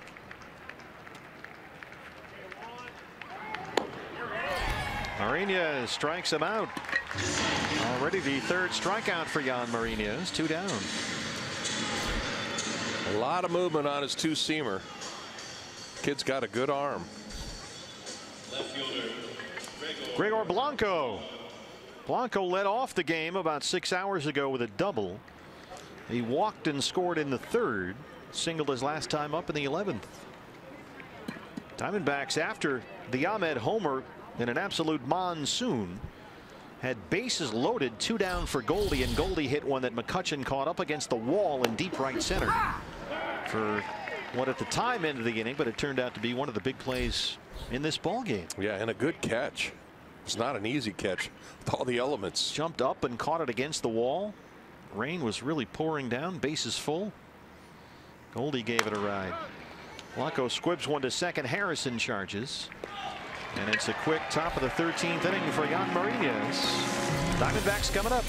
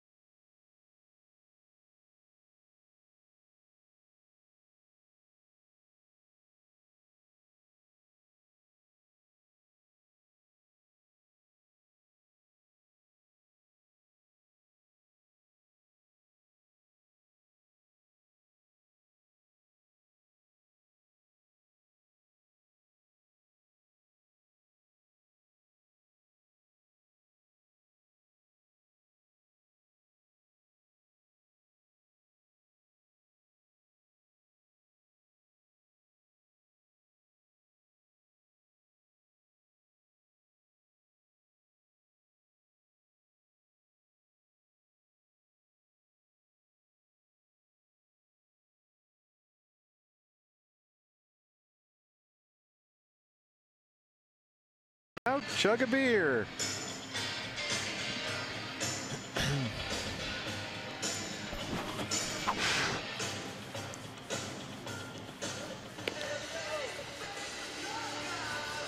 leading off for the Pirates, third baseman. Some of the fans have hung out with us here as we start the bottom of the 13th inning at PNC Park. Diamondbacks and Pirates tied at 5. Second inning of relief for T.J. McFarland, the left-hander. David Freese, the Pirate cleanup man, leads it off. I think these are what you would call the diehard fans here. You said it. Or, as we said, the guys who couldn't get Penguins tickets.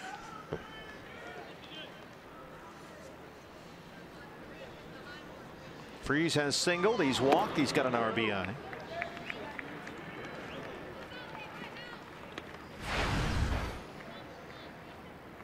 .252 and 5 homers on the year. He's not hit much since he came back from the DL, had a right hamstring injury near the end of April. It's this one in the air toward the right field corner, and it's slicing foul. He was out about 3 weeks. David Freese decided not to go on a minor league rehab stint before coming back from the injury, and he's really not had it going up the plate since he's come back. He's hitting less than 180 over his last 17 games.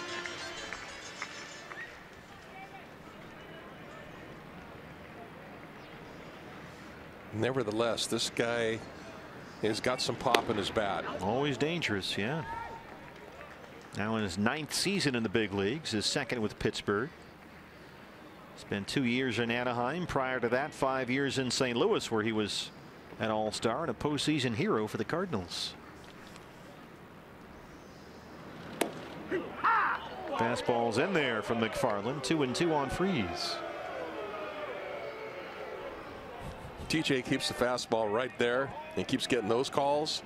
No one's going to touch him. Great pitch.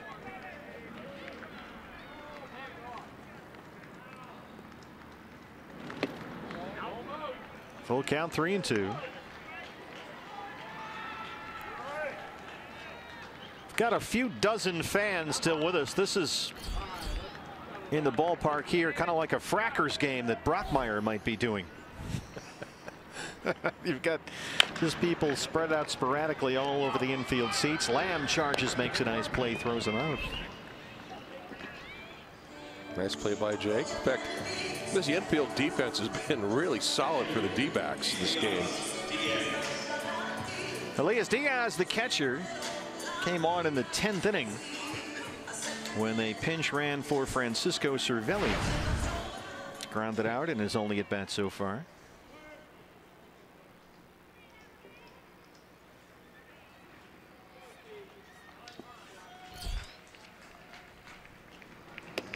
Diaz just called up from AAA Indianapolis yesterday. They lost Chris Stewart to a hamstring injury on Monday here. Stewart hurt the hamstring legging out a 2-run triple against the D-backs. One more time for Lamb in the sunshine over there at third. Another ground ball. Another nice play by Jake Lamb. Well, here comes McCutchen, who had the walk-off winner off Archie Bradley Monday afternoon. And we've seen the bat really come alive for McCutchen. He doubled and scored in the 5th. He's also singled and walked today, 2 for 4. So he's had a very productive series. Well, the crowd's not going to get him jacked up. It's got to be that walk-up music. It's funny when they play Eye the Tiger and there's about 30 people in here. Yeah. Doesn't quite have the same effect.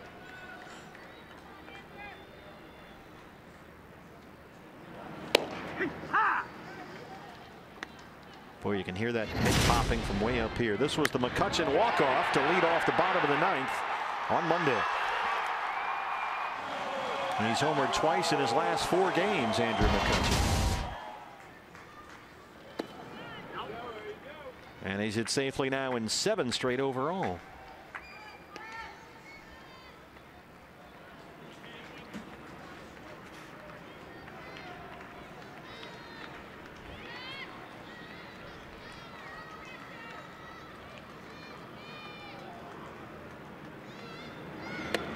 TJ kind of going through the middle part of their order right now, but for the Diamondbacks, you're getting to a nice place in your order right now with number 2 hitter coming up.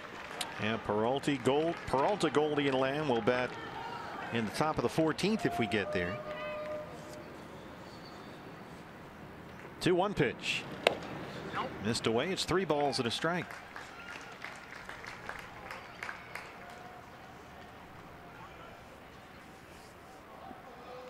And with the pitcher on deck, Marinas, they'll just issue the intentional walk to McCutchen with McFarland behind in the count.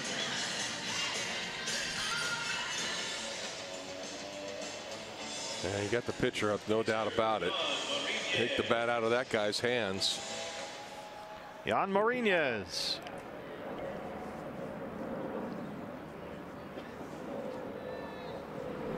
Pitcher spot is 7th in the Pirate order after a double switch earlier in the ball game.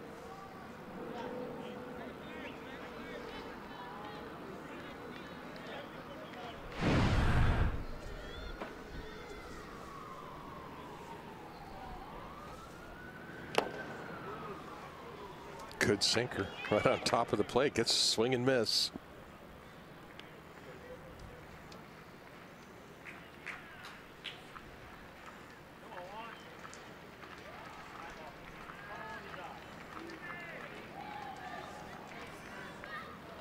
And there's the strikeout. We'll keep playing in Pittsburgh. On we go. Pirates and D-backs tied at 5 as we head to the 14th.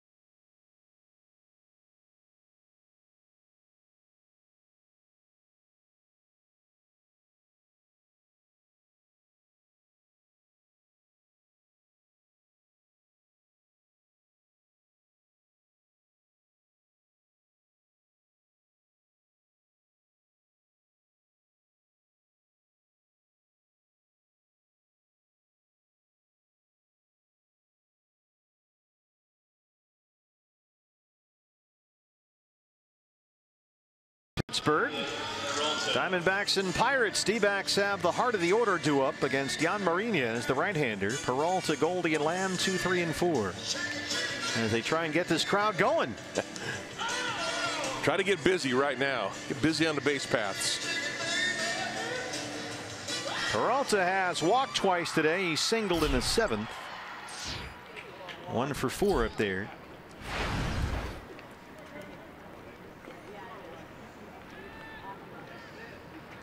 Peralta's taking him deep. I'm calling it. I'm with you. I'm hoping. Dave has really had a very good month at the plate. You know, he got off to a slow start. 2 weeks in, he was hitting under 180 for the year, but since April 17th, he's batting .355. I actually hope we get 4 runs this inning so there's no save opportunity. Fair point. Almost had one when Goldie almost hit a grand slam through the monsoon in the 11th inning.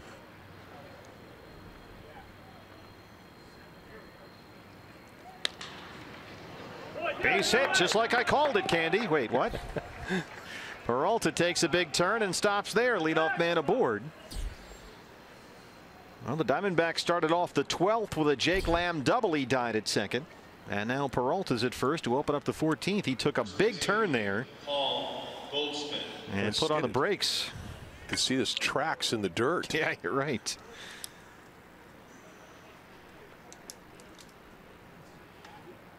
Goldie now. Goldie hit a home run off Daniel Hudson to lead off the 6th inning, his 12th of the year.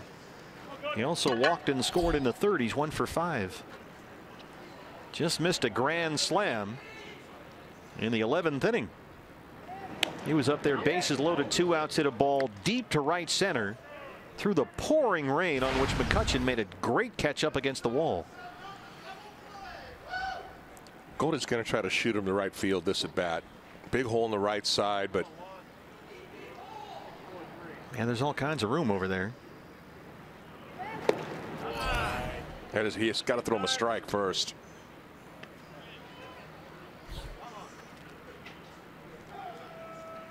Mariña has 35 pitches, 22 for strikes.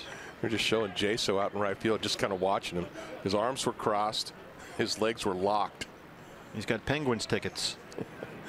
Now they're on a flight to New York after this game. Still hasn't thrown Goldie a strike. It's 3-0.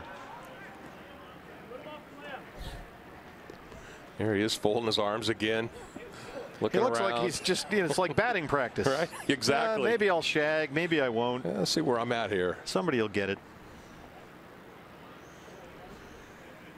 Peralta, the runner at first. The 3-0 to Goldie. Hold on there, Paul. Gary Cedarstrom says strike one. Ankles are now a strike. Where was that call when it was pouring rain? Now the umpires can hear every person in the stands. You better believe it.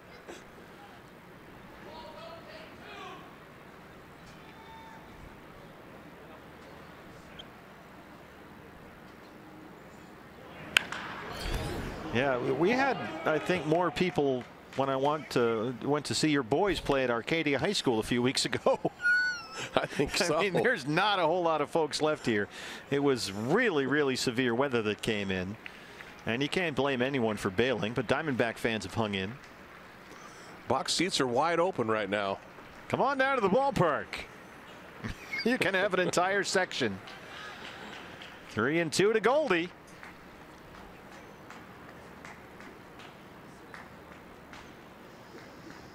Peralta heads for second. That one's fouled straight back. He got a 97-mile-an-hour fastball from Jan Marinez. Boy, a little bit up in the zone also. There's absolutely no wind at all right now. Those flags are just about dead still in left center field. All that weather blew through here.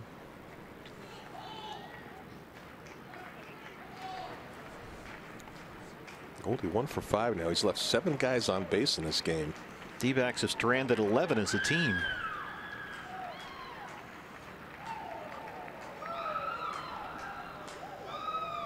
Peralta goes again and again. Goldie fouls it back. Didn't get the fastball that time. Yeah, got a little slider. Still trying to hit that ball to right field.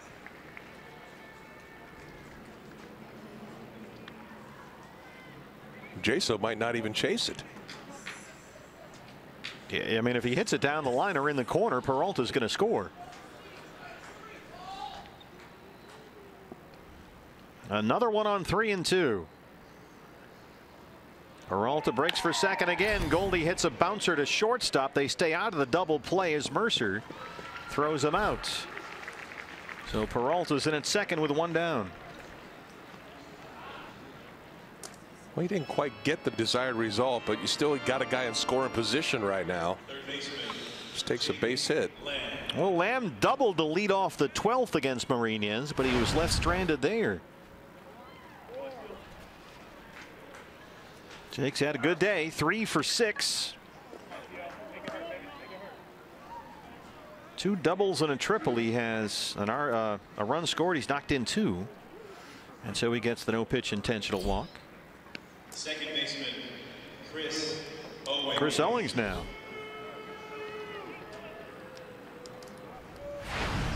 He's got that left center field gap. We know he can reach that wall out there.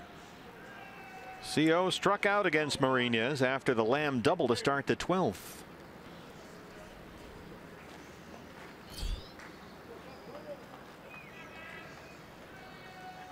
.41 pitches now thrown.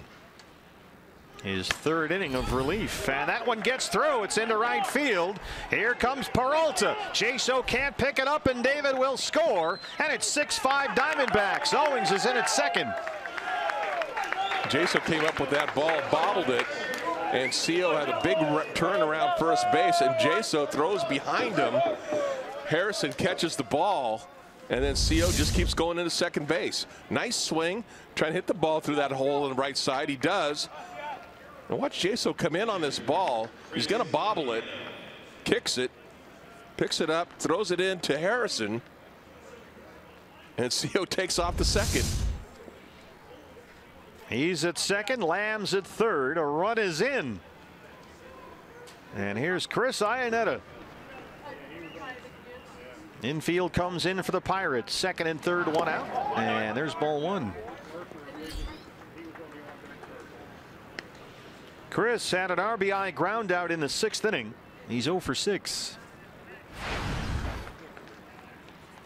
Infield coming in, get 2 runs in here.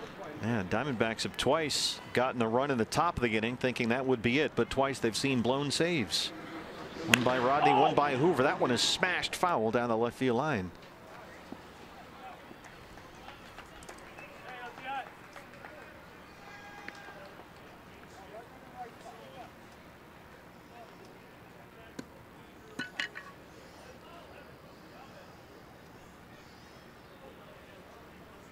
Chris had a tough day so far, but a base hit right here give him a couple ribeyes. Almost threw that breaking ball to the backstop. 2-1. Put an error up on the board for the Pirates. Well, these are long days for everybody, but how about for the catcher? Yeah, that's one thing you think of. He's caught the entire game, the game that started now more than 6 hours ago. 2-2 on Chris.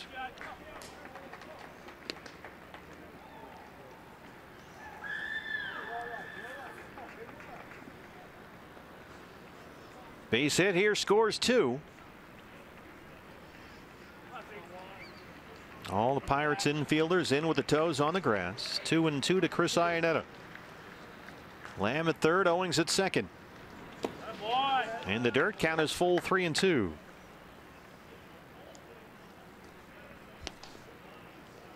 Ray Fuentes is on deck.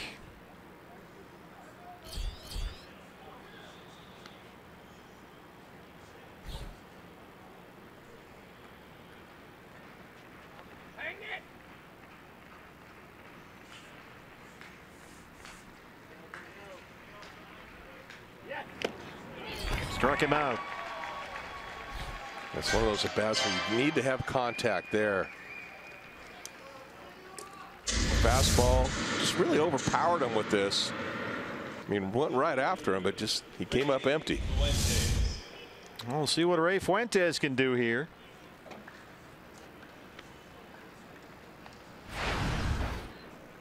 He's flying out to center, tap back to the mound to win the 12th inning his last time up. 2 on and 2 out. Infield backs up for the Pirates. Freeze even with the bag at third. That's on the ground to second. Harrison is there to collect that. And the Diamondbacks strand 2, but they get 1. We'll head to the home half of the 14th. 6-5 D-backs. It's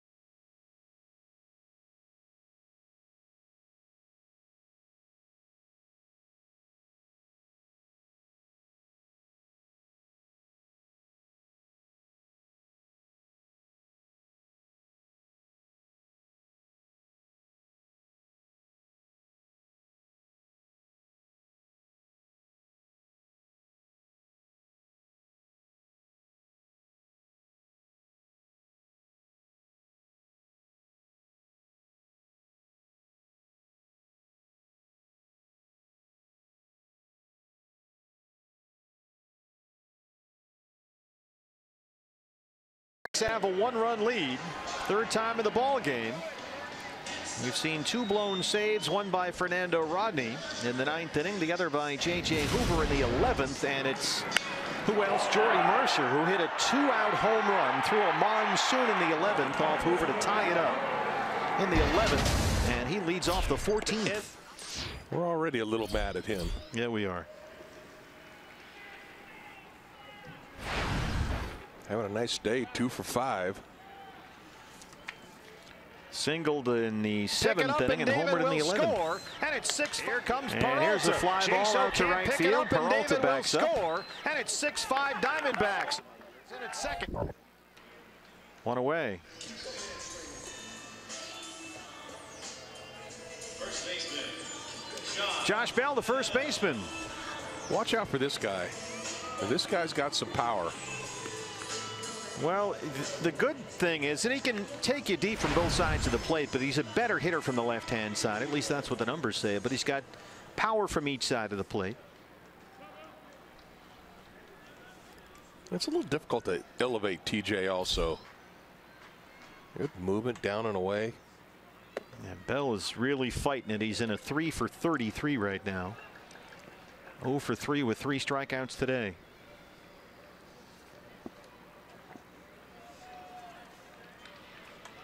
Six to 5 in the bottom of the 14th. Diamondbacks trying to take this series. Here's a bouncing ball to second. Chris Owings is there. 2 outs. Nice pitch, nice result.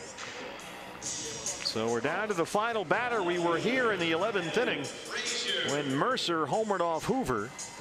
And the batter will be the leadoff man, Adam Frazier, who has had a frankly terrible day up there. He's 0 for 6. He struck out twice. He's hit into 2 double plays. And Frazier right now really slumping 2 for his last 24.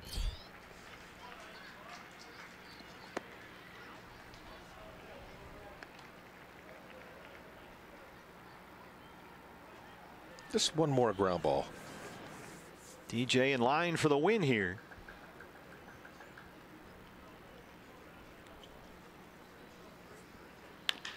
Up the middle, Ahmed behind the bag. This may do it, and there it is. The Diamondbacks find a way to win it in 14 innings. 2 blown saves by the D-back bullpen, but TJ McFarland comes in, winds up with the win. The D-backs take the series 2 out of 3. They win a wild one 6-5. Now this is one of the crazier games I think you'll ever see, but the D-backs really persevered in this game. Not an easy game to keep that concentration going. TJ McFarland, that's a great win for him. Big smile for Torey Lovullo. Diamondbacks win a series here at PNC Park for the first time since August of 2013, and they win the season series with the Pirates 4-3 for the first time since '09. We take 2 of 3 in Pittsburgh. Now it's off to Miami for 4 against the Marlins. Diamondbacks Live postgame coming up next, presented by CenturyLink. A whole lot to talk about here. It took more than 6 hours, but the D-backs hang on and win.